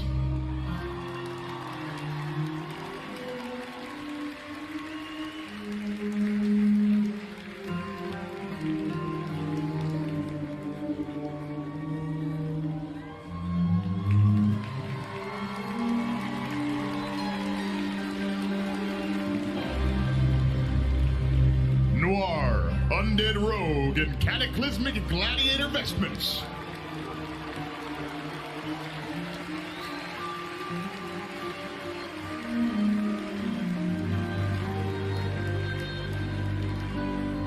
Fabricator Jin, Imperious.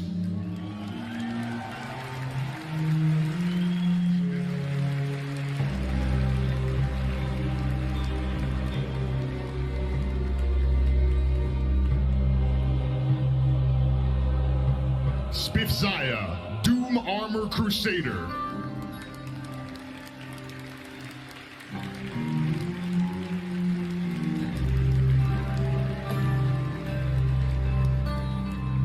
Sherry Bear cosplay, Tier 2 Wizard.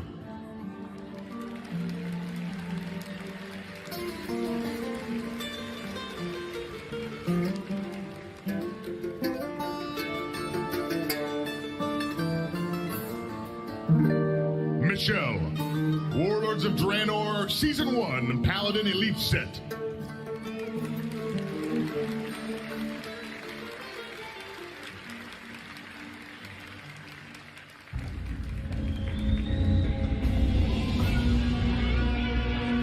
Amanda Sternberg, Soulwell.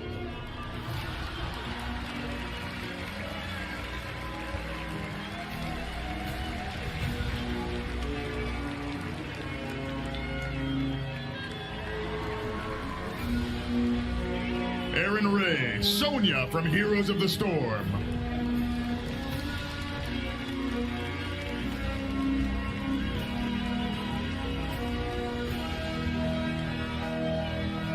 Gerard, Hemanesingwary, Big Game Hunter.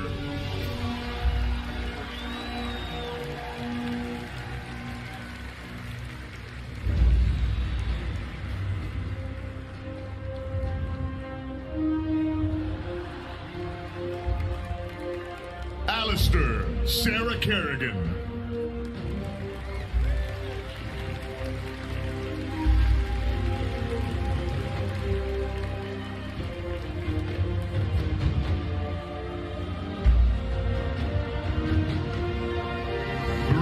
Savage, High Inquisitor Whitemane.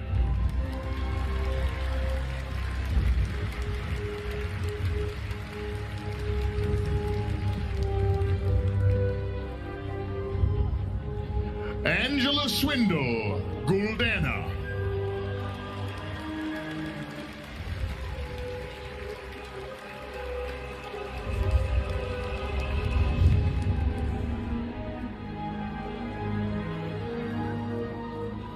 Squidbot Cosplay, Tier 12 Warrior.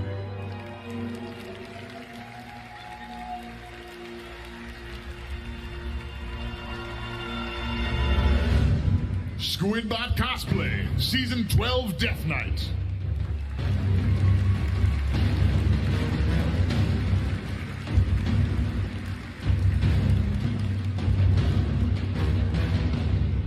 Ripley, the Destroyer Warrior.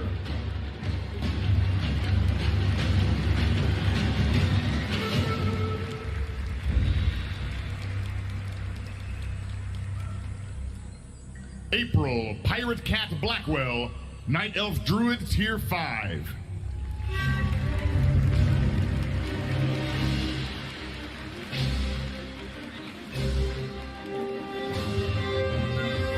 Trenny, Drycool from Wrath of the Lich King.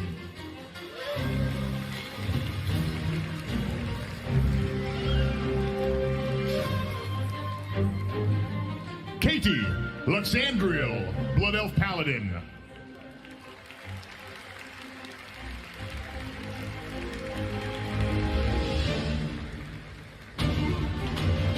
Robert, Tiki Manjaru.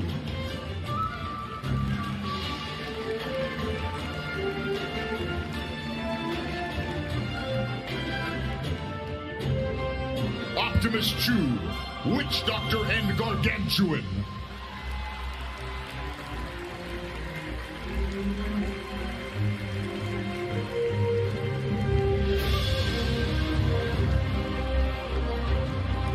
Papa Cosplay, Medieval Space Marine.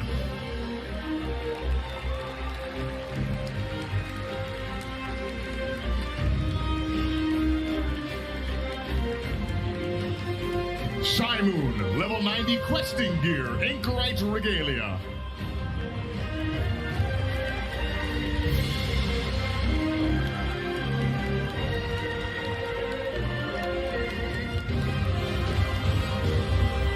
Tessa, Lich King.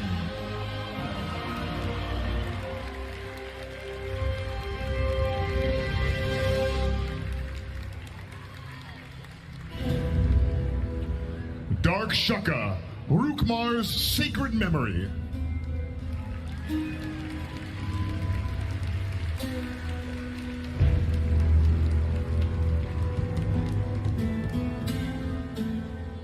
Janae, Tier 16 Witch Doctor.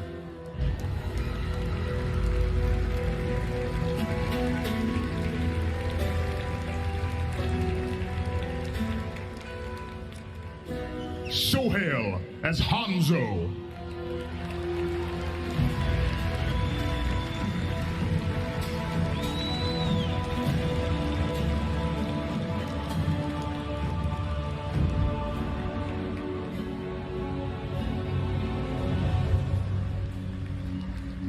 Drainy, Tier 10 Death Knight.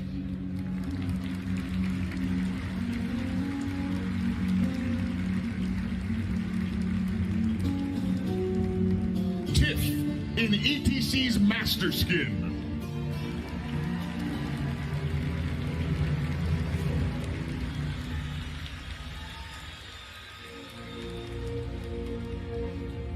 Desh, Archmage Khadgar.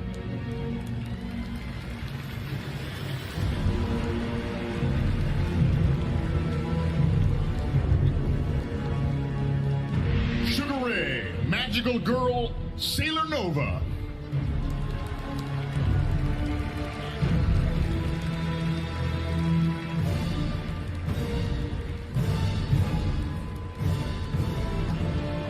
Cybreed, Demon Hunter in Training.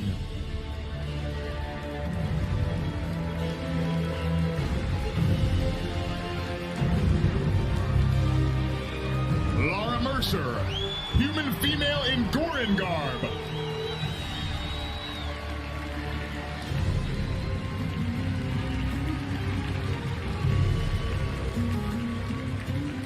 Linestra, night elf priest in avatar raiment.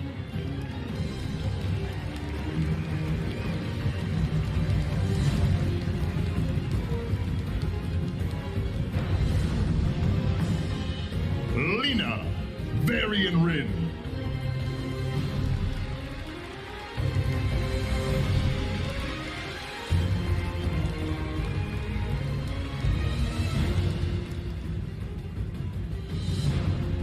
Katie McCaffrey, Archdruid, Mathor Shimmerwind.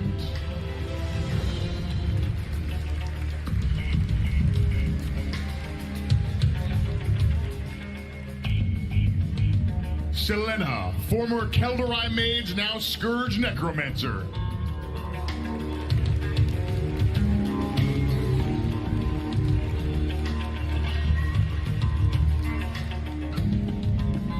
Angel Buckley, Draenei Paladin, Justicar raiment.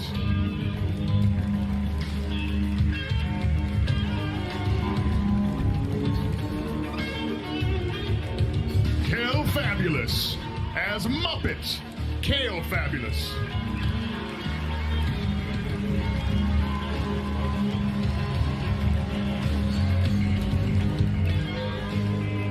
Kohalu, Illidan, the Betrayer.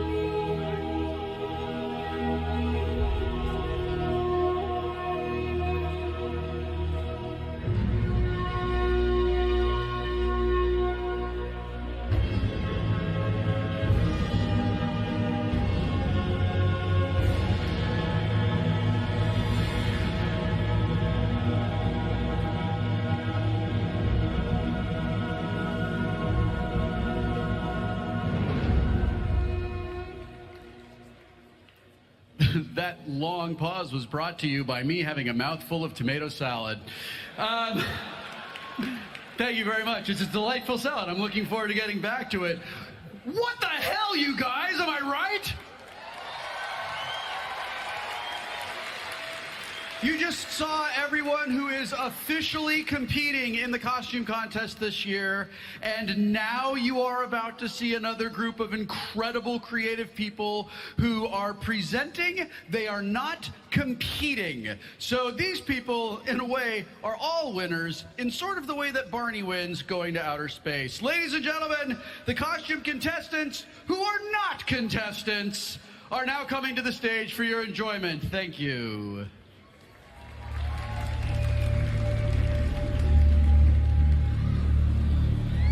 The Hydralisk by TK.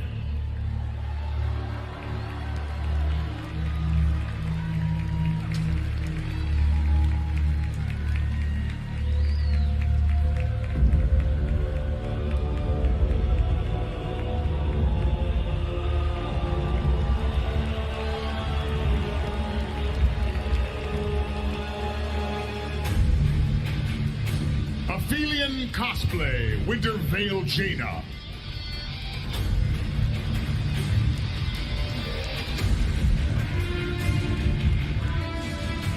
Crescenda, Robes of the Guardian Saint.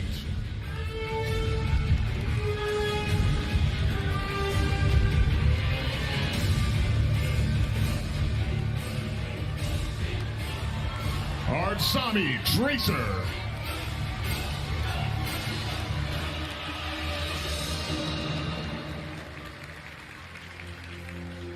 Shell-shocked, Zenyatta.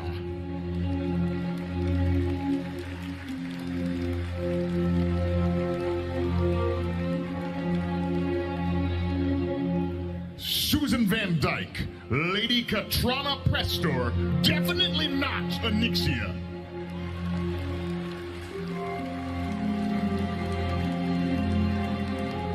Radiance cosplay as Argent Confessor Paledris.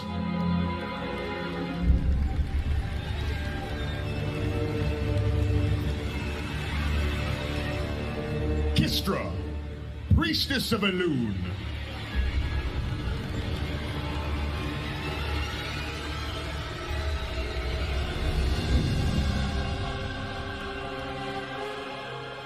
Liz and Darshell, Nova and Johanna.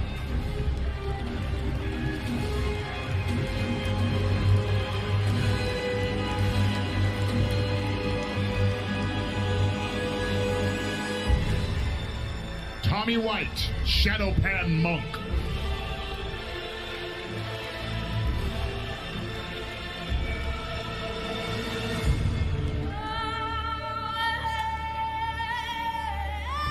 Obey, Kazim.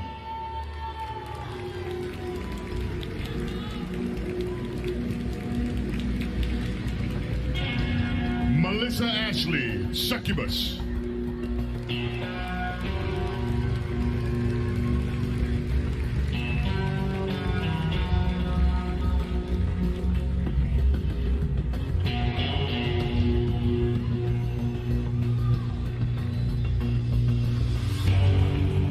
Croft, Tauren Druid.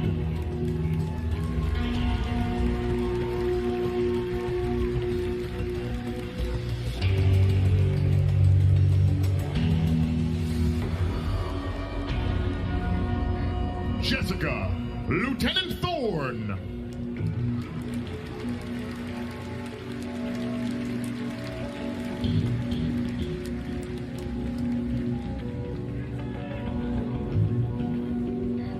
Grunbeld cosplay, Raytheon.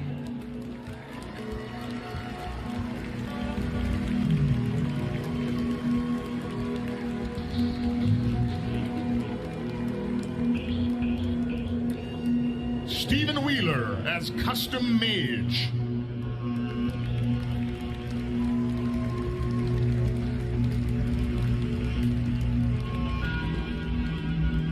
Kyle Wheeler, Custom Warlock.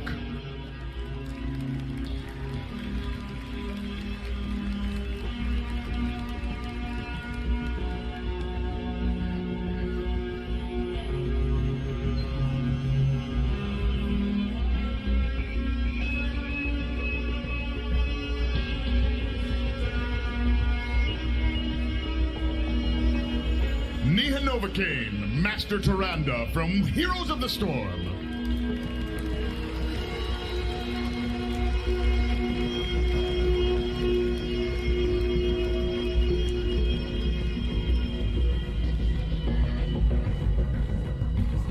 Katie Dollar, Night Elf Druid.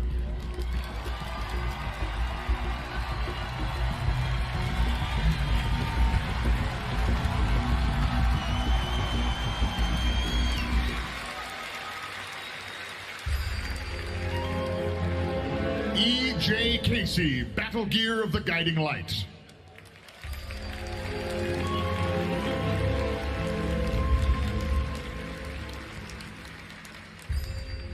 Swolamaz, Ysera.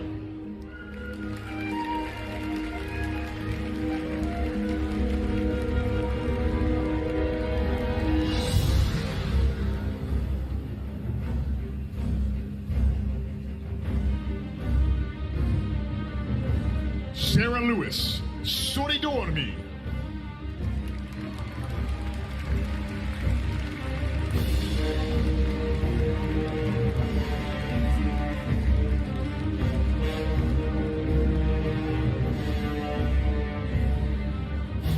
Drew, Tracer.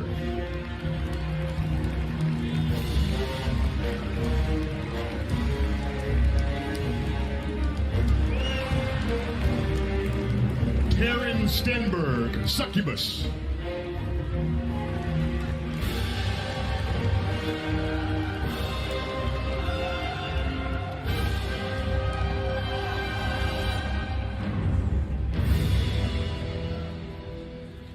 Daniel Duffin, the Banff McCree.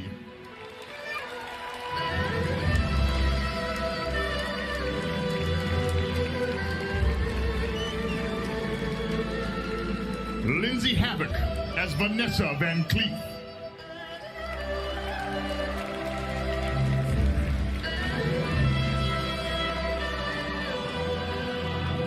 John Crossplay, Jonna Proudman.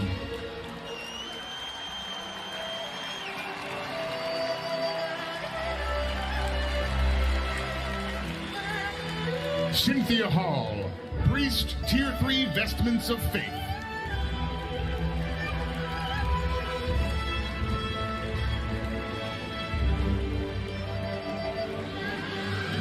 Rachel, Shayna, and Kiki as the Lost Vikings.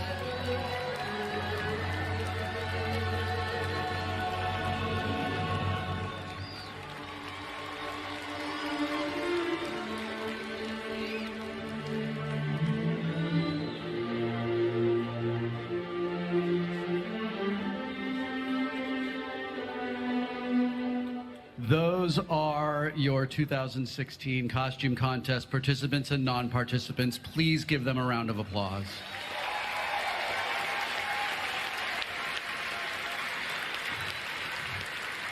I gave a speech at a convention a couple of years ago that went viral for 5 minutes, and it was, the thesis of the speech is that being a nerd is not about the thing that you love, it's about the way you love that thing.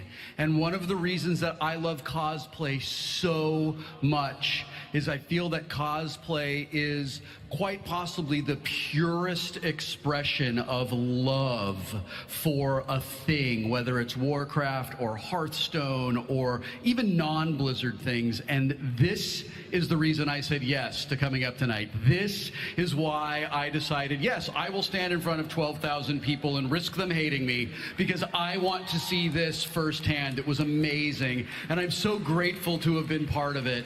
And I hope you all appreciate the work that went into these things tonight. And I hope that it inspires you to go out and make a thing. It doesn't have to be an amazing, elaborate costume, but make a thing. Like a drink for me. I would like that. You know, one of the things that I kept coming back to as I was preparing for this, and one of the things that everyone at Blizzard talked about, and one of the things that the people who make these games and make this convention possible were so excited about, is what a global community the Blizzard gaming community is. And there was a costume contest earlier this year in Taipei. And a couple of the winners of that costume contest in Taipei got to come to Blizzcon as part of their prize. And we're incredibly lucky tonight. The first and second place finishers in that costume contest are here. So please welcome, and I'm sorry I'm going to say your name bad. Please welcome the second place finisher from the 2015 Taipei Blizzard Cosplay Contest, Illidan by Kwai Kwai.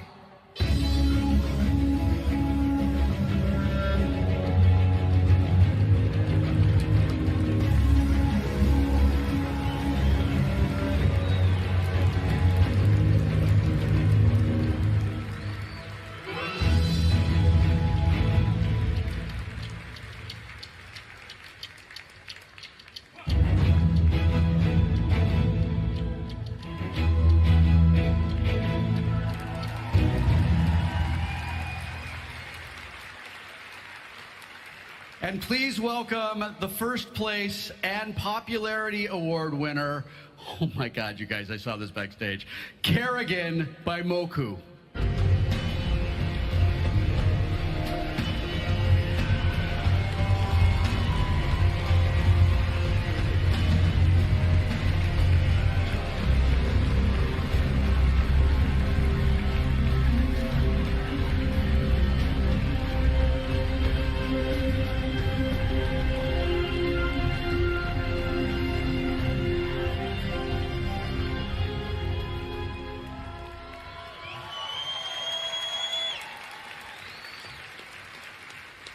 I walked up to her backstage and I was like, your cosplay is amazing. And she was like, you're way too close to me.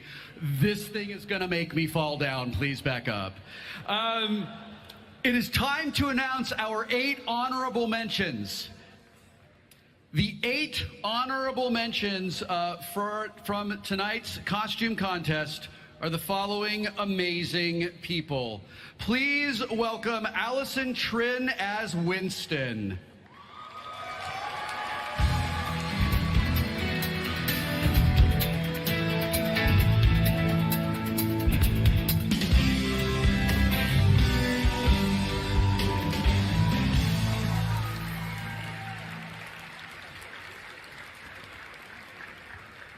You take as long as you need, because that is a huge costume.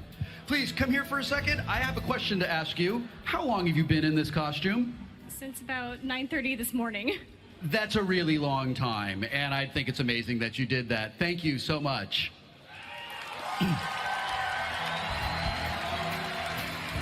Ashley O'Neill as Mercy.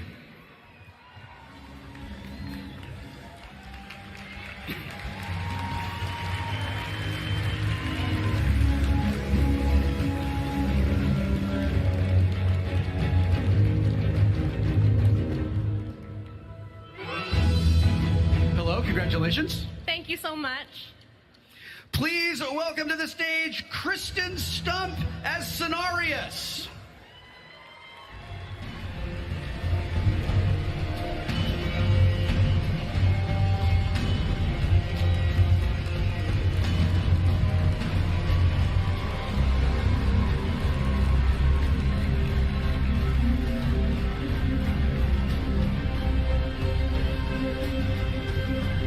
Don't you dare apologize for how long it takes you to walk across the stage. You're amazing.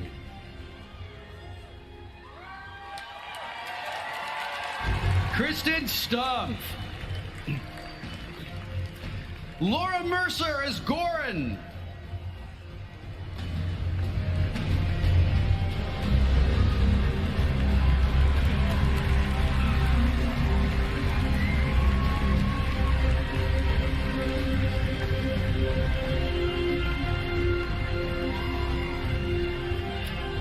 Aiden J. Farah.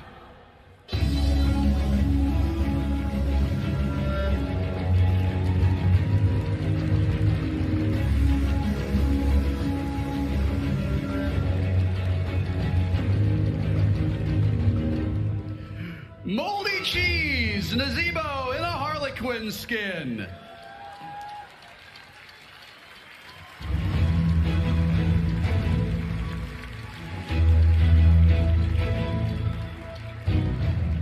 Michael Castillo, Kel Tuzad.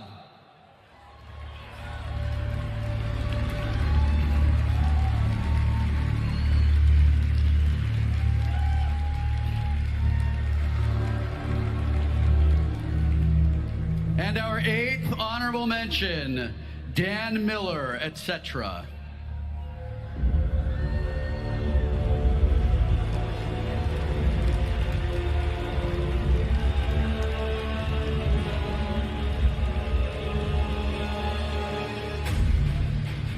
I am now going to get out of the way so that you may take a photo of these incredible, incredible competitors.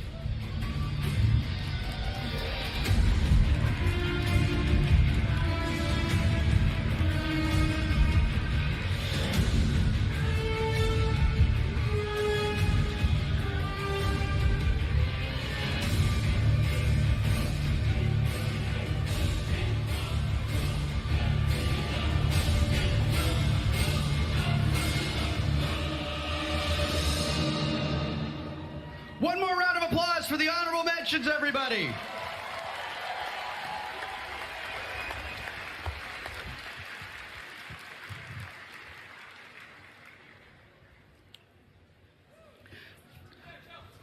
Bye-bye, thank you, bye-bye, thank you, thank you, bye-bye.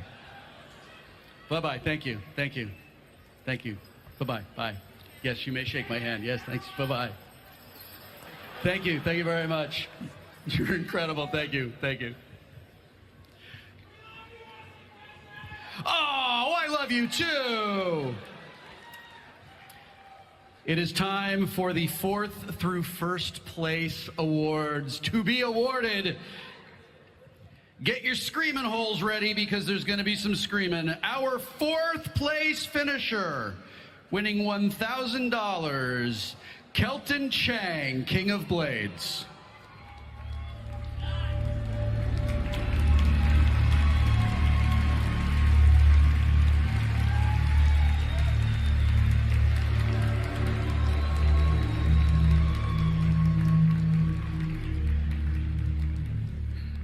Congratulations. Thank you. You are beautiful and terrifying. Thank you. Let's take a picture. Yes, yes.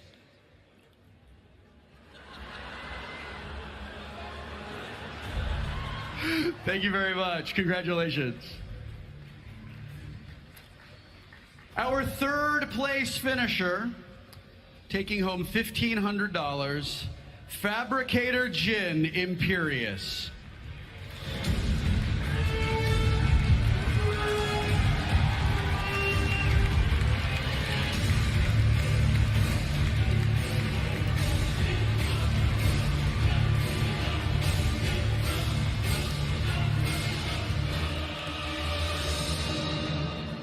I have to tell you that having recently fought Imperious for the first time, I'm very uncomfortable being on the stage with you.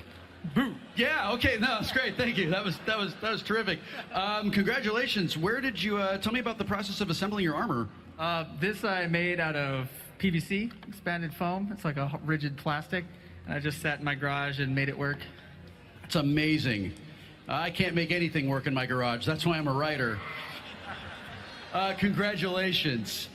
In second place, winning $2,250, Spiff Zaya, Doom Armor Crusader.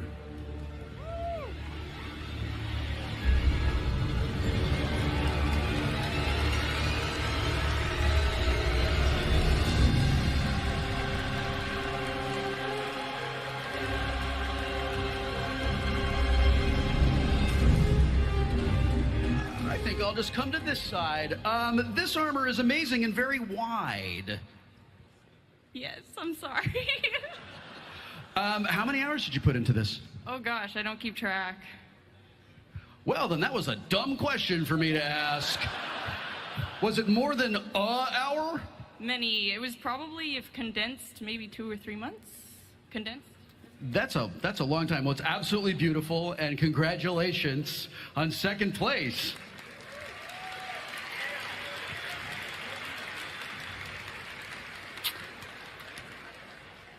So I have to tell you, because I think this is great, because I'm a dad.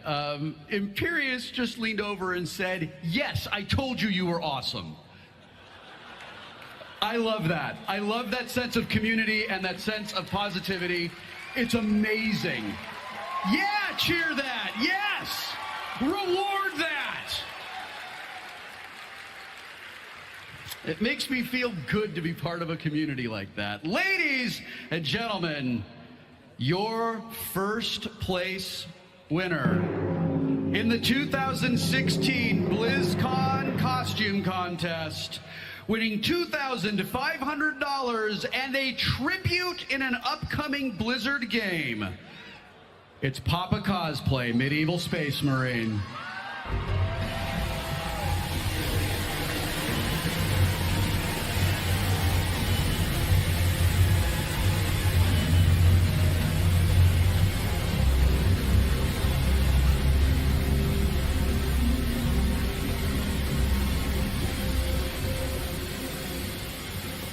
You don't need me to tell you that this is amazing, but this is amazing. Thank you very much.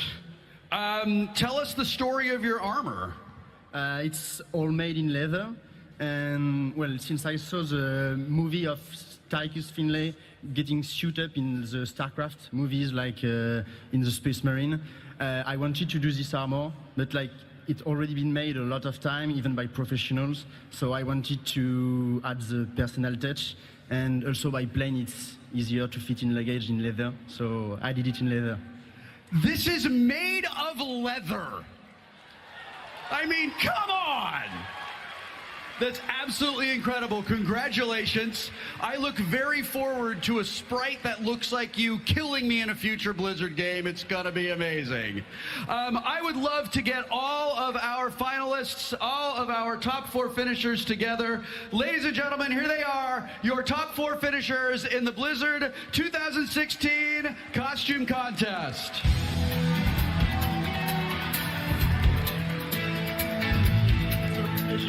Oh, thank you. Very nice. Thank you very much.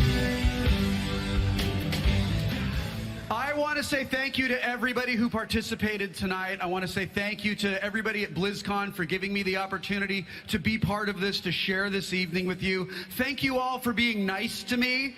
And I want to make sure to thank our sponsors tonight, Intel, DirecTV, and NVIDIA. Congratulations to all of our winners. You're amazing. Everyone, have a wonderful BlizzCon. Don't be a dick and play more games.